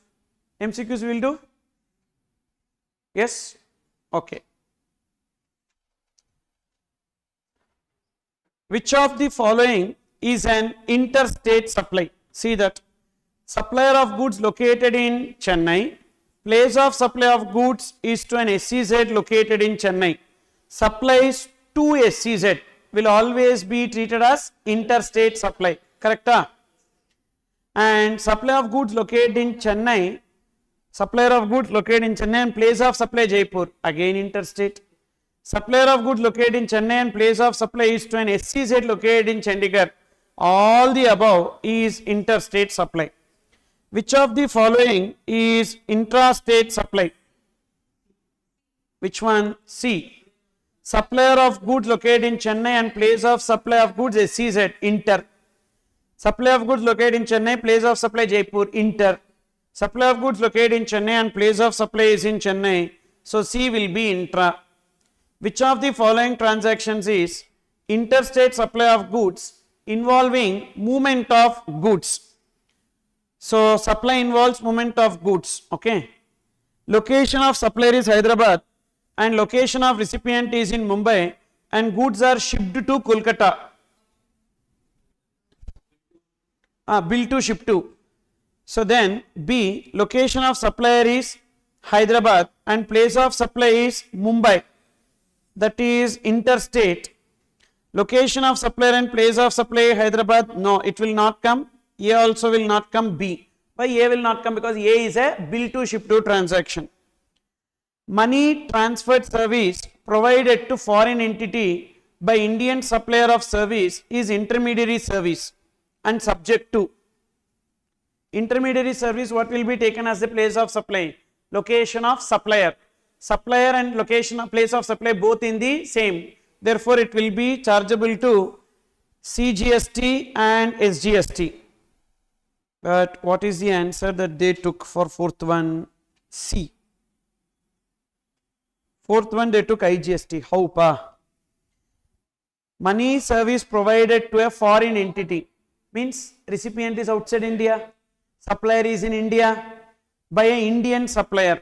Okay. So therefore, how it is taken as intermediary service, I don't know. Because location of supplier, place of supply is not outside India. Why place of supply is not outside India? For intermediary services, place of supply will be location of supplier. What is the location of supplier? India. So then only when it becomes place of supply outside India, it is interstate supply. Correct or not? Supplier in India, recipient outside India, place of supply outside India, then it will be interstate supply. Correct? Deemed interstate supply. So therefore, actually here the answer should be CGST and SGST or CGST and UTGST, but CGST and SGST intrastate only should come. Then no GST shall be payable on transshipment of goods at custom station in India for further transportation outside India. Then in case of import of goods by vessel from out of India to first customs port in India, the importer in India is liable to pay GST under reverse charge. B is correct. B is correct. And transshipment of goods at custom station in India for further transportation, no GST shall be payable. Yes. So therefore A and B both are correct. What is the place of supply in case the supply is made in territorial waters? What will be taken as the place of supply? Nearest coastal state will be taken as the place of supply. Supply of goods in the course of import into the territory of India is what? Interstate. Import is always deemed interstate. If RR Shipping Company located in Chennai charges ocean freight for transportation of goods to USA for a customer located in Hyderabad, the place of supply is, so this is transportation of goods. So for transportation of goods to USA, India to outside India, for India to outside India, what will be taken as the place of supply? Ending point of the goods. What is ending point of the goods? USA will be taken. Messrs XYZ is having two SEZ in the state of Maharashtra. One of these SEZ send goods to another SEZ. Supply to SEZ, always interstate, IGST. Person supplying goods or service or both from territorial waters should register in where? Nearest coastal state or union territory. Maintenance and repair service provided within territorial waters to marine vessel owned by foreign company is not an export of service if payment is received in forex, not an export of service if it is in Indian rupees, export of service if payment is in forex, export of service even if payment is received in Indian rupees. Within territorial waters means how it is outside India. In order to become export of service, service should be, recipient should be outside India. In this case, where the recipient is in India only. Why? Location of supplier India pa. Location of recipient is outside India, foreign company. Correct? Outside India. What will be the place of supply?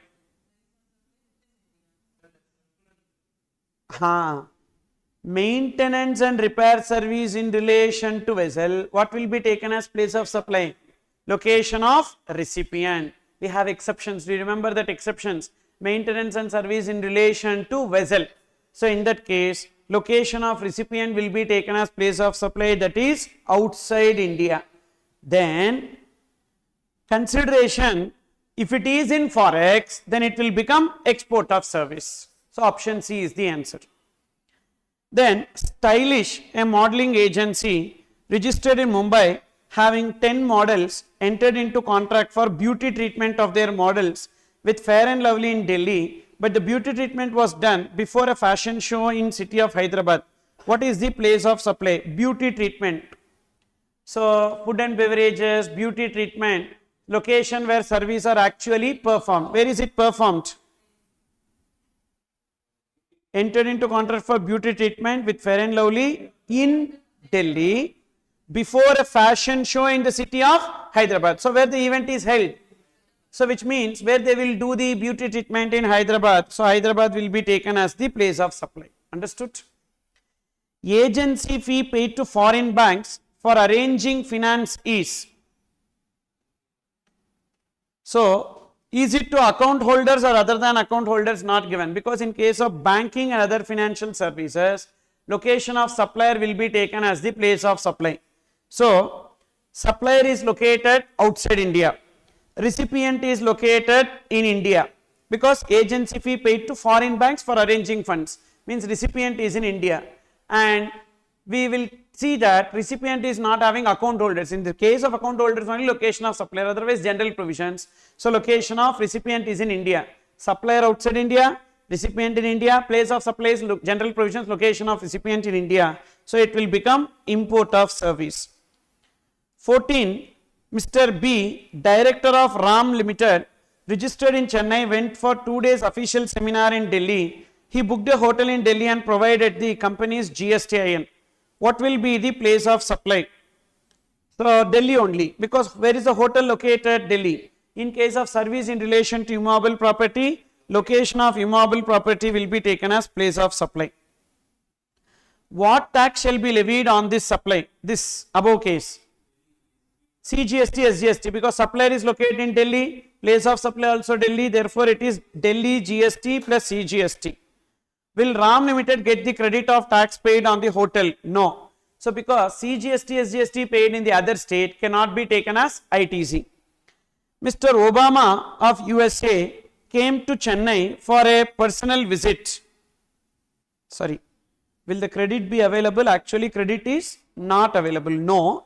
Mr. Obama of USA came to Chennai for personal visit and booked a room in Taj Hotel of Chennai.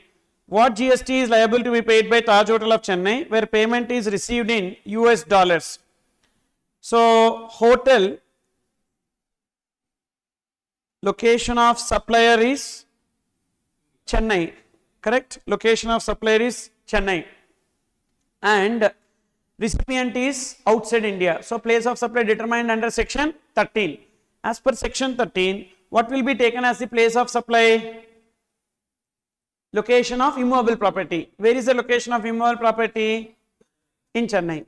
But it will not become intrastate. Why it will not become intrastate? If you remember, I told you, supplies to a tourist. Supplies to a tourist will always be, he is a tourist na? Yes or no, yaar? He is a tourist. So, supply to a tourist will be deemed interstate. So, deemed interstate means it will be chargeable to IGST. Okay. So, that is this.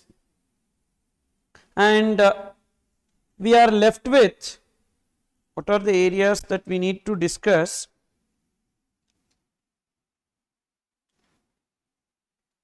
So, in GST, we completed the supply under GST, place of supply, valuation, input tax credit. We are left with time of supply. Then zero rated supplies we need to discuss, and deemed exports that needs to be discussed. TDS, TCS we completed, e-way bill, GST refunds, returns, accounts and records, even annual return. See, transitional provisions are not applicable, that is omitted. Actually it is irrelevant because it was applicable at that time only. So that will not be applicable now, you don't have to read at all. But it is there in the study material. It is there in the study material and this will not be tested. Don't worry about that. Dispute resolution mechanism. So we discussed that. Appeals. Okay. Then inspection, search and seizure, arrest, anti-profiteering. Walk through GST portal. I am not discussing because that is practical areas. Then we are left with the customs. So afternoon will complete this. Time of supply, e-way bill, refunds, returns and all. And we will start with the customs. Okay. Fine. Thank you. We'll meet at 2 o'clock. Okay.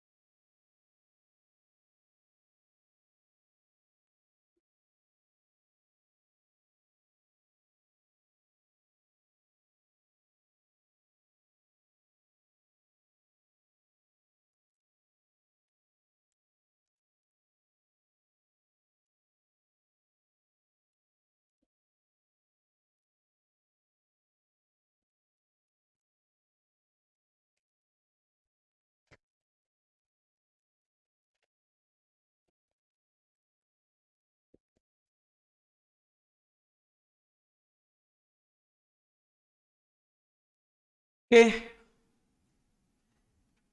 So we are now moving on to module 2, that is time of supply. So in time of supply, actually time of supply is connected to due date of invoice. But the provisions relating to tax invoice is not there in new syllabus. But without knowing it, any person cannot learn time of supply. So by default, whether it is given or not, you have to learn that, because time of supply is interdependent upon the due date of invoice. So first we will see what is the purpose of this time of supply. Time of supply's objective is to determine the due date of payment of GST. For example, if a transaction takes place in July 2021, for that transaction we need to pay GST by 20th of the month following every month. Why 20th of the month following every month will be taken as the due date of payment of GST? Because the due date of filing GSTR 3B is 20th of the month following every month, due to that reason. Okay. So therefore, if I have to pay GST by 20th July, so therefore the time of supply for the transaction should be June.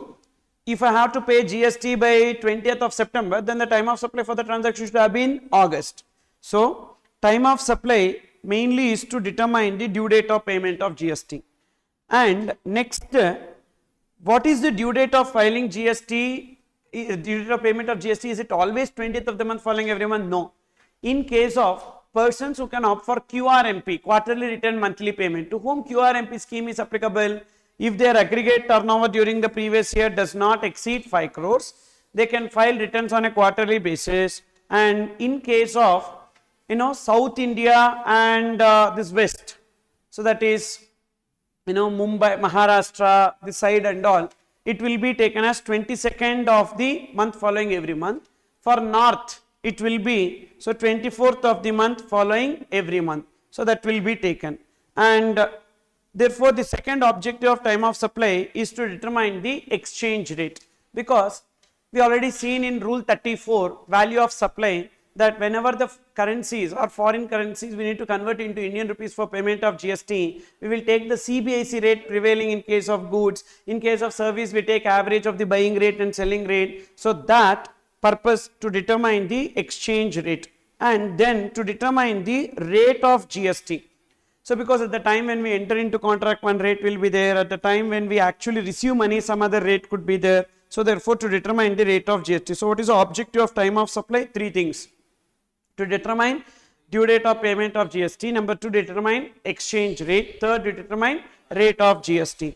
There are three provisions related to time of supply, that is section 12, which deals with time of supply in case of goods, 13 which deals with time of supply in case of services, and 14 deals with time of supply in case of change in rate. But this 12, 13 and 14 is not IGST Act, that is place of supply, but this is of CGST Act, which deals with time of supply. So 12 is time of supply in case of goods, 13 time of supply in case of services, 14 time of supply in case of change in rate. Apart from that, we have another section, that is section 31, which deals with due date of invoice. So we will first see due date of invoice, and then we will move on to time of supply, because time of supply is interdependent upon the due date of invoice. So due date of invoice in case of goods, it is given under section 31 subsection 1, 31 subsection 4 and 31 subsection 7. We have three situations in case of due date of invoice. Normal cases, then continuous supply of goods. Continuous supply of goods means there will be successive supply of goods for which the payments are settled on a periodical basis, that is continuous supply of goods. And sale on approval or on return basis, which means first we deliver the product and we will ask the person to use it. If he likes it, he will buy it, otherwise he will return. That is known as sale on approval or on return basis. So three cases: first normal, then continuous supply of goods, sale on approval or on return basis. In case of sale on approval or on return basis, first we will be giving the goods, and whenever he accepts, then only the supply has taken place. At that time only we need to raise the invoice. But for that reason, he may take 1 year, 2 years also to accept. But the time limit given in the law is only 6 months. So within 6 months, if he accept, the date on which he accepted is the time of supply. That is, the date on which he accepted is the supply, the date on which supply has taken place, and suppose if he has not accepted within 6 months, the date on expiry of 6 months, it is deemed that the supply has taken place and we need to give the invoice. So therefore, what is the due date of invoice? Date of supply, that is acceptance date, or 6 months from the date of removal, whichever is earlier.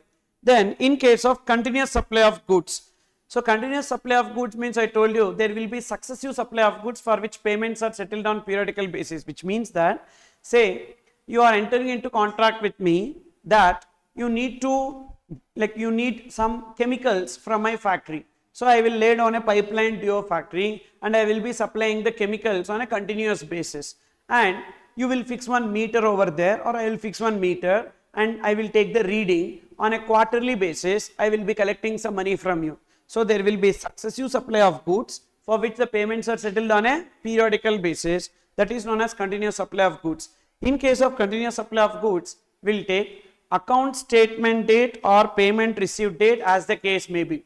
That is, for this quarter we will prepare one account statement and give that account statement date. Suppose if the payments is received based on account statement, if payments are receivable irrespective of account statement, some ad hoc basis some amount is received, then the payment received date, not whichever is earlier, account statement date or payment received date as the case may be.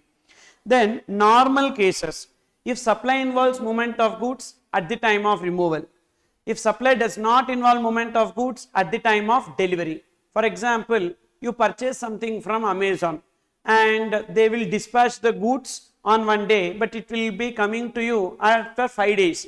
Now the date on which they dispatch the goods from their place, at the time itself they need to give invoice, because supply involves movement of goods. What is the meaning of supply involves movement of goods? Under the contract of supply, goods are starting from one place and it is going to another place. So it is supply involving movement of goods. So we need to take the date on which they are removing the goods. Okay. Suppose if it is supply does not involve movement of goods, you go to a shop, supermarket, you purchase something, you carry that to your home.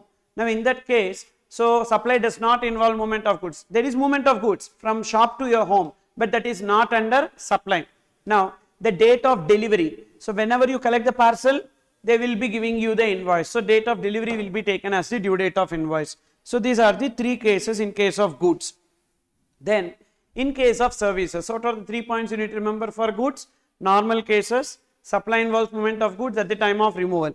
Supply does not involve movement of goods at the time of delivery. Then continuous supply of goods. So account statement date or payment received date as the case may be. Sale on approval or on return basis, 6 months from the date of removal or date of acceptance, whichever is earlier. Then in case of services, normal cases, then continuous supply of service. What is a continuous supply of service? A service which takes more than 3 months to complete and involves periodic payment obligation. Both conditions should be satisfied. It should take more than 3 months to complete and it should involve periodic payment obligation. Then it is a continuous supply of service. In case of continuous supply of service, we need to see whether due date of installment is ascertainable from the contract.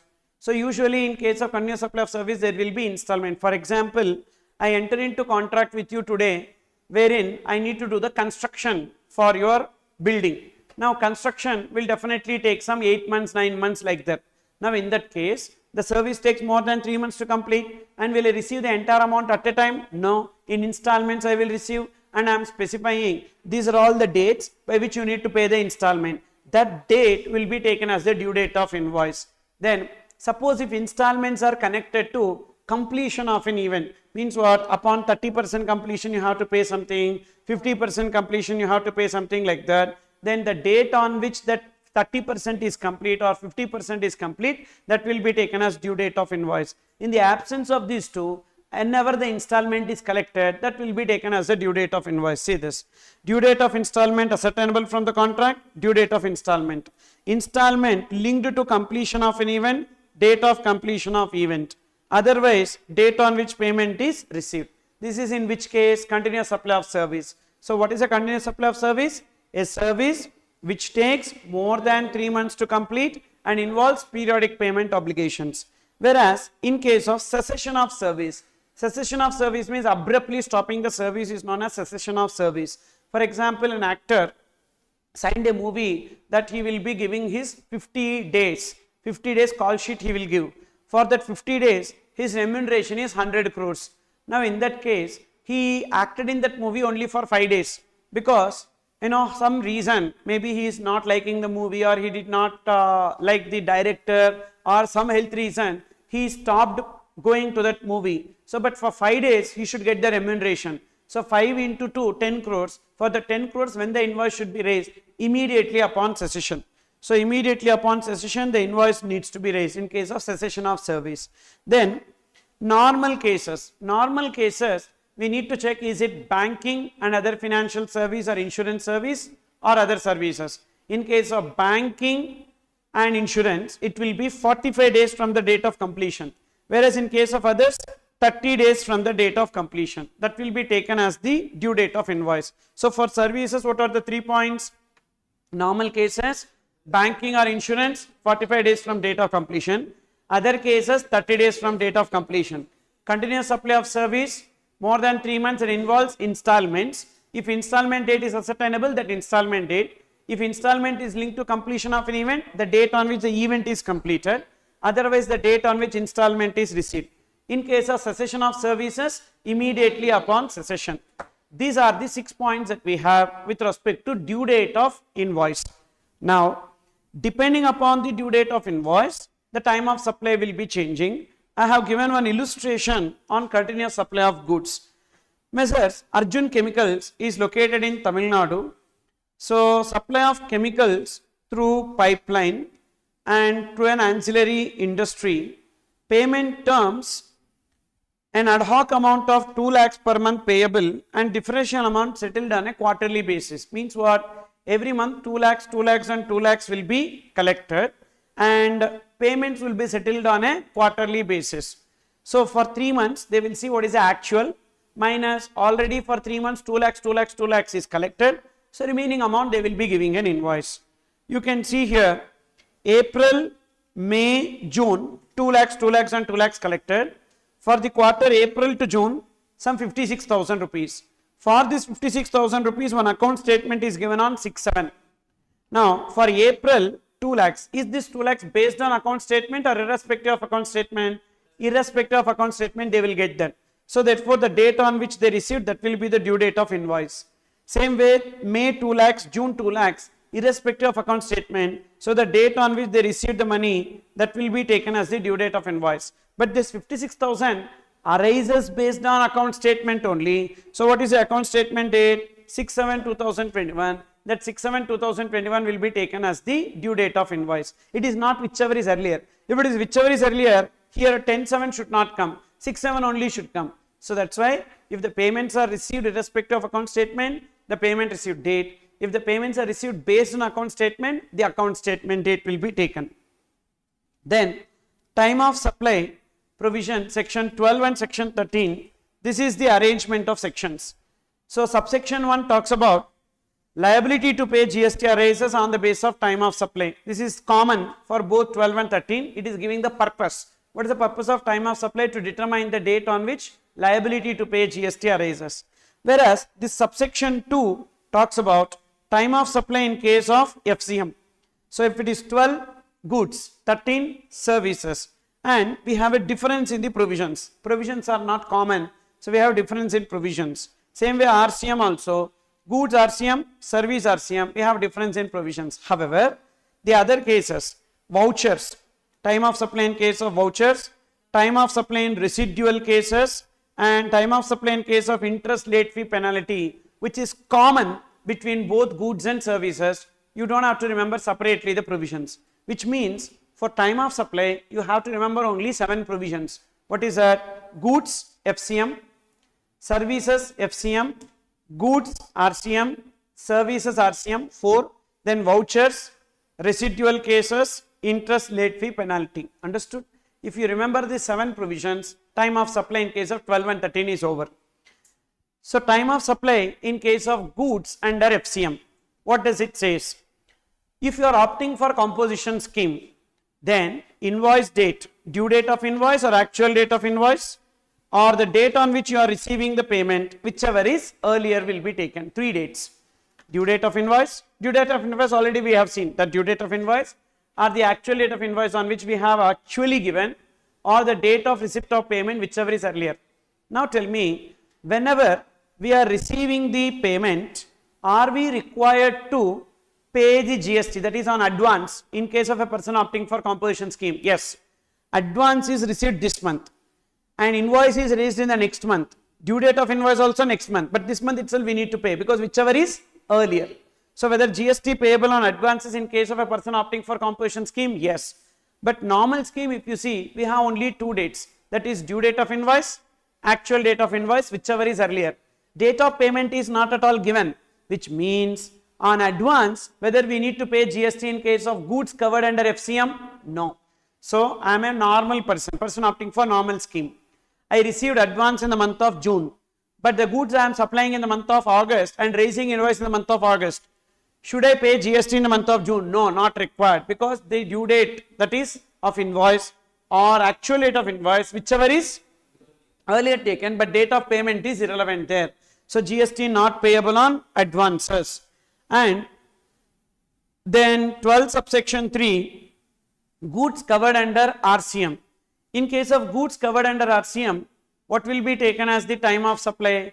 The date on which recipient has received the goods, because in case of RCM we need to see from the recipient perspective.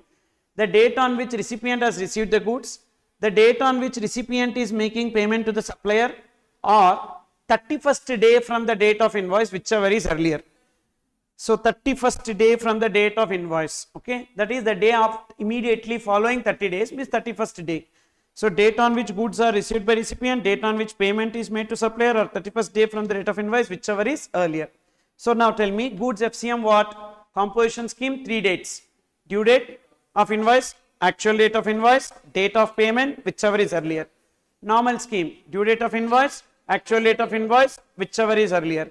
Then goods RCM, date of receipt of goods, date on which payment is made to supplier, or 31st day from the date of invoice, whichever is earlier. Then 13 subsection 2, time of supply in case of services covered under FCM. So in case of services, we need to first check whether invoice is given within the due date or not. If invoice is given within the due date, then invoice date or payment date, whichever is earlier. If invoice is not given within the due date, then completion date or payment date, whichever is earlier, will be taken. So what is the due date of invoice? We know 30 days or 45 days, whatever the case may be. You can see here, date of completion is 25th March. Date of completion 25th March. And actual date of invoice is 24. What is the due date of invoice? We need to give invoice within 30 days. That is 24th of April is the due date of invoice. Whether invoice is given within due date or not in this case? Yes, invoice is given within due date. If invoice is given within due date, what should be taken as the time of supply? So actual date of invoice or date of payment, whichever is earlier. Which is earlier? 24. So that will be taken as the time of supply, and next month 20th we need to pay. Then second situation, date of completion is 25th March. Due date is 24th April, but the invoice is given on 25th April. So there is a delay by 1 day. And what will be taken as the time of supply if invoice is not given within due date? Completion date or payment date, whichever is earlier. What is the completion date? 25th March or payment date 30 April, whichever is earlier, 25th March. So next month 20th we need to pay. So just because 1 day delay in giving invoice, the due date of payment of GST preponed by 1 month. Okay. So that is with respect to 13.2, that is services FCM. Now service RCM. Can you tell me what is a goods RCM provision? Date of receipt of goods, date on which payment is made to supplier, 31st day from the date of invoice, whichever is earlier. Now first point you remove. Date of receipt of goods you remove. Date on which payment is made to supplier, instead of 31st day you take 61st day. So date on which payment is made to supplier or 61st day from the date of invoice, whichever is earlier. Then next, so we completed 4 provisions. Goods FCM, goods RCM, service FCM, service RCM. Now vouchers.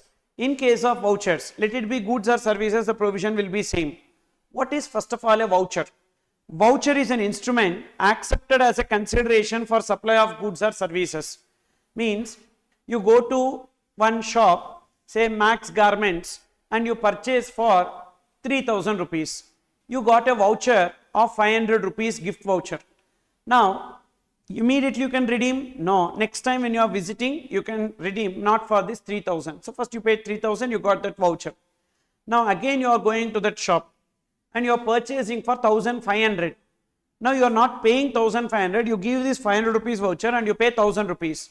Now whether GST is payable by the shopkeeper on 1000 or 1500? 1500. 1000 rupees cash plus 500 rupees voucher. Voucher is also treated as a consideration for him and he need to pay GST on 1500. That is this.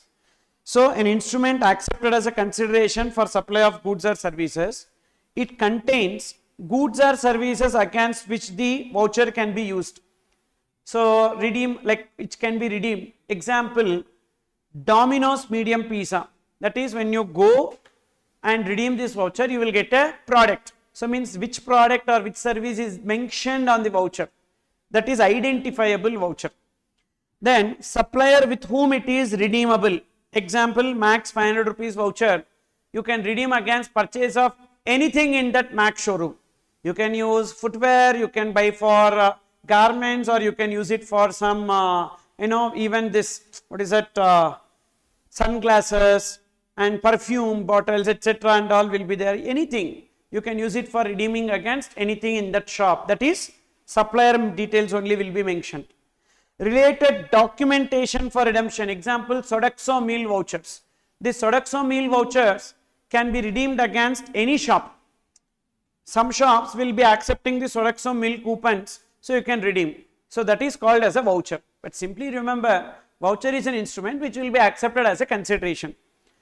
These vouchers are neither goods nor services, so we don't have to pay any GST on that. However, we are making supply of goods or services against that voucher. On that goods or services, we need to pay GST. On voucher, no GST. But the goods or services which are supplied against that voucher, on that goods or services, we need to pay GST. And the vouchers are divided into two. Identifiable voucher, non-identifiable voucher. Identifiable voucher means it can be redeemed against a particular product or service. Non-identifiable voucher means it can be redeemed against any product or service. In case of identifiable voucher, at the time of issuance of voucher itself, the supplier will know against which product it will be redeemed or which service it will be redeemed. So therefore, today itself they will pay GST. Today I am giving you voucher here. Today itself I know against which product or service you will redeem the voucher. So today itself I will pay GST. So therefore, what is the time of supply of identifiable voucher? At the time of issuance of voucher. Okay. So time of supply in case of identifiable voucher is at the time of issuance of voucher. You can see here. So Messrs. Domino's Pizza given a gift voucher to redeem against one medium pizza to Mr. X on which date? 25/10/2020. And Mr. X redeemed that voucher? No, he gave it as gift to his friend Mr. Y. Again Mr. Y redeemed the voucher on 12/10. So what is the time of supply in this case? Even though the pizza is sold on 12/12, but on 25/10 itself, it will be chargeable to GST. So GST payable time of supply is 25/10 itself. Why 25/10? Because in case of identifiable voucher, at the time of issuance of voucher. Okay. What if voucher is not redeemed? What if Y is not going and redeeming the voucher? Unnecessarily they paid GST. Who paid GST? Domino's paid GST. So they can get it as a refund. GST is already paid without any supply, which can be claimed as refund under excess payment of tax. Understood? Now, if it is non-identifiable voucher, in case of non-identifiable voucher, what is a non-identifiable voucher? That can be redeemed against any product or service. So now, Lifestyle Garments sold one voucher worth 2000 to Mr. X and Mr. X paid 2000 rupees. Mr. X is gifting that voucher to Y and Y is redeeming that voucher on 12/12. So on 25/10 even the voucher is given, but what will be taken as the time of supply? 12/12, because in case of non-identifiable voucher, we don't know, that is supplier don't know against which product or service it will be redeemed. So therefore the date of redemption we need to wait. So time of supply in this case is 12/12/2020. 12/12/2020 will be taken as the time of supply. And what if voucher is not redeemed? GST not payable, because the time of supply itself is at the time of redemption. If the customer is not coming and redeeming, no need to pay GST. Then next one, residual cases. Residual cases, simple, means they have evaded tax. They have evaded tax. Then what is the time of supply? Means no documents with them. So are they filing returns? Yes. Then the due date of filing return. Are they filing returns? No. Then whenever they pay tax, that is the time of supply. Got it? There is no document, there is no invoice, there is nothing. So therefore, whenever they are required to file return, the due date of filing return.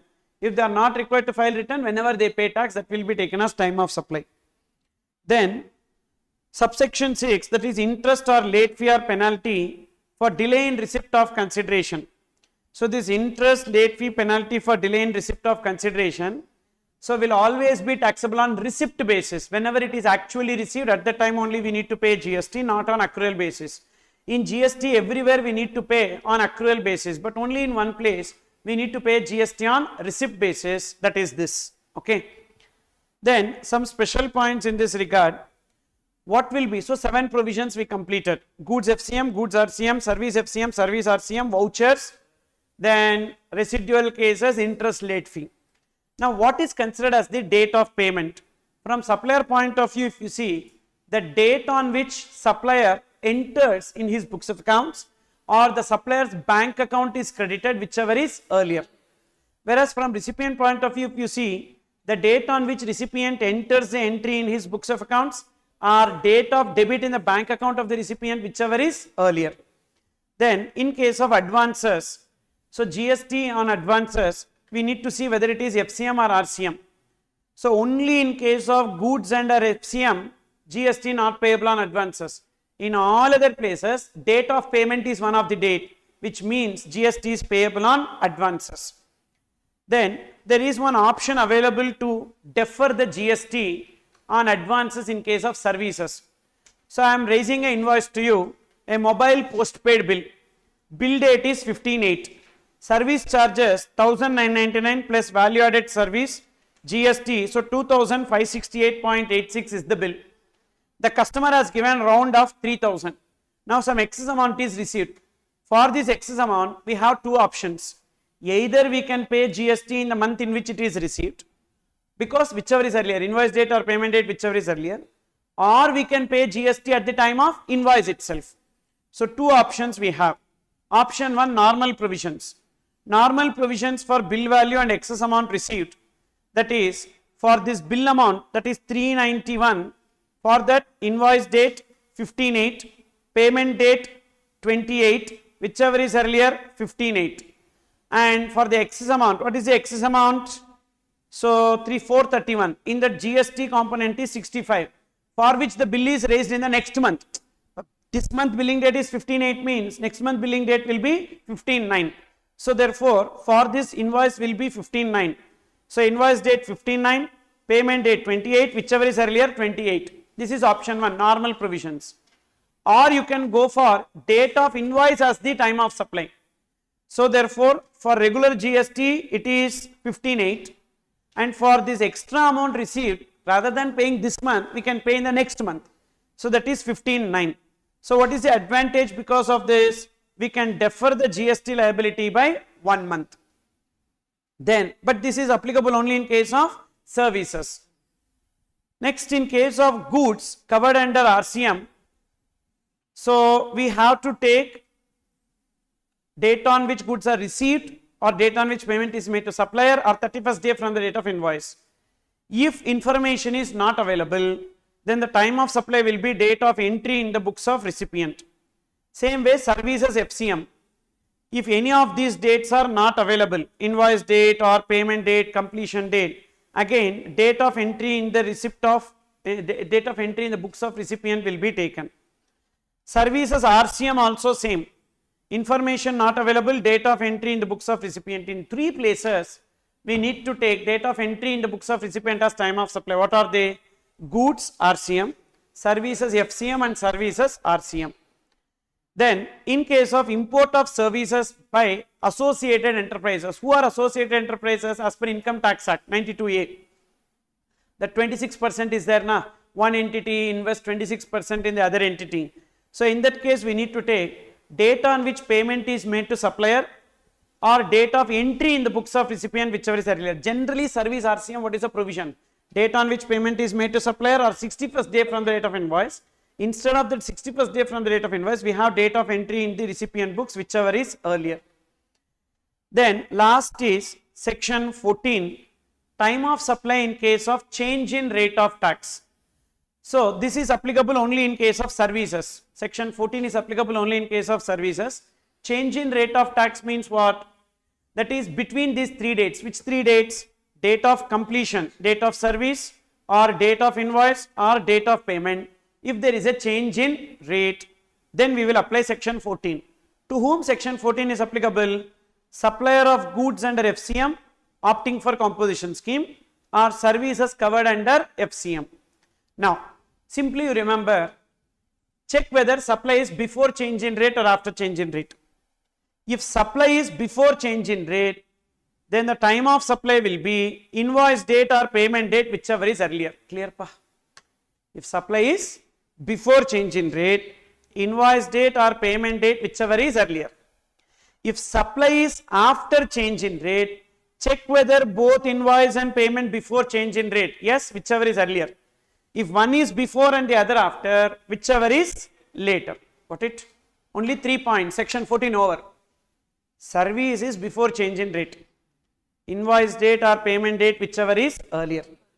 Service is after change in rate. Whether both invoice and payment before change in rate, yes, whichever is earlier. No, one before, one after, then whichever is later. So this is about that. And what will be taken as the date on which payment is received? So generally, what is considered as the date on which payment is received? Account entry date or credit date, whichever is earlier. Here also for section 14 same, provided the payment is credited in the bank account within 4 working days. If the payment is credited in the bank account within 4 working days from change in rate, entry date or credit date, whichever is earlier. If the payment is not credited in the bank account within 4 working days from change in rate, date of credit in the bank account only will be taken, because people will try to misuse this provision by entering the accounts and payment will not be received at all, so that they will enjoy the old rate. Whichever is earlier means old rate na, so they will enjoy that old rate. That's why they are telling, if the credit happened within 4 working days from change in rate, entry date or credit date, whichever is earlier. If the credit did not happen within 4 working days from change in rate, then the date of credit in the bank account will be taken. So this time of supply in case of real estate transactions, remember already I discussed this with you. In case of the TDR, FSI and long term lease, who is liable to pay GST? Promoter and promoter or builder. But there is an exemption. That exemption is what? How many units booked before completion certificate, to that extent exemption is available. So when we will know how many units booked before completion certificate? As on completion certificate date. So no need to pay time of supply now. The time of supply will be completion certificate date or first occupation date, whichever is earlier. That is this. Okay. So with this we completed time of supply. Have a look into some MCQs related to this in your study material.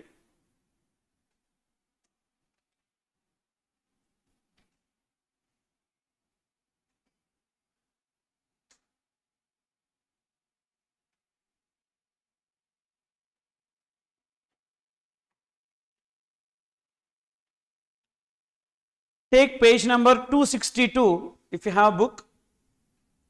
Page number 262. Find the time of supply from the following, where date of supply of service is 7 September. So when the service is completed, 7 September. Date of invoice is 30th October. Is it MCQ question?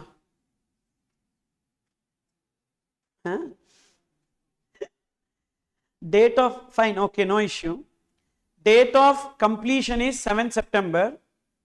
Date of invoice is 30th October. Date on which payment is received by way of check and entry for receipt of payment is recorded in the books of accounts on 10th. credited in the bank account on 12, which should be taken as the date of payment? 10th October. See, first date of invoice, 30th October. Date of payment, whichever is earlier, 10th or 12th, 10th October. This is date of completion. Whether invoice is given within 30 days or beyond 30 days. 7th September, 30th October, beyond 30 days. So what will be taken as the time of supply? Completion date or payment date, whichever is earlier. So 7th September, that is the answer, directly given. Okay, 7th September, whichever is earlier. Completion date or invoice date, payment date, whichever is earlier, 7th September. Then, what is the time of supply? What is the time of supply of service with respect to receipt of amount in excess of the invoice? In excess of the invoice, just now we discussed two options. Either we will take payment received date or invoice date, whichever is earlier, or the invoice date. So, date of issuance of invoice by supplier, if invoice is issued within the prescribed period, or the date of receipt of payment, whichever is earlier, or date of provision of service, if the invoice is not issued, whichever is earlier. Date on which recipient shows the receipt of service in his books, in case where the provisions of clause A or clause B do not apply. So, date on which recipient shows, actually the question is wrong.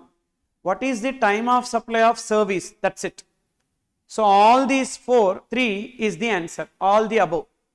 Because if invoice is issued within due date, invoice date or payment date, whichever is earlier. Invoice not issued within due date, completion date or payment date, whichever is earlier. If nothing is available, date of entry in the books of recipient. All the above. Question is wrong. What is the time of supply of service? This is not correct. What is the time of supply of goods in case of forward charge? Goods FCM. Due date of invoice or actual date of invoice, whichever is earlier. Mr. A, who has opted for composition levy, supplies goods worth rupees 24,300 to Mr. B and issues an invoice dated 25/9/2022 for 24,300. And Mr. B pays 25,000 on 110 against supply of goods. The excess 700 is adjusted in the next invoice issued on 5/1. Identify the time of supply and value of supply. Sir, but both answers, like both cases, for entire 25,000, what will be taken as the time of supply? Due date of invoice or actual date of invoice, whichever is earlier. What is the due date of invoice? First 24,300 we see. What is the due date of invoice? Composition levy. Composition levy means, so we have due date of invoice, actual date of invoice, or date of payment, whichever is earlier. So what is the due date of invoice? Supply involves movement of goods. So we have any information? No. So therefore actual date of invoice we will take 25/9 and payment date 110, which is earlier 25/9. So 25/9 will be taken as the answer for 24,300.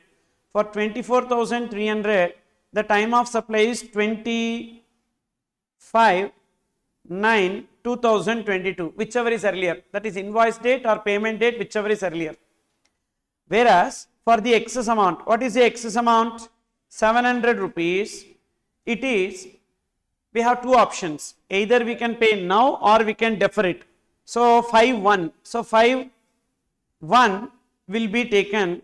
So 5/1 will be taken as the time of supply. Or we can pay now itself, 110. So therefore, option D, B or C at the option of supplier. Here they gave a mistake. Actually, it should be 5/1/2022. You understood or not? For regular amount, it is the regular provision. What is the regular provision? Due date of invoice, actual date of invoice, date of payment, whichever is earlier. That's over. Now for the excess amount, we have two options.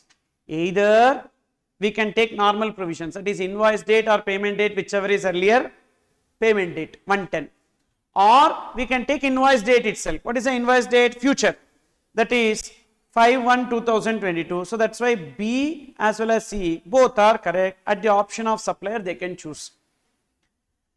Then 5, value of services rendered is 1 lakh, date of invoice is 5th October, advance received is 25,000 on 20th September, balance amount received on 7th October. What is the time of supply? Now for services covered under FCM, what will be taken? Invoice date or payment date, whichever is earlier. First amount 25,000 advance, payment date 20th September, invoice date 5th October, which is earlier 20th September. So for 25,000 it is 20th September. Then for remaining balance amount 75,000, what will be taken? Again invoice date 5th October, payment date 7th October, which is earlier 5th October. So therefore for 25,000 it is 20th September, and for remaining 75,000 it is 5th October. Option C is the answer. Then there was increase in rate of tax from 12% to 18% with effect from 1/9/2022. So from this date there is a change in rate. Which of the following rate is applicable when services are provided after change in rate? Service after change in rate. Now check, invoice and payment both received in August 2022. Invoice and payment both are before. Which provision should be taken? Whichever is earlier. I discussed already. Service after change in rate. Both invoice and payment before change in rate. So whichever is earlier. So which is earlier? So definitely whatever may be, but it will be 12% only. Why 12% only? Before change in rate. 12% as invoice and payment were received prior to change in rate. Then 7, ABC Limited has purchased for its customers 50 vouchers dated 20th August worth 500 each from RAM Private Limited, a footwear manufacturing company. The vouchers were issued by RAM Private Limited on 20th September. The vouchers can be encashed at retail outlets of RAM Private Limited. The employees of ABC Limited encashed the same on 1st October. Determine the time of supply of vouchers. Identifiable voucher or non-identifiable vouchers?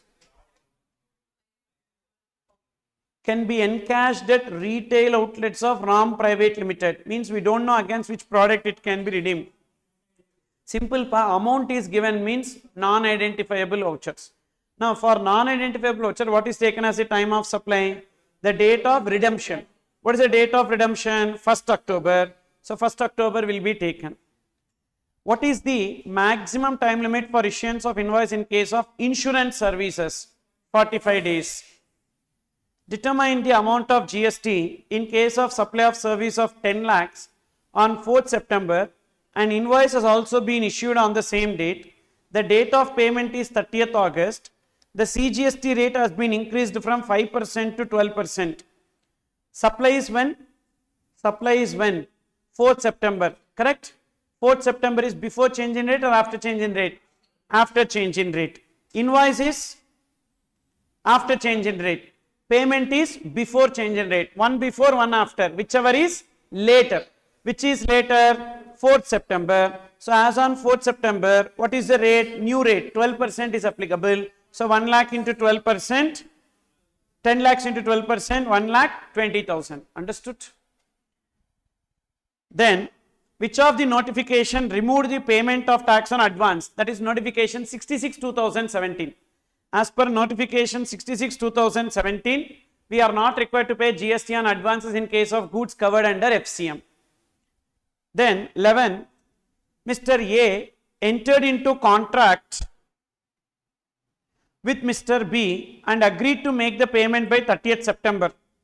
If the payment is not made in time, then he shall pay late fee at 200 rupees per day. No payment of late fee has been made so far. What shall be the time of supply in respect of late fees due on Mr. A? Interest, penalty, late fee, etc. always taxable on receipt basis. No payment of late fee has been made so far, so therefore time of supply has not arisen. Then 12. there was a decrease in tax rate from 28% to 18% with effect from 1/9/2022. Which of the following rate is applicable if the supplier has not opted for composition levy and supplies goods to customer? Further goods were removed from his factory on 31/8, delivered at buyer place on 2/2, invoice is issued on 31/8 and payment is received on 4/9. Now, when there is a change in rate 1/9, when the supply happened before change in rate, goods were removed from its factory on 31/8/2022 before change in rate and delivered at the buyer, but supply involves movement of goods, that will be taken. Invoice is issued on 31/8 and payment is received on 4/9. So, supply before change in rate. Invoice date is 31/8, payment date is 4/9. So, whichever is earlier. Supply before change in rate, whichever is earlier. Invoice date or payment date, whichever is earlier.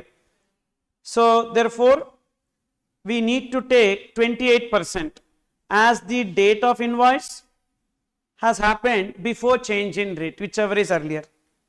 Messrs. Wanderlust Travels Private Limited purchased a bus chassis from Messrs. Krishi Motors Limited for a consideration of 90 lakhs on 1st January. Messrs. Wanderlust Travels sent the bus chassis for bodybuilding to Bhagavat Fabricators and paid in advance the total consideration of 25 lakhs on 15th October. Messrs. Bhagavat Fabricators, after completing the bus body, informed Messrs. Wanderlust Travels for carrying out the inspection of the work done on 5th November. Messrs. Wanderlust Travels Private Limited visited the workshop of Bhagavat Fabricators on 8th November and confirmed that bus body was in accordance with the terms of contract. What is the last date of issuance of invoice by Bhagavat Fabricators? First of all, is it supply of goods or supply of services?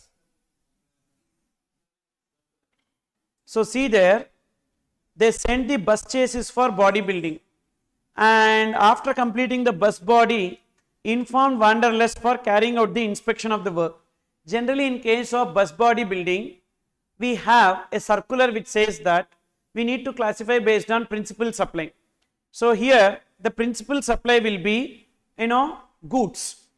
Bus body building, goods is the principal supply or service is the principal supply. In what happens in bus body building? They buy the material, they do the fabrication, etc. So, what is the principal supply? Service. So, therefore, it should be classified as supply of service. Services covered under FCM. What will be taken as the time of supply? Due date of invoice, actual date of invoice, that is goods. Service FCM, invoice date or payment date, whichever is earlier. What is the invoice date?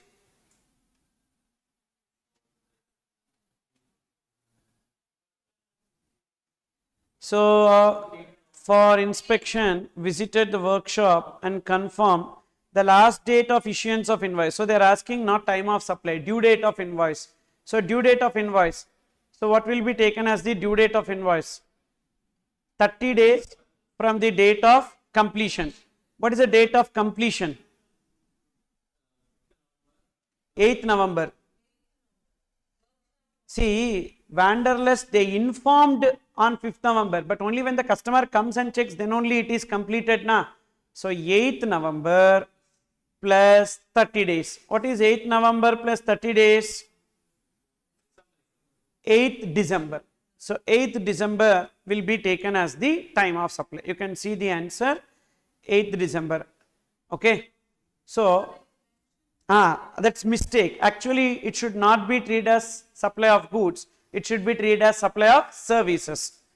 If we treat supply of service itself, we will get 8th December. You understood? Date of completion plus 30 days. That is the time limit by which invoice should be given. Okay. So, unnecessarily they gave this note. No, don't worry. Because we have a CBIC circular. You quote that CBIC circular. That is as per CBIC circular. In case of bus body building, so the principal supply is service, therefore it is classified as supply of service, and that way we will determine. So, then we are moving on to the next area, returns under GST. We can see that this returns under GST is there in two modules, that is module 10 and module 12. I just merged it into single PDF. So what we have in this returns is about what are the various returns to be filed by a registered person, and QRMP, quarterly return monthly payment scheme, and the late fee for delay in filing returns. Okay, you can see here, first we will see quarterly return monthly payment scheme. To whom this QRMP scheme will be applicable? Any person whose aggregate turnover during the previous year does not exceed 5 crores, and they are required to file GSTR1 on a quarterly basis. What is that quarterly basis? By 13th of the month following every quarter. And so they are required to pay, they are required to file 3B also on a quarterly basis. So GSTR1 regular time limit is what? 11th of the month following every month. But for QRMP, it is 13th of the month following every quarter. Then GSTR2B, regular time limit is what? 20th of the month following every month. But for QRMP, it is so 22nd or 24th of the month following every quarter. Even though they are filing returns on a quarterly basis, but they are required to pay tax on a monthly basis by 25th of the month following every month for the first 2 months in the quarter. Why not third month?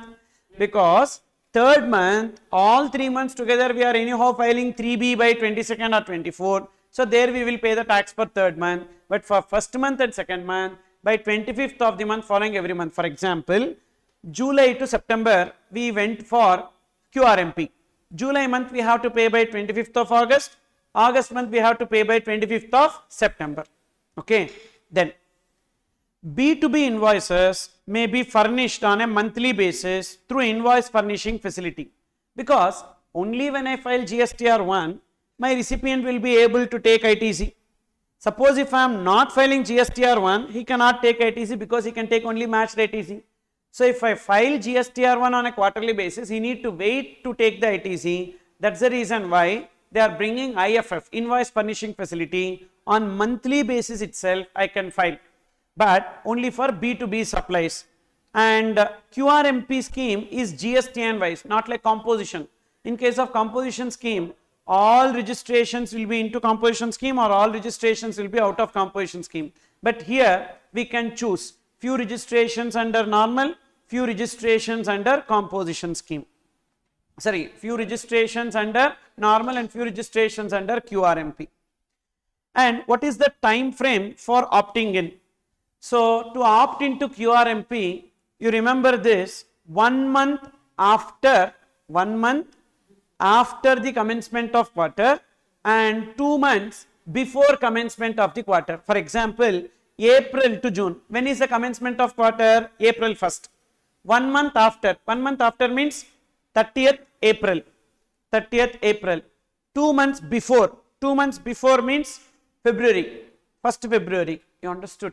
1 month after commencement of quarter, 2 months before commencement of quarter, we can opt for QRMP. What is the condition for opt-in? The last return should be filed on the date of exercising the option. And GSTR1 are availing IFF facility. So that is, we can go for invoice furnishing facility. Suppose if you are going for invoice furnishing facility and it is optional, not mandatory. So what will happen? You will upload the invoices by 13th of the month following every month for the first 2 months in the quarter. And you don't have to enter these invoices again when you file GSTR1, it will be auto-populated. If you are not entering in the first month and second month, then fully you need to enter it in the GSTR1, that is this. And you have two options for payment of tax, fixed sum method and self-assessment method. In fixed sum method, what we will do, we will take the previous 3B, okay, previous 3B and check whether it is quarterly 3B or monthly 3B. Suppose if the previous 3B is quarterly 3B, whatever is the net liability into 35% we will pay under fixed sum method for the first month and second month of the quarter. If the previous 3B is monthly, 100% of the tax liability we will pay. If the previous 3B is quarterly 3B, 35%. If the previous 3B is monthly 3B, 100% of tax liability.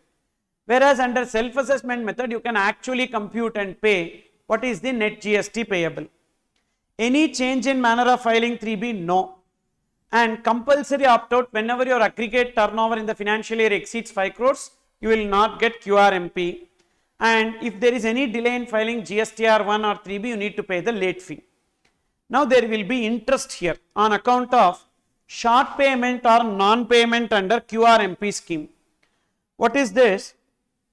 First, you have to pay the month liability by 25th of the month following every month. You can make note of this illustration.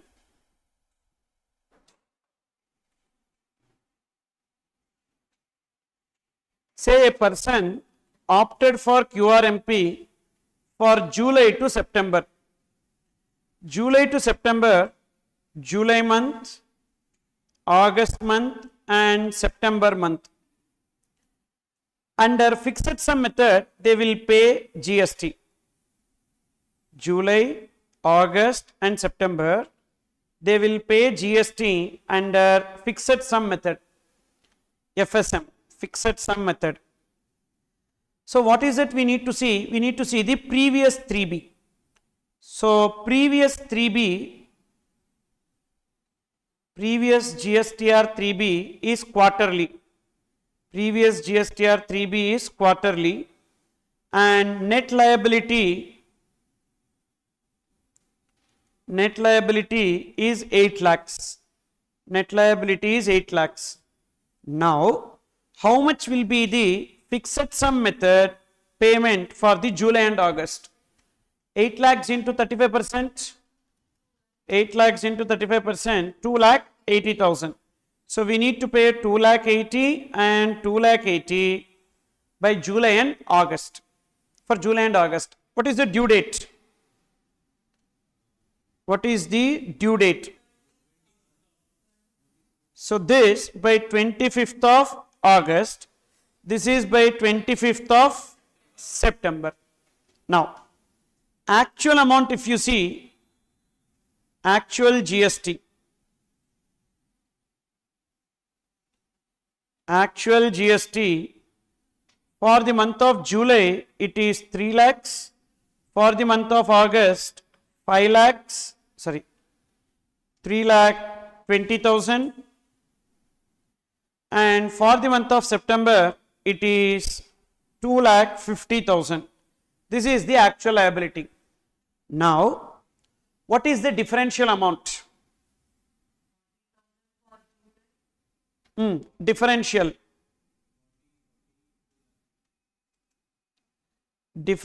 amount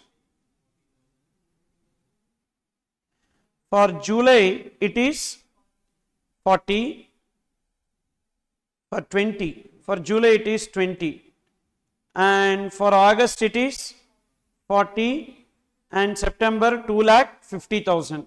So what is the total? 2,50,000 plus 40 plus 20, 3,10,000. This 3,10,000 should be paid by 1. What is the due date for this 3,10,000? For July to September, we need to pay it by GSTR 3B by 22nd of October, correct? 22nd or 24th, we are taking 22nd of October. 22nd October, we need to pay this 3,10,000. Understood? Now what has happened?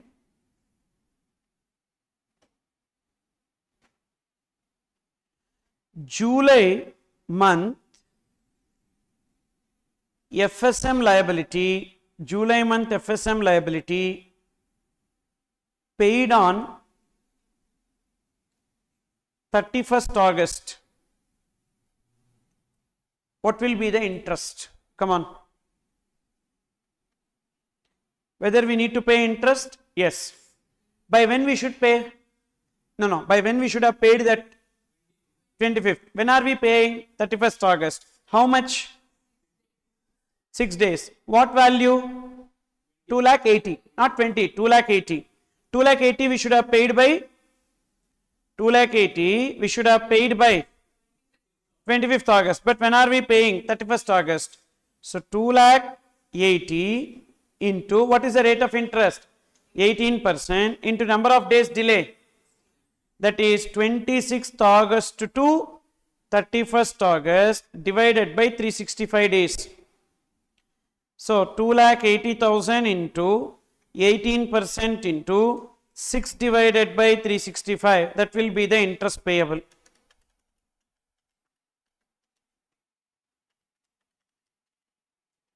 How much? 828 rupees. Then next.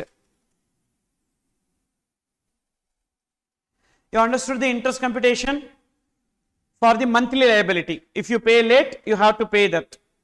Then August month FSM liability, August month FSM liability paid on 25th of September. Whether any interest payable or interest not payable? No interest. Why there is no interest? Because the due date is and the actual date is 25th August. Next.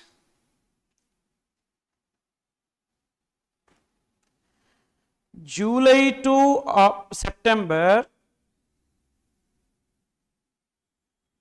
differential liability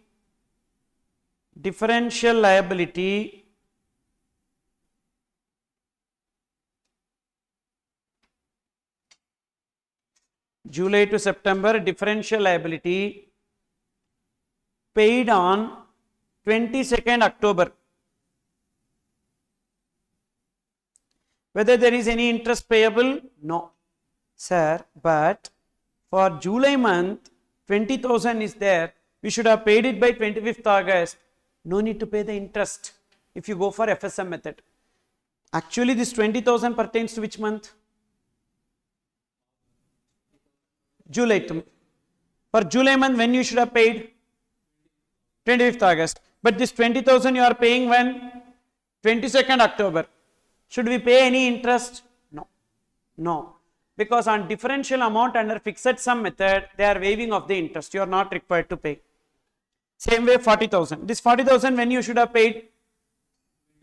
25th September. But when are you paying? 22nd October. No need to pay any interest. Okay. And suppose if July to September differential liability paid on 31st October, then now on entire difference, see up to 22nd October if you pay no interest, correct? But thereafter if you pay, you have to pay interest. So what is the amount? Interest equals to, what is the difference? 3,10,000 into 3,10,000 into 18% into 2310 to 3110 divided by 365 days. How much? 6 days or 7 days? 9 days. So therefore 31 minus 22, 9 days.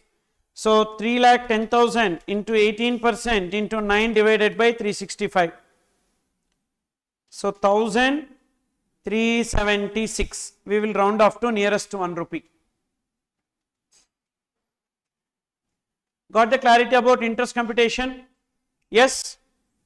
Now, same illustration, what if it is under self-assessment method? This is under which method? Fixed sum method. Now we will see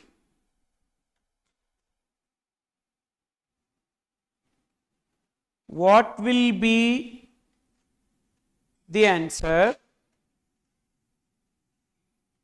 if above amounts are under SAM, self-assessment method.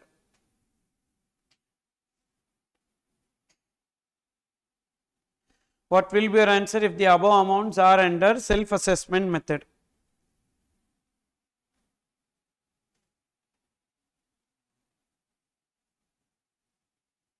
First question. What is the first question? July month SAM liability paid on 31 August. July month SAM liability paid on 31st August. July month SAM liability paid on 31st August. Whether we need to pay anything? Yes, interest is payable. Same. What is the amount? 2,80,000 into 18% into 6 divided by 365. That is same. 800, 828. Same, no change. Correct?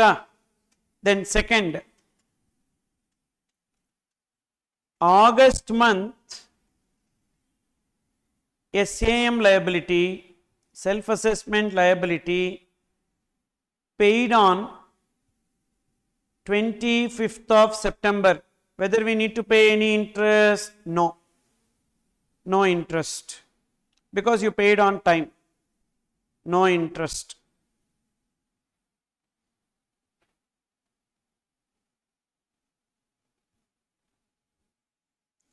Then third, July to September differential liability. July to September differential liability paid on 22nd October. Actually under FSM we did not pay interest na, but here we need to pay. Under SAM we need to pay. First, July month. July month, what is the difference? 20,000. This 20,000 you should have paid by when? 25th of August. So therefore from 26th of August to 22nd of October we need to pay interest. Understood? So therefore 26th August means in August 31 minus 25, 6 days in August.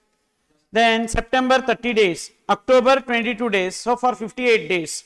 So 20,000 into 18% into 58 divided by 365. 572 rupees we have to pay interest for July. Then for August month we need to pay 40,000 is the difference. 40,000 we should have paid by when? 25th of September, but we are paying on 22nd October. So 26th September to 22nd October divided by 365. So therefore September how many days? 5 days. October 22 days. So 40,000 into, so 18% into, how many days in September? 5 only, no? 5 plus 22, 27 days divided by 365. So 532. And August, September, no interest. Why no interest? September amount when you should pay? September amount when you should pay? 22nd of October. You are paying on 22nd October. There is no interest. Clear here?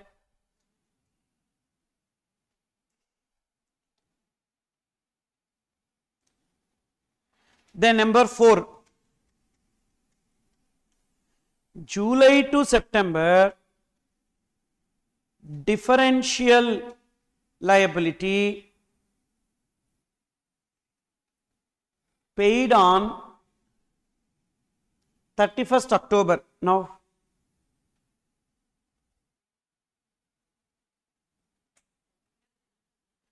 first for July, it is same 20,000 into 18% into period 26th August to 31st October by 365. For August, same way, 40,000 into 18% into 26th September to 31st October by 365. For September, it is how much? 2,50,000 into 18% into, by when you should have paid? 22nd October, but we are paying on 31st October. So 23rd October to 31st October by 365. So what is 26th August to 31st October? How many days? August, you take, that is not same, 25. So therefore 6 days in August, 30 days in September, 31 days in October. So 67 days. So 20,000 into 18% into 67 divided by 365. So the answer will be 661. And here number of days, if you see, in September 5 days, October 31 days, so 36 days, 40,000 into 18% into 36 divided by 365, that is 710 rupees. September, so 7 days, 9 days, 2,50,000 into 18% into 9 divided by 365, that is 1,109.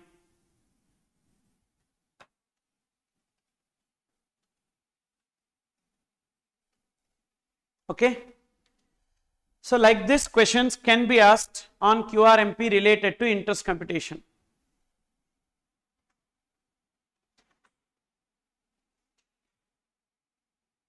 Then next, time limits for various returns. Already we discussed about GSTR1. What is the GSTR1? Regular time limit, 11th of the month following every month.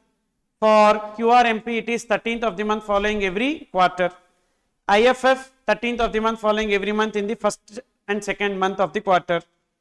3B, if QRMP not opted, 20th of the month following every month. If QRMP opted, 22nd or 24th of the month following every month.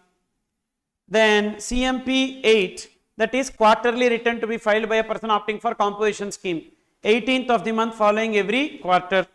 GSTR 4 is an annual return to be filed by a person opting for composition scheme, that is 30th April of the succeeding financial year. Then NRTP, non-resident taxable person, is required to file GSTR 5 by 13th of the month. Previously it was 20th. Now there is an amendment. 13th of the month following every month or 7 days from expiry of registration, whichever is earlier. And 5A is OIDR supplier.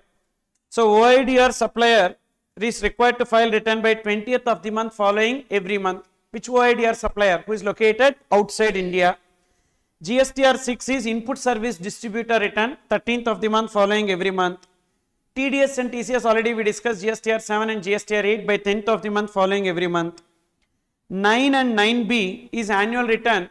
Normal is 9. E-commerce operator is 9B by 31st December of succeeding financial year. 9C is a self-certified reconciliation statement to be filed by a person whose aggregate turnover exceeds 5 crores. The time limit also same, 31st December of succeeding financial year.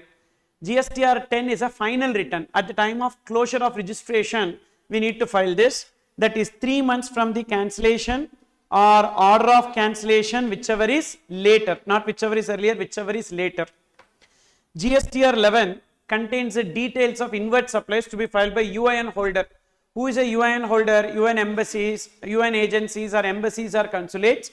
Their outward supplies are exempted. On their inward supply, whatever GST they paid, they can get it as a refund.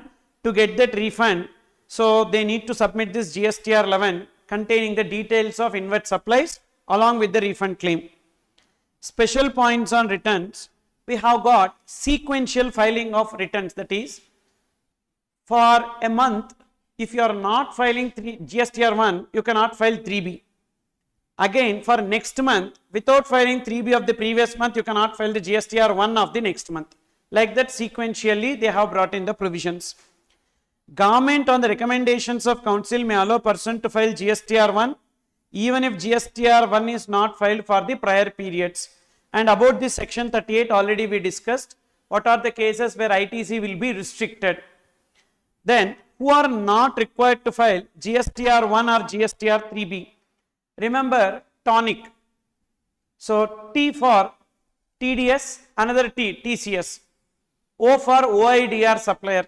N, non-resident taxable person. I, input service distributor. C, casual taxable person. They are not required to file annual return. Also, but C will be replaced with casual taxable person. So who are not required to file GSTR1 3B? Tonic. Even they are not required to file annual return. Here also we have got tonic, but C is what? Changes. Here composition scheme, here casual taxable person, and here extra we have CAG. So registered person whose accounts are subject to audit by Comptroller and Auditor General, annual return is not required to be filed. Then what is the late fee for delay in filing return? So if it is GSTR1 and GSTR3B, if it is nil return, 10 rupees per day subject to maximum 250. This is under CGST. The same late fee will be payable under SGST. Suppose if it is other than nil return, if aggregate turnover during the previous year does not exceed 1.5 crores, then in all these cases 25 rupees per day only, but maximum will change. If the aggregate turnover during previous year exceeds 5 crores, 5,000. If it does not exceed 5 crores but exceeds 1.5 crores, 2,500. And if it does not exceed 1.5 crores, 1,000. So 3 maximum limits are there. Daily limit is same, 25 rupees per day, but maximum 1,000 if turnover during previous year does not exceed 1.5.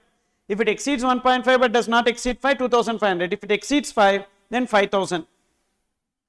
GSTR 5, 5A and 6, nil return same, 10 rupees per day, other than nil return 25 rupees per day, but here both cases maximum is 5,000. GSTR 7 and 8 already we discussed in differences. GSTR 7, 10 rupees per day, 25 rupees per day subject to maximum 1,000. GSTR 8, 100 rupees per day subject to maximum 5,000.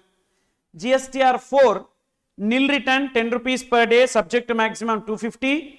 Other than nil return 25 rupees per day subject to maximum 1,000, just like GSTR 1 and 3B. And annual return 100 rupees per day, but here the maximum is not amount, it is 0.25% of turnover. An equal amount of late fees payable under SGST Act. This you need to remember because in MCQ definitely these late fees can be tested. Then filing of nil returns through SMS. There are 3 returns which can be filed through SMS. GSTR 1, 3B and CMP 8 means you don't have to literally file the return. Just through SMS the return can be filed if all the entries in the return are nil. First return is to be filed by a person whenever he gets registered. After that he files a first return. So then notice to return defaulter. If any person has not filed returns, a notice will be given in GSTR 3A. Thereafter within 15 days from such notice date they need to file the returns. Then rectification already we discussed. GSTR 1 and GSTR 3B can be rectified now, correct? And what is the time limit? 30th November of succeeding financial year or date of filing annual return, whichever is earlier. Then how the details of outward supply should be entered in GSTR 1. If it is B2B, always we need to create invoice wise data in GSTR 1. But if it is B2C, then check whether it is interstate or intrastate. Intrastate, consolidate full total. And interstate, if we have to segregate it into large invoices, small invoices. Large invoice is what? Invoice value more than 2,50,000. So we need to give invoice wise. If invoice value does not exceed 2,50,000, state wise we will do consolidation.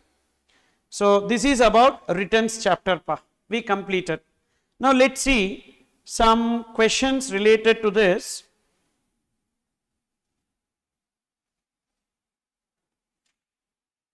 What's the page number?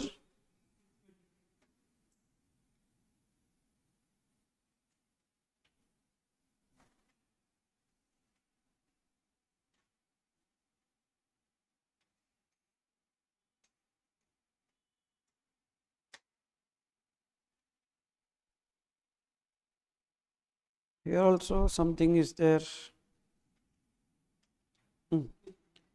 So you take page number 648.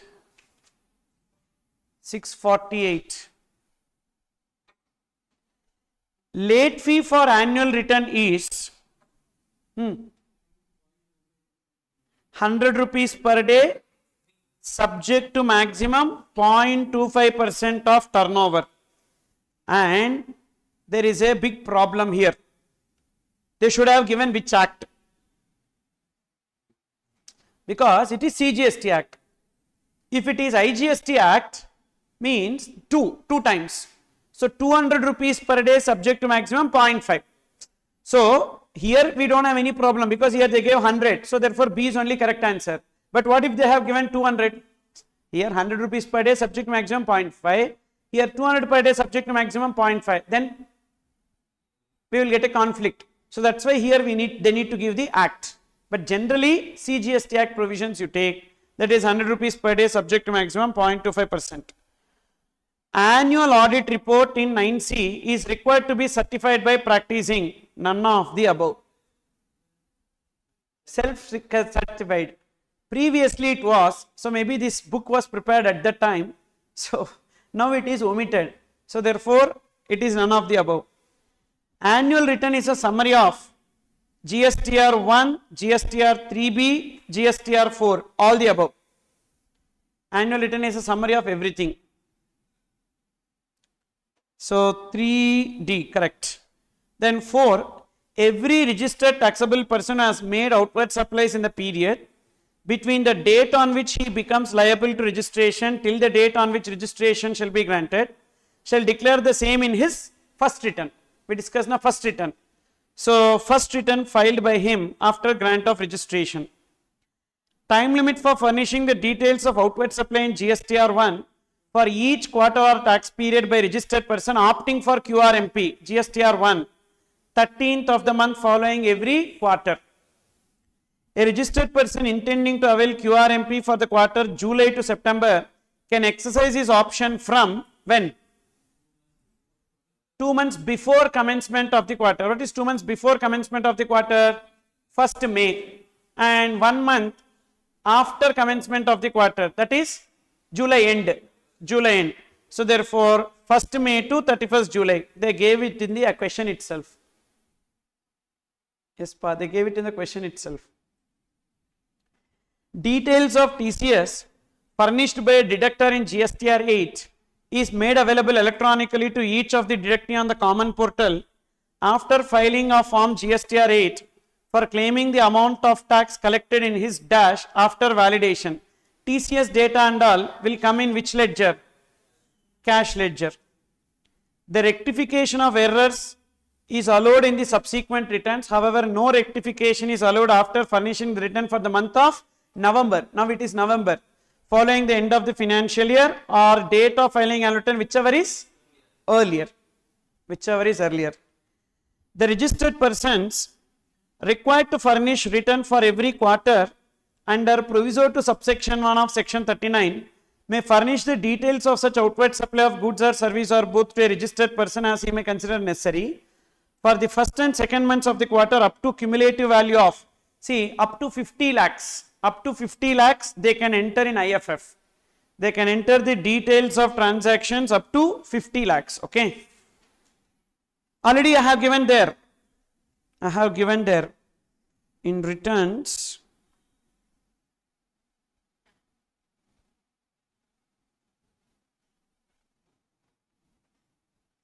The said details of outward supply shall not exceed the value of 50 lakhs in each month. Okay.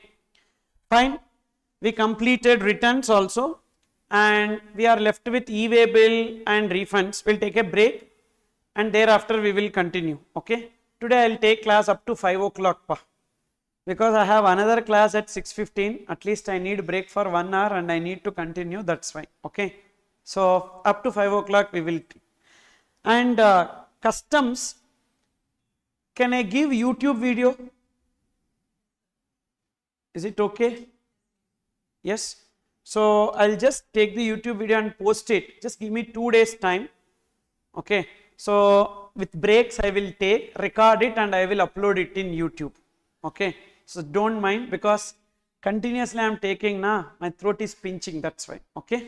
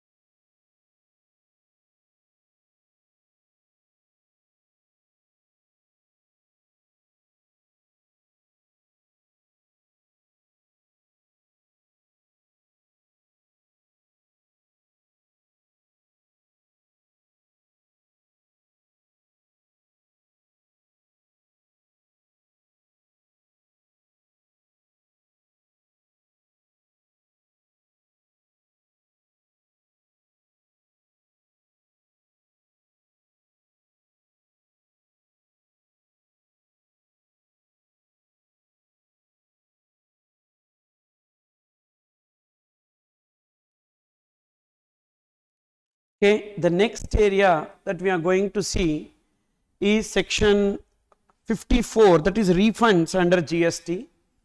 And in this section 54, they have given various situations that leads to refund.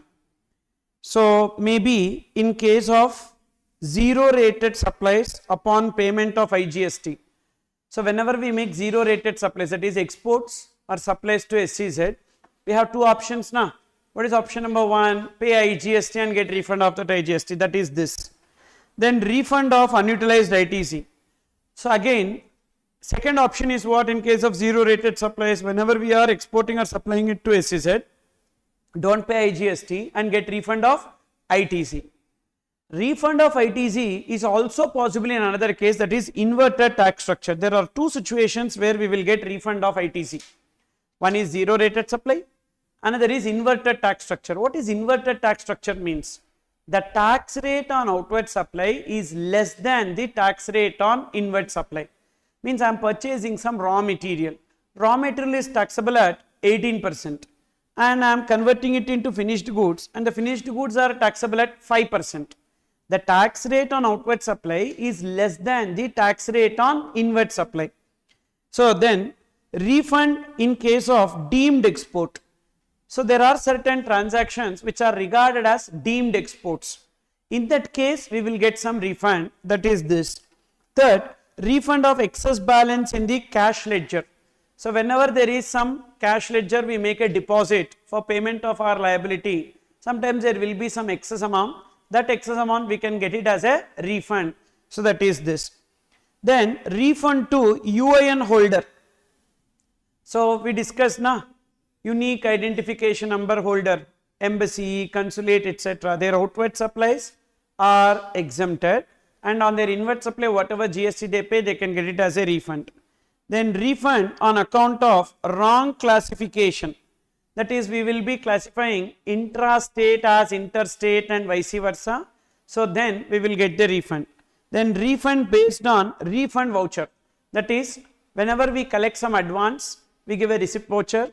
Whenever we refund that advance without making any supply, we have to give a refund voucher. And on advance, if we have already paid tax, we can get it as a refund. That is this refund on account of refund voucher. Then refund to retail outlets in airport. So this particular refund to retail outlets in airport is for the tourist. Okay, tourist who is purchasing any goods in the retail outlets in the international airport, whatever GST they pay, that they will be getting, that will be exempted. That is different, this is different. The tourist refund is different, this is refund, don't get confused. That is a tourist who purchases some goods in India, pay GST, takes it to the outside India, he will get the refund. That is tourist refund scheme. This is, there is a shop in the international airport. They will be selling it to a tourist. They will not charge GST. Who will not charge GST? The shop will not charge GST to the tourist. But the shop has to make purchases now. On that purchase, they would have paid GST. That GST paid, they will get as a refund. Who will get as a refund? The shop will get as a refund. That is this. Refund to retail outlets in the airport. Then refund on account of judgment or decree or order. That is, whenever we go to appeal and we win the appeal, so they will be giving us a refund of tax, that is refund on account of judgment or order. Refund upon finalization of provisional assessment. We discussed that whenever we go for provisional assessment, then the outcome could be final assessment amount less than provisional assessment, means we have paid more under provisional assessment. To give that as a refund, they will pass an order, that is refund upon finalization of assessment. These are the various refunds that we have. Apart from that, balancing figure, that is refund on account of excess payment of tax. This itself can be tested as a theory question. What are the various situations under which a person, registered person, can get refund under GST? Like that they can ask. So these situations we need to write. Then what is the refund application? We have RFD1. RFD1 is the refund application, and that refund application is a normal one. RFD 1A is there. This is refund in case of excess balance in the cash ledger. Whenever there is a refund of excess balance in the cash ledger, we get the refund now. That is RFD 1A. RFD 10 is for UIN holder. Okay, RFD 10 is for UIN holder. But there is an amendment. As per that amendment, for UIN holder, previously the time limit was 18 months for the UIN holder to give the refund application. Now it is 2 years. So they have made it in all cases equal. What is the time limit for making application for refund is 2 years from the relevant date. That we will come across. But for UIN holder, we have one amendment point. Then RFD 10B is refund claimed by retail stores in the international airport. Then whenever I am making export of goods upon payment of IGST, then the refund will not be sanctioned by the GST officer, the refund will be sanctioned by the customs officer. For that, the document is shipping bill. So now tell me, what are the various refund applications? RFD 1 when normal, RFD 1 capital A, excess balance in the cash ledger. Okay. RFD 10, UIN holder. RFD 10B, retail outlets in the airport. Then shipping bill in case of exports upon payment of IGST. What is the time limit for application, refund application? It is 2 years from the relevant date. What is the time limit for refund application pa? 2 years from the relevant date. What is the relevant date? Depending upon the situation where you are claiming refund. Suppose if you are claiming refund on account of export of goods, the 2 years should be counted from the date on which goods leave India.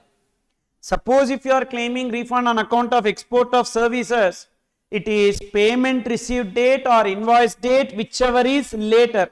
Generally time of supply is what? Invoice date or payment date, whichever is earlier. Here invoice date or payment date, whichever is later. Then refund of unutilized ITC with respect to inverted tax structure, it is due date of GSTR 3B. Whereas deemed exports, it is actual date of 3B. Deemed exports is not due date, actual date, opposite. In case of deemed exports, it is not due date, actual date of 3B. Whereas in case of inverted tax structure, it is due date of 3B. Then refund on account of judgment or order, date of judgment. Finalization of provisional assessment, the date of final assessment order. So whenever final assessment, provisional assessment get finalized from the date of final assessment order. Then recipient claiming refund, whenever recipient is claiming refund, date of purchase. And balancing figure, any other case, it will be the date of payment. So this is the relevant date from which 2 years you need to make refund application. Beyond this time limit, beyond 2 years from the relevant date, if you make refund application, that will be time barred. So means refund will not be granted. Refund is subject to unjust enrichment. Means what? You have to prove that you did not transfer the burden to the next person. How to prove that we have not transferred the burden to the next person?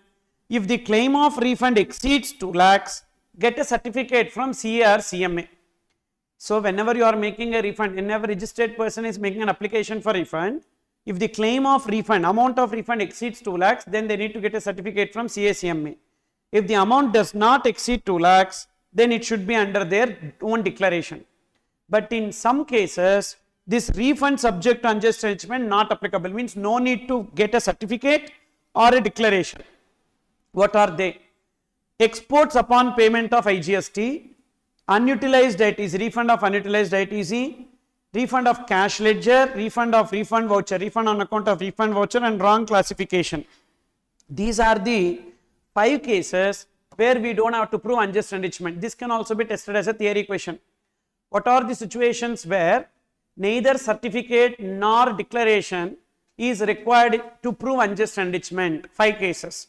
Refund on account of exports upon payment of IGST, refund of unutilized ITC, refund on account of excess balance in the cash ledger, refund on account of refund voucher, and last, refund on account of wrong classification. Then next, what is the procedure for refund? We have to make application for refund. You just remember this diagram to answer the theory question. What is the procedure for refund? First, we need to make application for refund in RFD 1. After that, within 15 days, we get an acknowledgement that whether the form, application form filed is complete or not. Then, within 15 days, either we will get an acknowledgement or we will get a discrepancy or memo that the application is not proper. Suppose if we get a memo, then we need to rectify it and again file the refund application.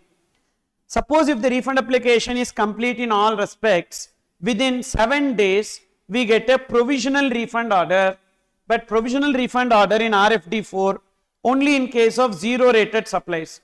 In provisional refund order, what they will do, 90% of the refund what we applied we will get within 7 days, and thereafter within 60 days we will get the final refund order RFD 6, and RFD 5 is the payment order.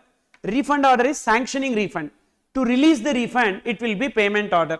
So can you tell me the forms alone? RFD 1, application. 2, acknowledgement. 3, notice, discrepancy or notice.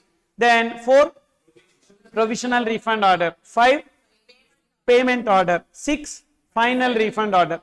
What is the time limit within which we will get final refund order? 60 days from the date of application. What is the time limit within which we will get provisional refund order? 7 days. How much will be the provisional refund? 90%. What is the time limit within which we will get deficiency memo? 15 days. Okay. If there is no deficiency memo, acknowledgement. 15 days.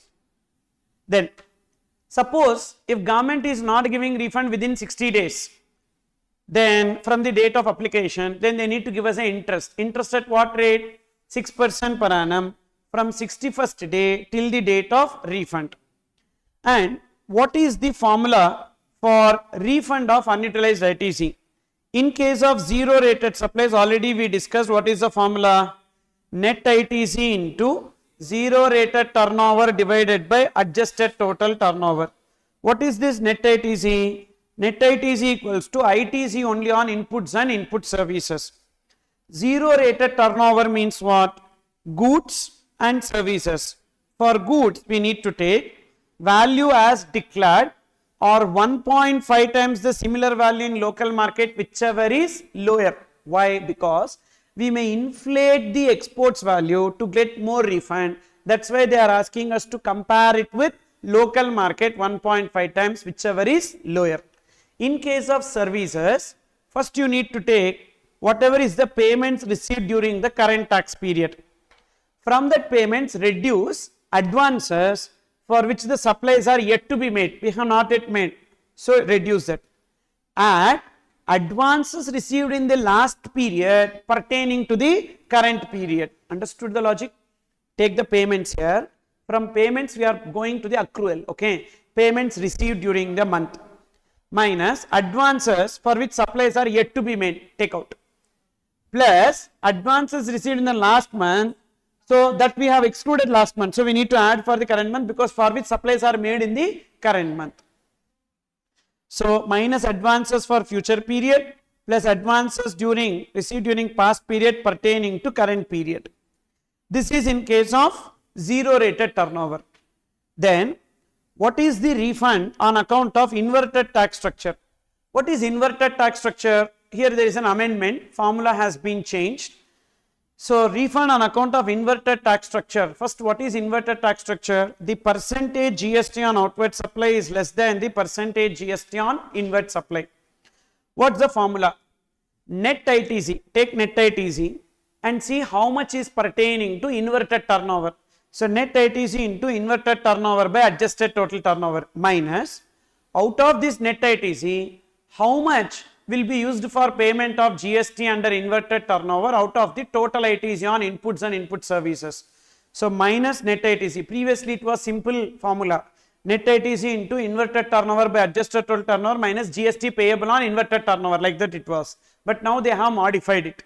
net ITC into inverted turnover by adjusted total turnover minus net ITC into tax on inverted turnover by total ITC on inputs and input service. So you need to get total 5 informations here. What are the 5 information? Net ITC. What is net ITC means? ITC with respect to inputs. So what you need to get 5 data. 1. Net ITC, that is ITC on inputs. Number 2. Inverted turnover. Number 3. Adjusted total turnover. Number 4. Tax payable on inverted turnover. Number 5. ITC on inputs and input service. 1 into 2 by 3 minus 1 into 4 by 5. Got it? 1, 2, 3, 4, 5. So 1 into 2 by 3 minus 1 into 4 by 5, you will get the formula. Understood? You will get the answer. So this is in case of inverted tax structure. So this is what you need to remember, important areas in refunds. Okay. Then there are some transactions which are regarded as deemed exports. That can also be given. You can just make note, deemed exports under GST.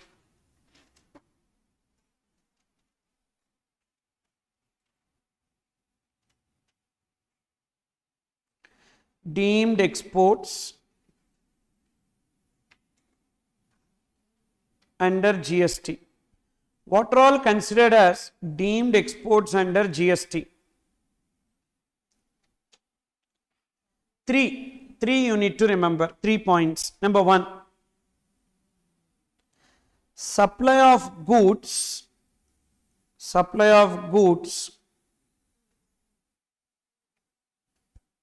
to a person holding advance authorization.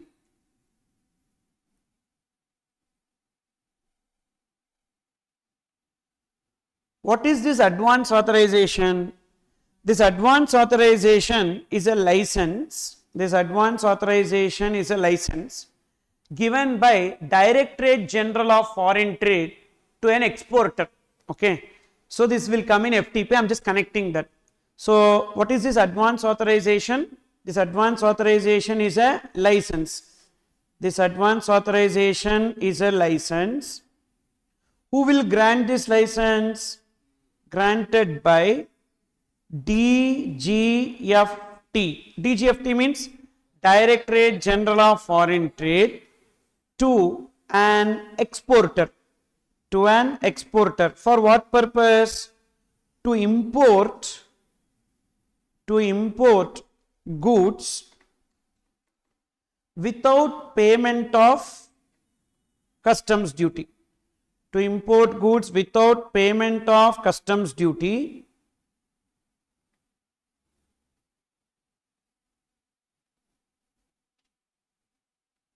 or to procure goods without payment of GST or to locally procure goods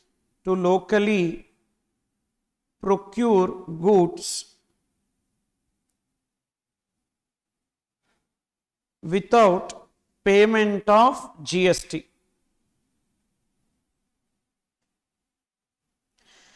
So therefore there is a person who is holding advance authorization.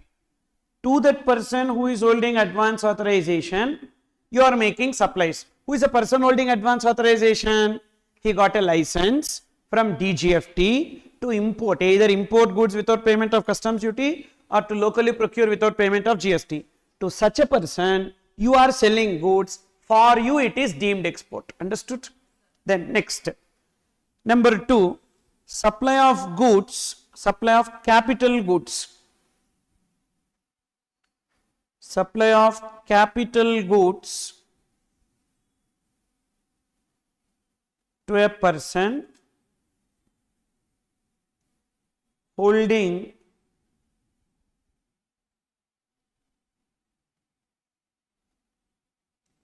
export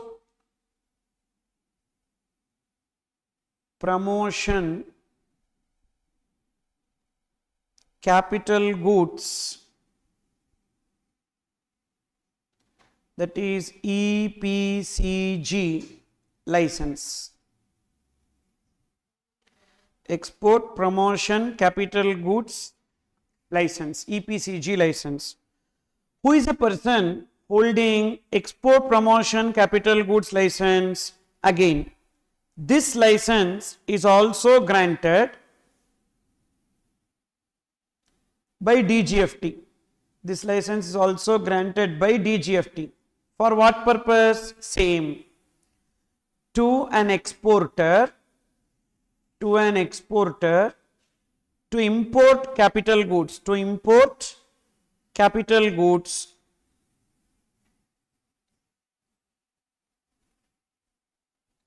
without payment of customs duty,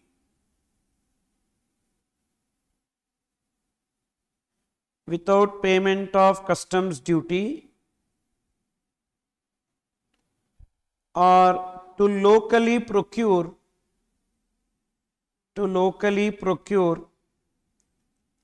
capital goods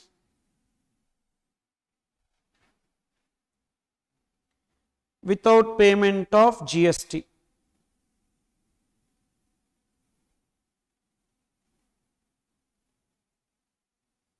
This is number 2. Then number 3, supply of goods to an export oriented unit, that is EOU. Supply of goods to an export oriented unit. These are the 3 deemed exports basically. What are the benefits that you get in case of deemed exports? Benefits in case of deemed exports.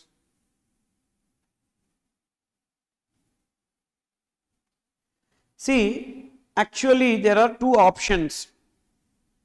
That is supplier, option 1, supplier can recover GST from the recipient and recipient will claim the refund of that.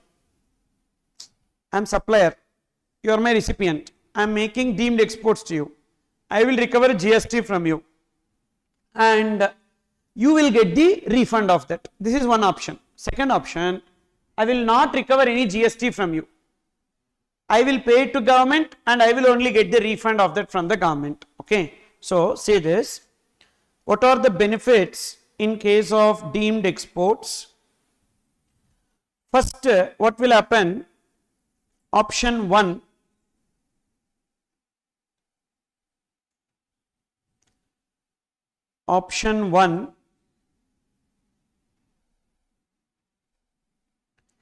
first supplier will be there, recipient, supplier will supply goods to the recipient, deemed exports,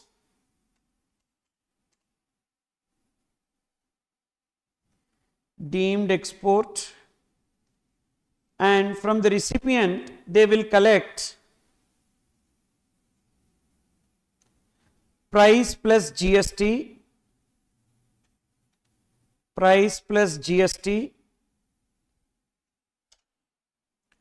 and to government supplier will pay GST. You understood? So step number 1, supplier will make deemed export to recipient. Step number 2, from recipient they will collect the price plus GST. Step number 3, supplier will pay the GST to government. And step number 4, recipient will avail ITC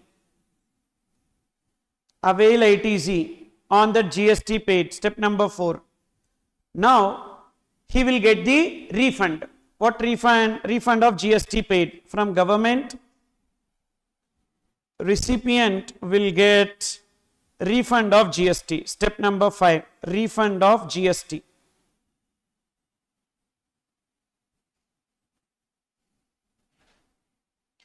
And whether they need to reduce the ITC or not?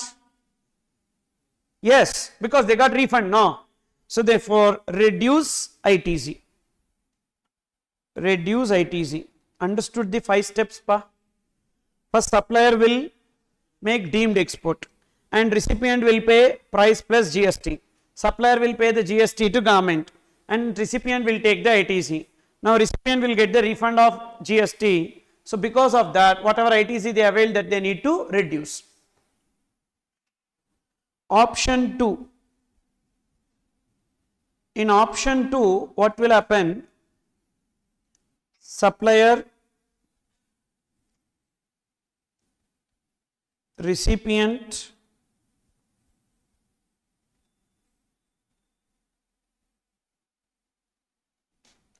supplier will make deemed export to the recipient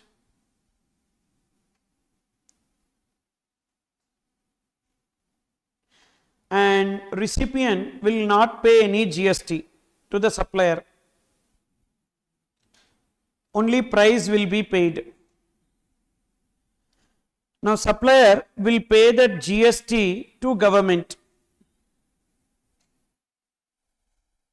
Supplier will pay GST to government.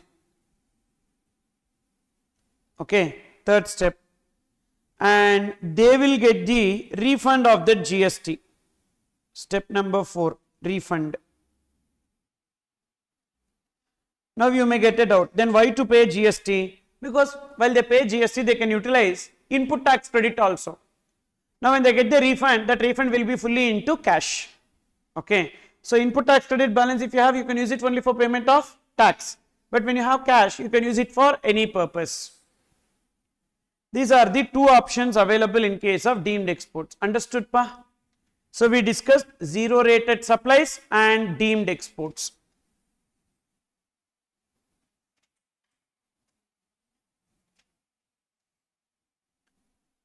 Then, so on this, you see, it's a page number pa.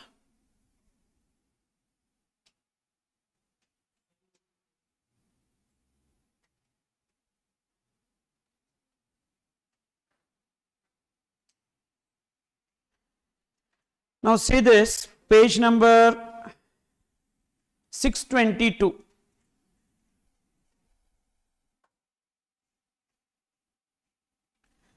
Zero rated supply includes export of goods or services, supply of goods or services to SEZ, supply of goods and service by SEZ, which is correct. Both A and B. Export of goods and services, supply of goods and services to SEZ.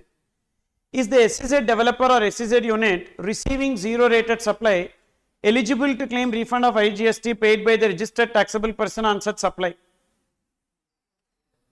SEZ developer or SEZ unit receiving zero rated supply, because supply to SEZ is a zero rated supply.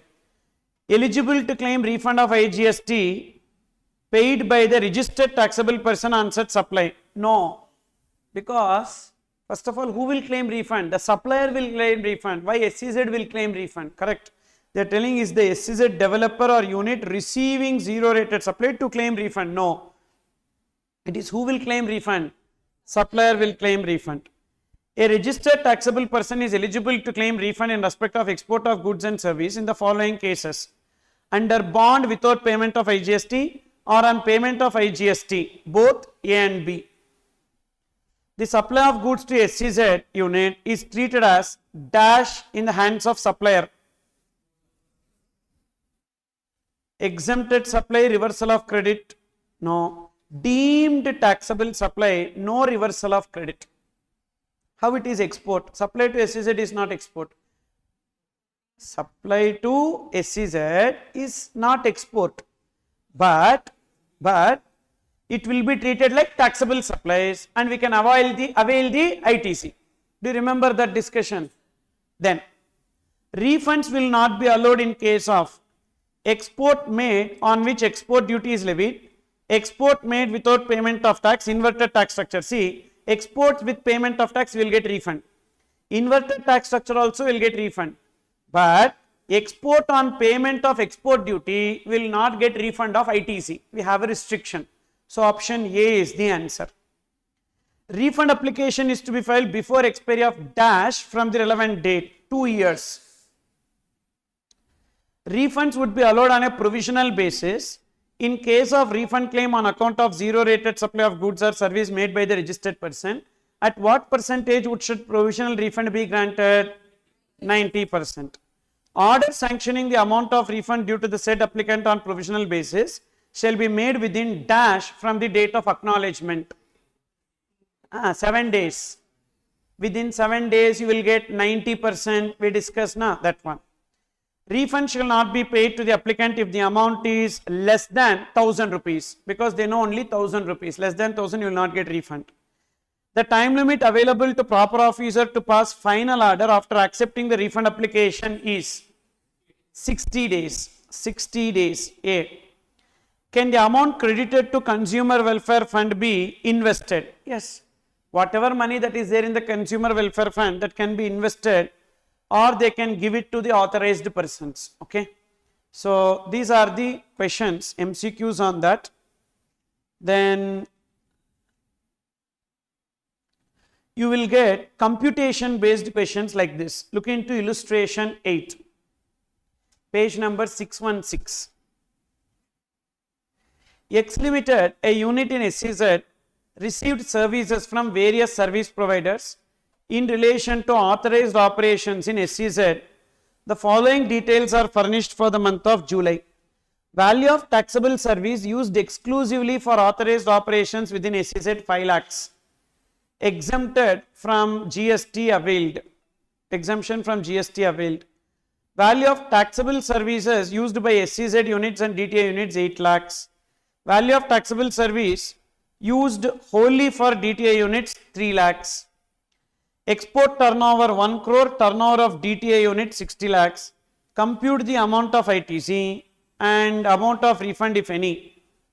So now here what happens is that first case, taxable service are used exclusively for authorized operations within SEZ, and so exemption from GST avail, which means that it is zero rated supplies without payment of tax. So no tax, and even they have not availed any ITC.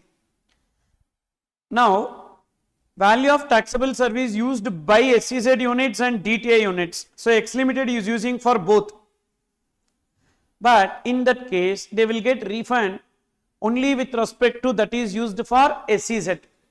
So 8 lakhs into 18% into 100 divided by 160. To that proportionately, they will get the refund. But input service used for DTA, they will not get any refund. Only for SEZ, they will get the refund. Understood? So that is up to this. Yes. Then we will see, and even on that formula is there, na? Inverted tax structure, etc. That is actually, I think, previous module.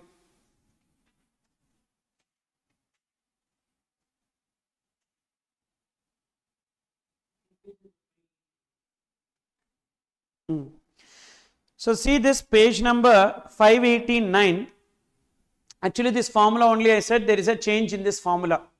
Inverted tax structure. Okay. This is actually answered as per the old provisions. Let's answer as per the new provisions. Super Engineering Works, a registered supplier in Haryana, is engaged in supply of taxable goods within the state. Given below are the details of the turnover and applicable GST rate of final product manufactured by Super Engineering Works, as also the input tax credit availed on inputs used in manufacture of each of the final products and GST rates applicable on the same during a tax period. Product A and product B and C. So product A, if you see, output is 5%, input is 18%. Is it inverted? Yes. And product B, output 5%, input 18%. Is it also inverted? Yes. But see below, product B is notified as a product in respect of which no refund is allowed. Even though it is inverted, as it is notified for not availing refund, so we will not get refund in this case. Product C, 18%, 18%. Is it inverted or non-inverted? Non-inverted. So inverted is only one. that is product A. How much will be the refund? So 5 points you need to get. Net ITC. What is a net ITC? 54,000, 54,000 plus 10,000. What is the total?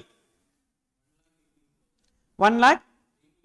1,18,000. So number 1, point number 1, we need net ITC. Net ITC is 1,18,000. Then 2, inverted turnover. What is inverted turnover? Inverted turnover is 5 lakhs. Then number 3, what is adjusted total turnover? 5 plus 3.5 plus 1. So 9,50,000. Then number 4, what is tax payable on inverted turnover? 5 lakhs into 5%.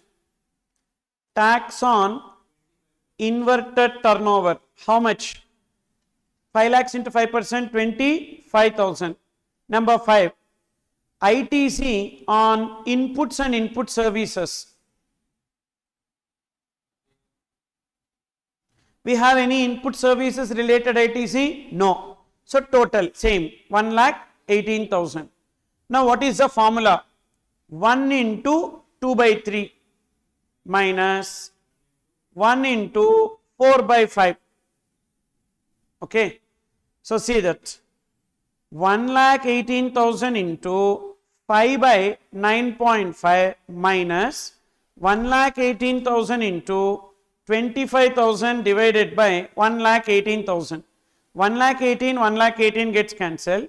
1,18,000 into 5 divided by 9.5 minus 25,000, that will be 37,105.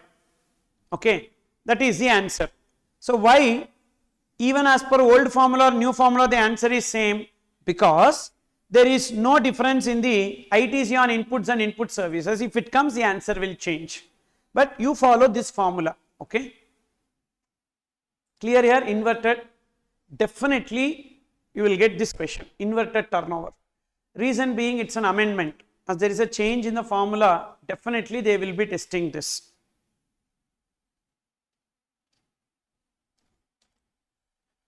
Then what is the area we are left with? So we have seen everything. E-way bill, correct? E-way bill, accounts and records. So look into accounts and records, a small topic, very simple one page only. What are the various accounts and records to be maintained by every registered person? Remember the keyword I formats. I for interstate, I for inward supplies. So purchase details. F for foreign trade. Foreign trade means what? Imports and exports.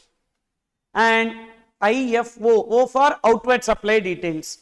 R is RCM, reverse charge mechanism. M for manufacture and production related. A for advances received, adjusted and paid. Then T for tax details, input tax, output tax. S is stock of goods.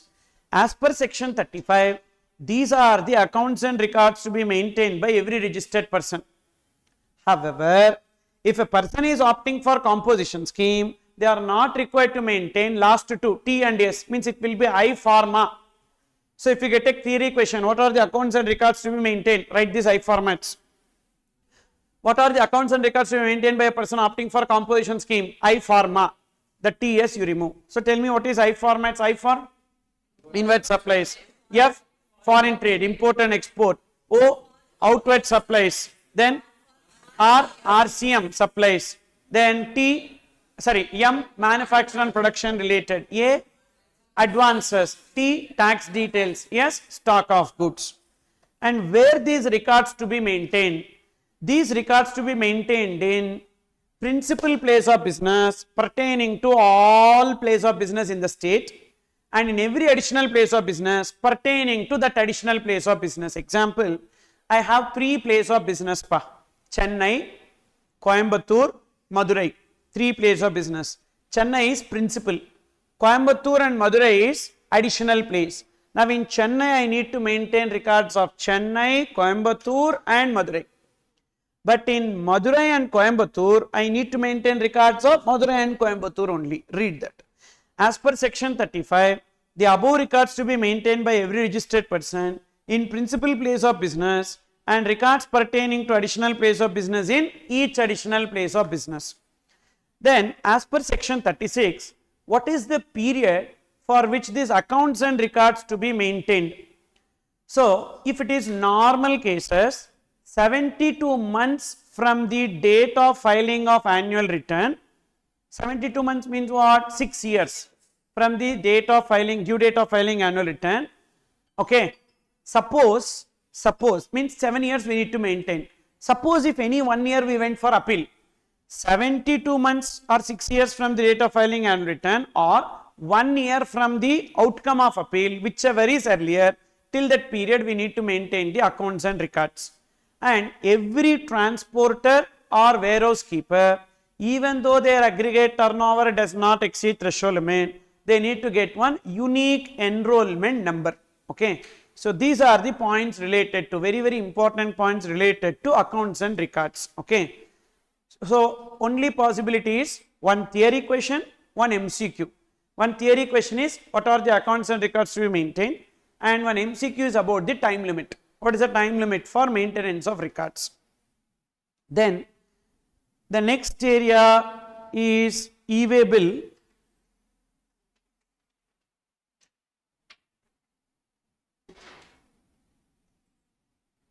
Module 8, last topic here.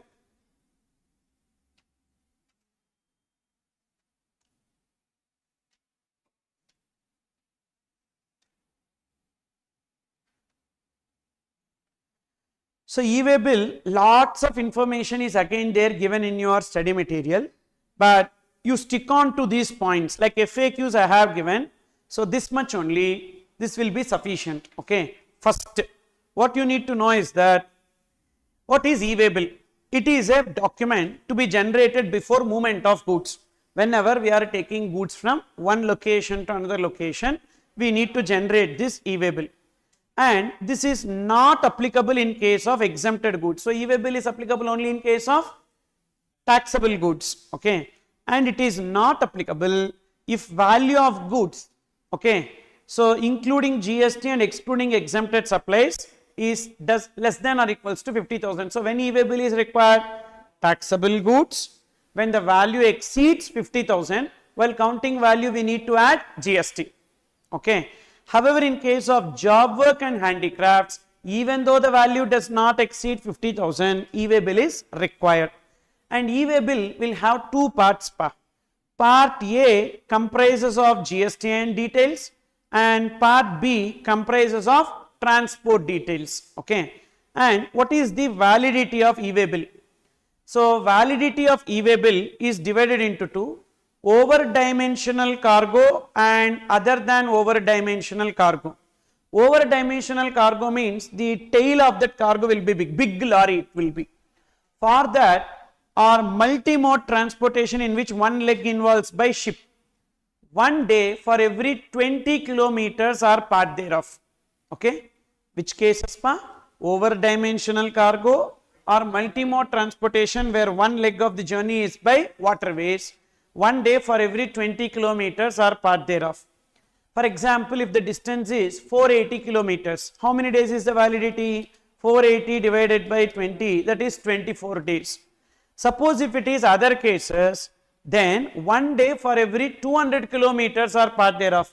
Now the same 480 kilometers divided by 200 is what? 2.4, means 3 days will be taken as the validity. 1 day for every 200 kilometers are part thereof. Any fraction you need to take it to the next day. And this e-way bill will always be counted from the midnight of the day in which it is generated. For example, today morning 4 o'clock e-way bill generated, the validity will be counted from today midnight to tomorrow midnight as 1 day. And whenever the validity of e-way bill is expired, it can be extended within 8 hours from its expiry, but for that we need to give the reason as to why we could not reach the destination within that time. Maybe vehicle breakdown or some natural calamity reason, we need to specify. FAQs on e-way bill, and what will happen if e-way bill is expired but still we are taking the goods, then the goods are transported without e-way bill and section 129 seizure will come into the picture. Okay. Then FAQs on e-way bill, when e-way bill is not required, transportation of non-motorized vehicle means what? Bullock cart, horse cart, etc. that do not require e-way bill. Goods transported from customs, port, airport, so that is between customs area, port, airport, land customs station, etc. e-way bill not required. Even when goods are transported from port or airport to warehouse, customs warehouse, e-way bill is not required because these goods are under the customs seal. Then transit cargo transported to or from Nepal or Bhutan.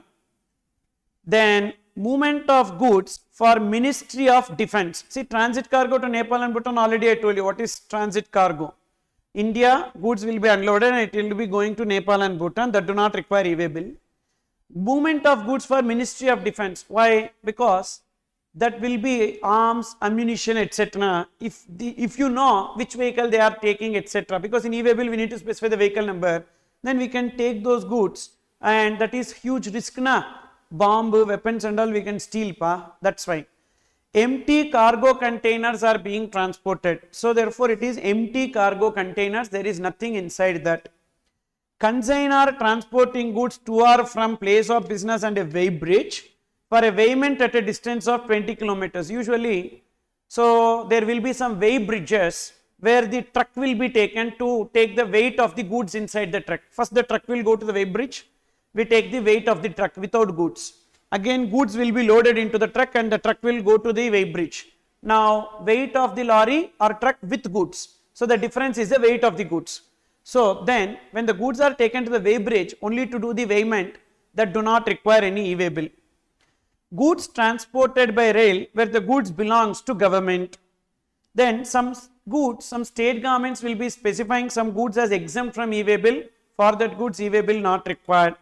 Then some other goods which are specified by central government as well as state government is LPG for supply to household non-domestic exempted category. What is this? That red color cylinder. Blue color cylinders requires e-way bill. Then kerosene oil under public distribution system, ration shops, no e-way bill. Postal baggage, no e-way bill. Natural or cultured pearls, jewelry, goldsmith and silversmith wares, this also do not require e-way bill because gold, jewelry and all valuables when it is taken, so they cannot disclose which vehicle number, what they are taking, etc. And used personal and household effects. These are all the goods for which e-way bill is not required. You may get a theory question, write any 5 cases where e-way bill is not required. You can write this. Then whether e-way bill is required if movement of goods is not for supply, yes. See, whether the movement of goods is under supply or without supply, e-way bill is always required. Whether this 50,000 limit is for taxable goods or exempted goods, taxable goods. Suppose in the invoice both taxable and exempted is there, take out exempted, see only taxable goods. If it exceeds 50,000, then e-way bill will be applicable. While computing invoice value, whether GST to be included or to be excluded, GST to be included. Who will generate the e-way bill? It is the registered person who is causing the movement of goods will generate e-way bill. What if supplier is registered? They will generate. If supplier is unregistered and recipient is registered, recipient will generate. If both supplier and recipient are unregistered, transporter will generate e-way bill. Then, so suppose supplier did not generate e-way bill because the value of goods does not exceed 50,000. Like this, some 10 suppliers gave the goods to transporter. Now transporter is carrying the goods in a vehicle and the value of all those goods exceeds 50,000. Whether e-way bill will be required? Yes. So transporter should generate e-way bill as well as he need to generate consolidated e-way bill. For each consignment one e-way bill, and for all the consignments together one consolidated e-way bill should be generated. Blocking of e-way bill. Suppose if I have not filed returns for 2 consecutive tax periods. not filed for 2 consecutive tax periods, with respect to my outward supplies, the e-way bill will be blocked. Okay. So, e-way bill generation is blocked only with respect to outward supplies. However, e-way bill can be generated with respect to inward supplies. Then, in case of bill to ship to transactions, generally in bill to ship to transaction, there are 2 supplies. From billing address to shipping address, another supply is there. Original supplier to billing address, first supply. Billing address to shipping address, another supply. Even though there are 2 supplies, but there is only one e-way bill that is required. And multi-vehicle updation is possible in e-way bill, means up to some distance in one vehicle. Thereafter another vehicle. Again, no need to generate new e-way bill. Same e-way bill, part B contains vehicle details that we can update. Part B should be updated within 15 days from updation of part A. And e-way bill should be accepted by the recipient within 72 hours or delivery of goods, whichever is earlier. Who will generate or who will update the data in part B? Either supplier if it is own vehicle, and transporter if it is the third party vehicle. And whenever there is movement of goods, if it is taxable goods and if it is under supply, it should be tax invoice plus e-way bill. Without supply, delivery challan plus e-way bill. Whereas exempted goods, e-way bill is not required. So when it is under supply, the document name is bill of supply. Without supply, the document name is delivery challan. So these are the areas. So with this we completed PA. Okay. So all these things we have seen, and anti-profiteering, I don't think so this will be tested in exam, because so that anti-profiteering validity is over already, and I don't know whether it will be tested, but even if it is tested, I just gave some information about this in the notes. You can refer that. So about anti-profiteering, just a half page information I gave about anti-profiteering. If at all you ask the theory question, you need to write that, okay, a short note question. So these are the areas in GST, okay. So what I will do is that with this we will conclude for today, and GST fully I have completed. Customs, I will upload it in the YouTube, and even the model test papers, one for old syllabus, one for new syllabus, that also I will record and upload it, okay. That alone you see, and thereafter you can prepare on your own with respect to your study material and other resources. That will be sufficient, okay. And you can join my Telegram group. If you have any doubts, you can just ping me, okay. And it is @THARUN'S Brainery. That is my Telegram channel name, @THARUN'S Brainery, okay. So if you check that, you will be able to see the channel. In the channel there is a discussion group. Join the discussion group. Whatever queries you have, you can just post it, okay. Are you able to see that? Telegram la? Already there, okay, fine. So you can post your query, whatever it is. Definitely I will be able to help you, and even whenever it is your exam, one day before the exam also I will be available for your disposal. Whatever queries you have, you can just post it, okay. Thank you all, and you please watch the customs video, okay. Thank you pa. Take care. And I thought of completing that also, but because of the reasons understood, okay, fine. Thank you. Don't take it otherwise, okay. Take care. Bye.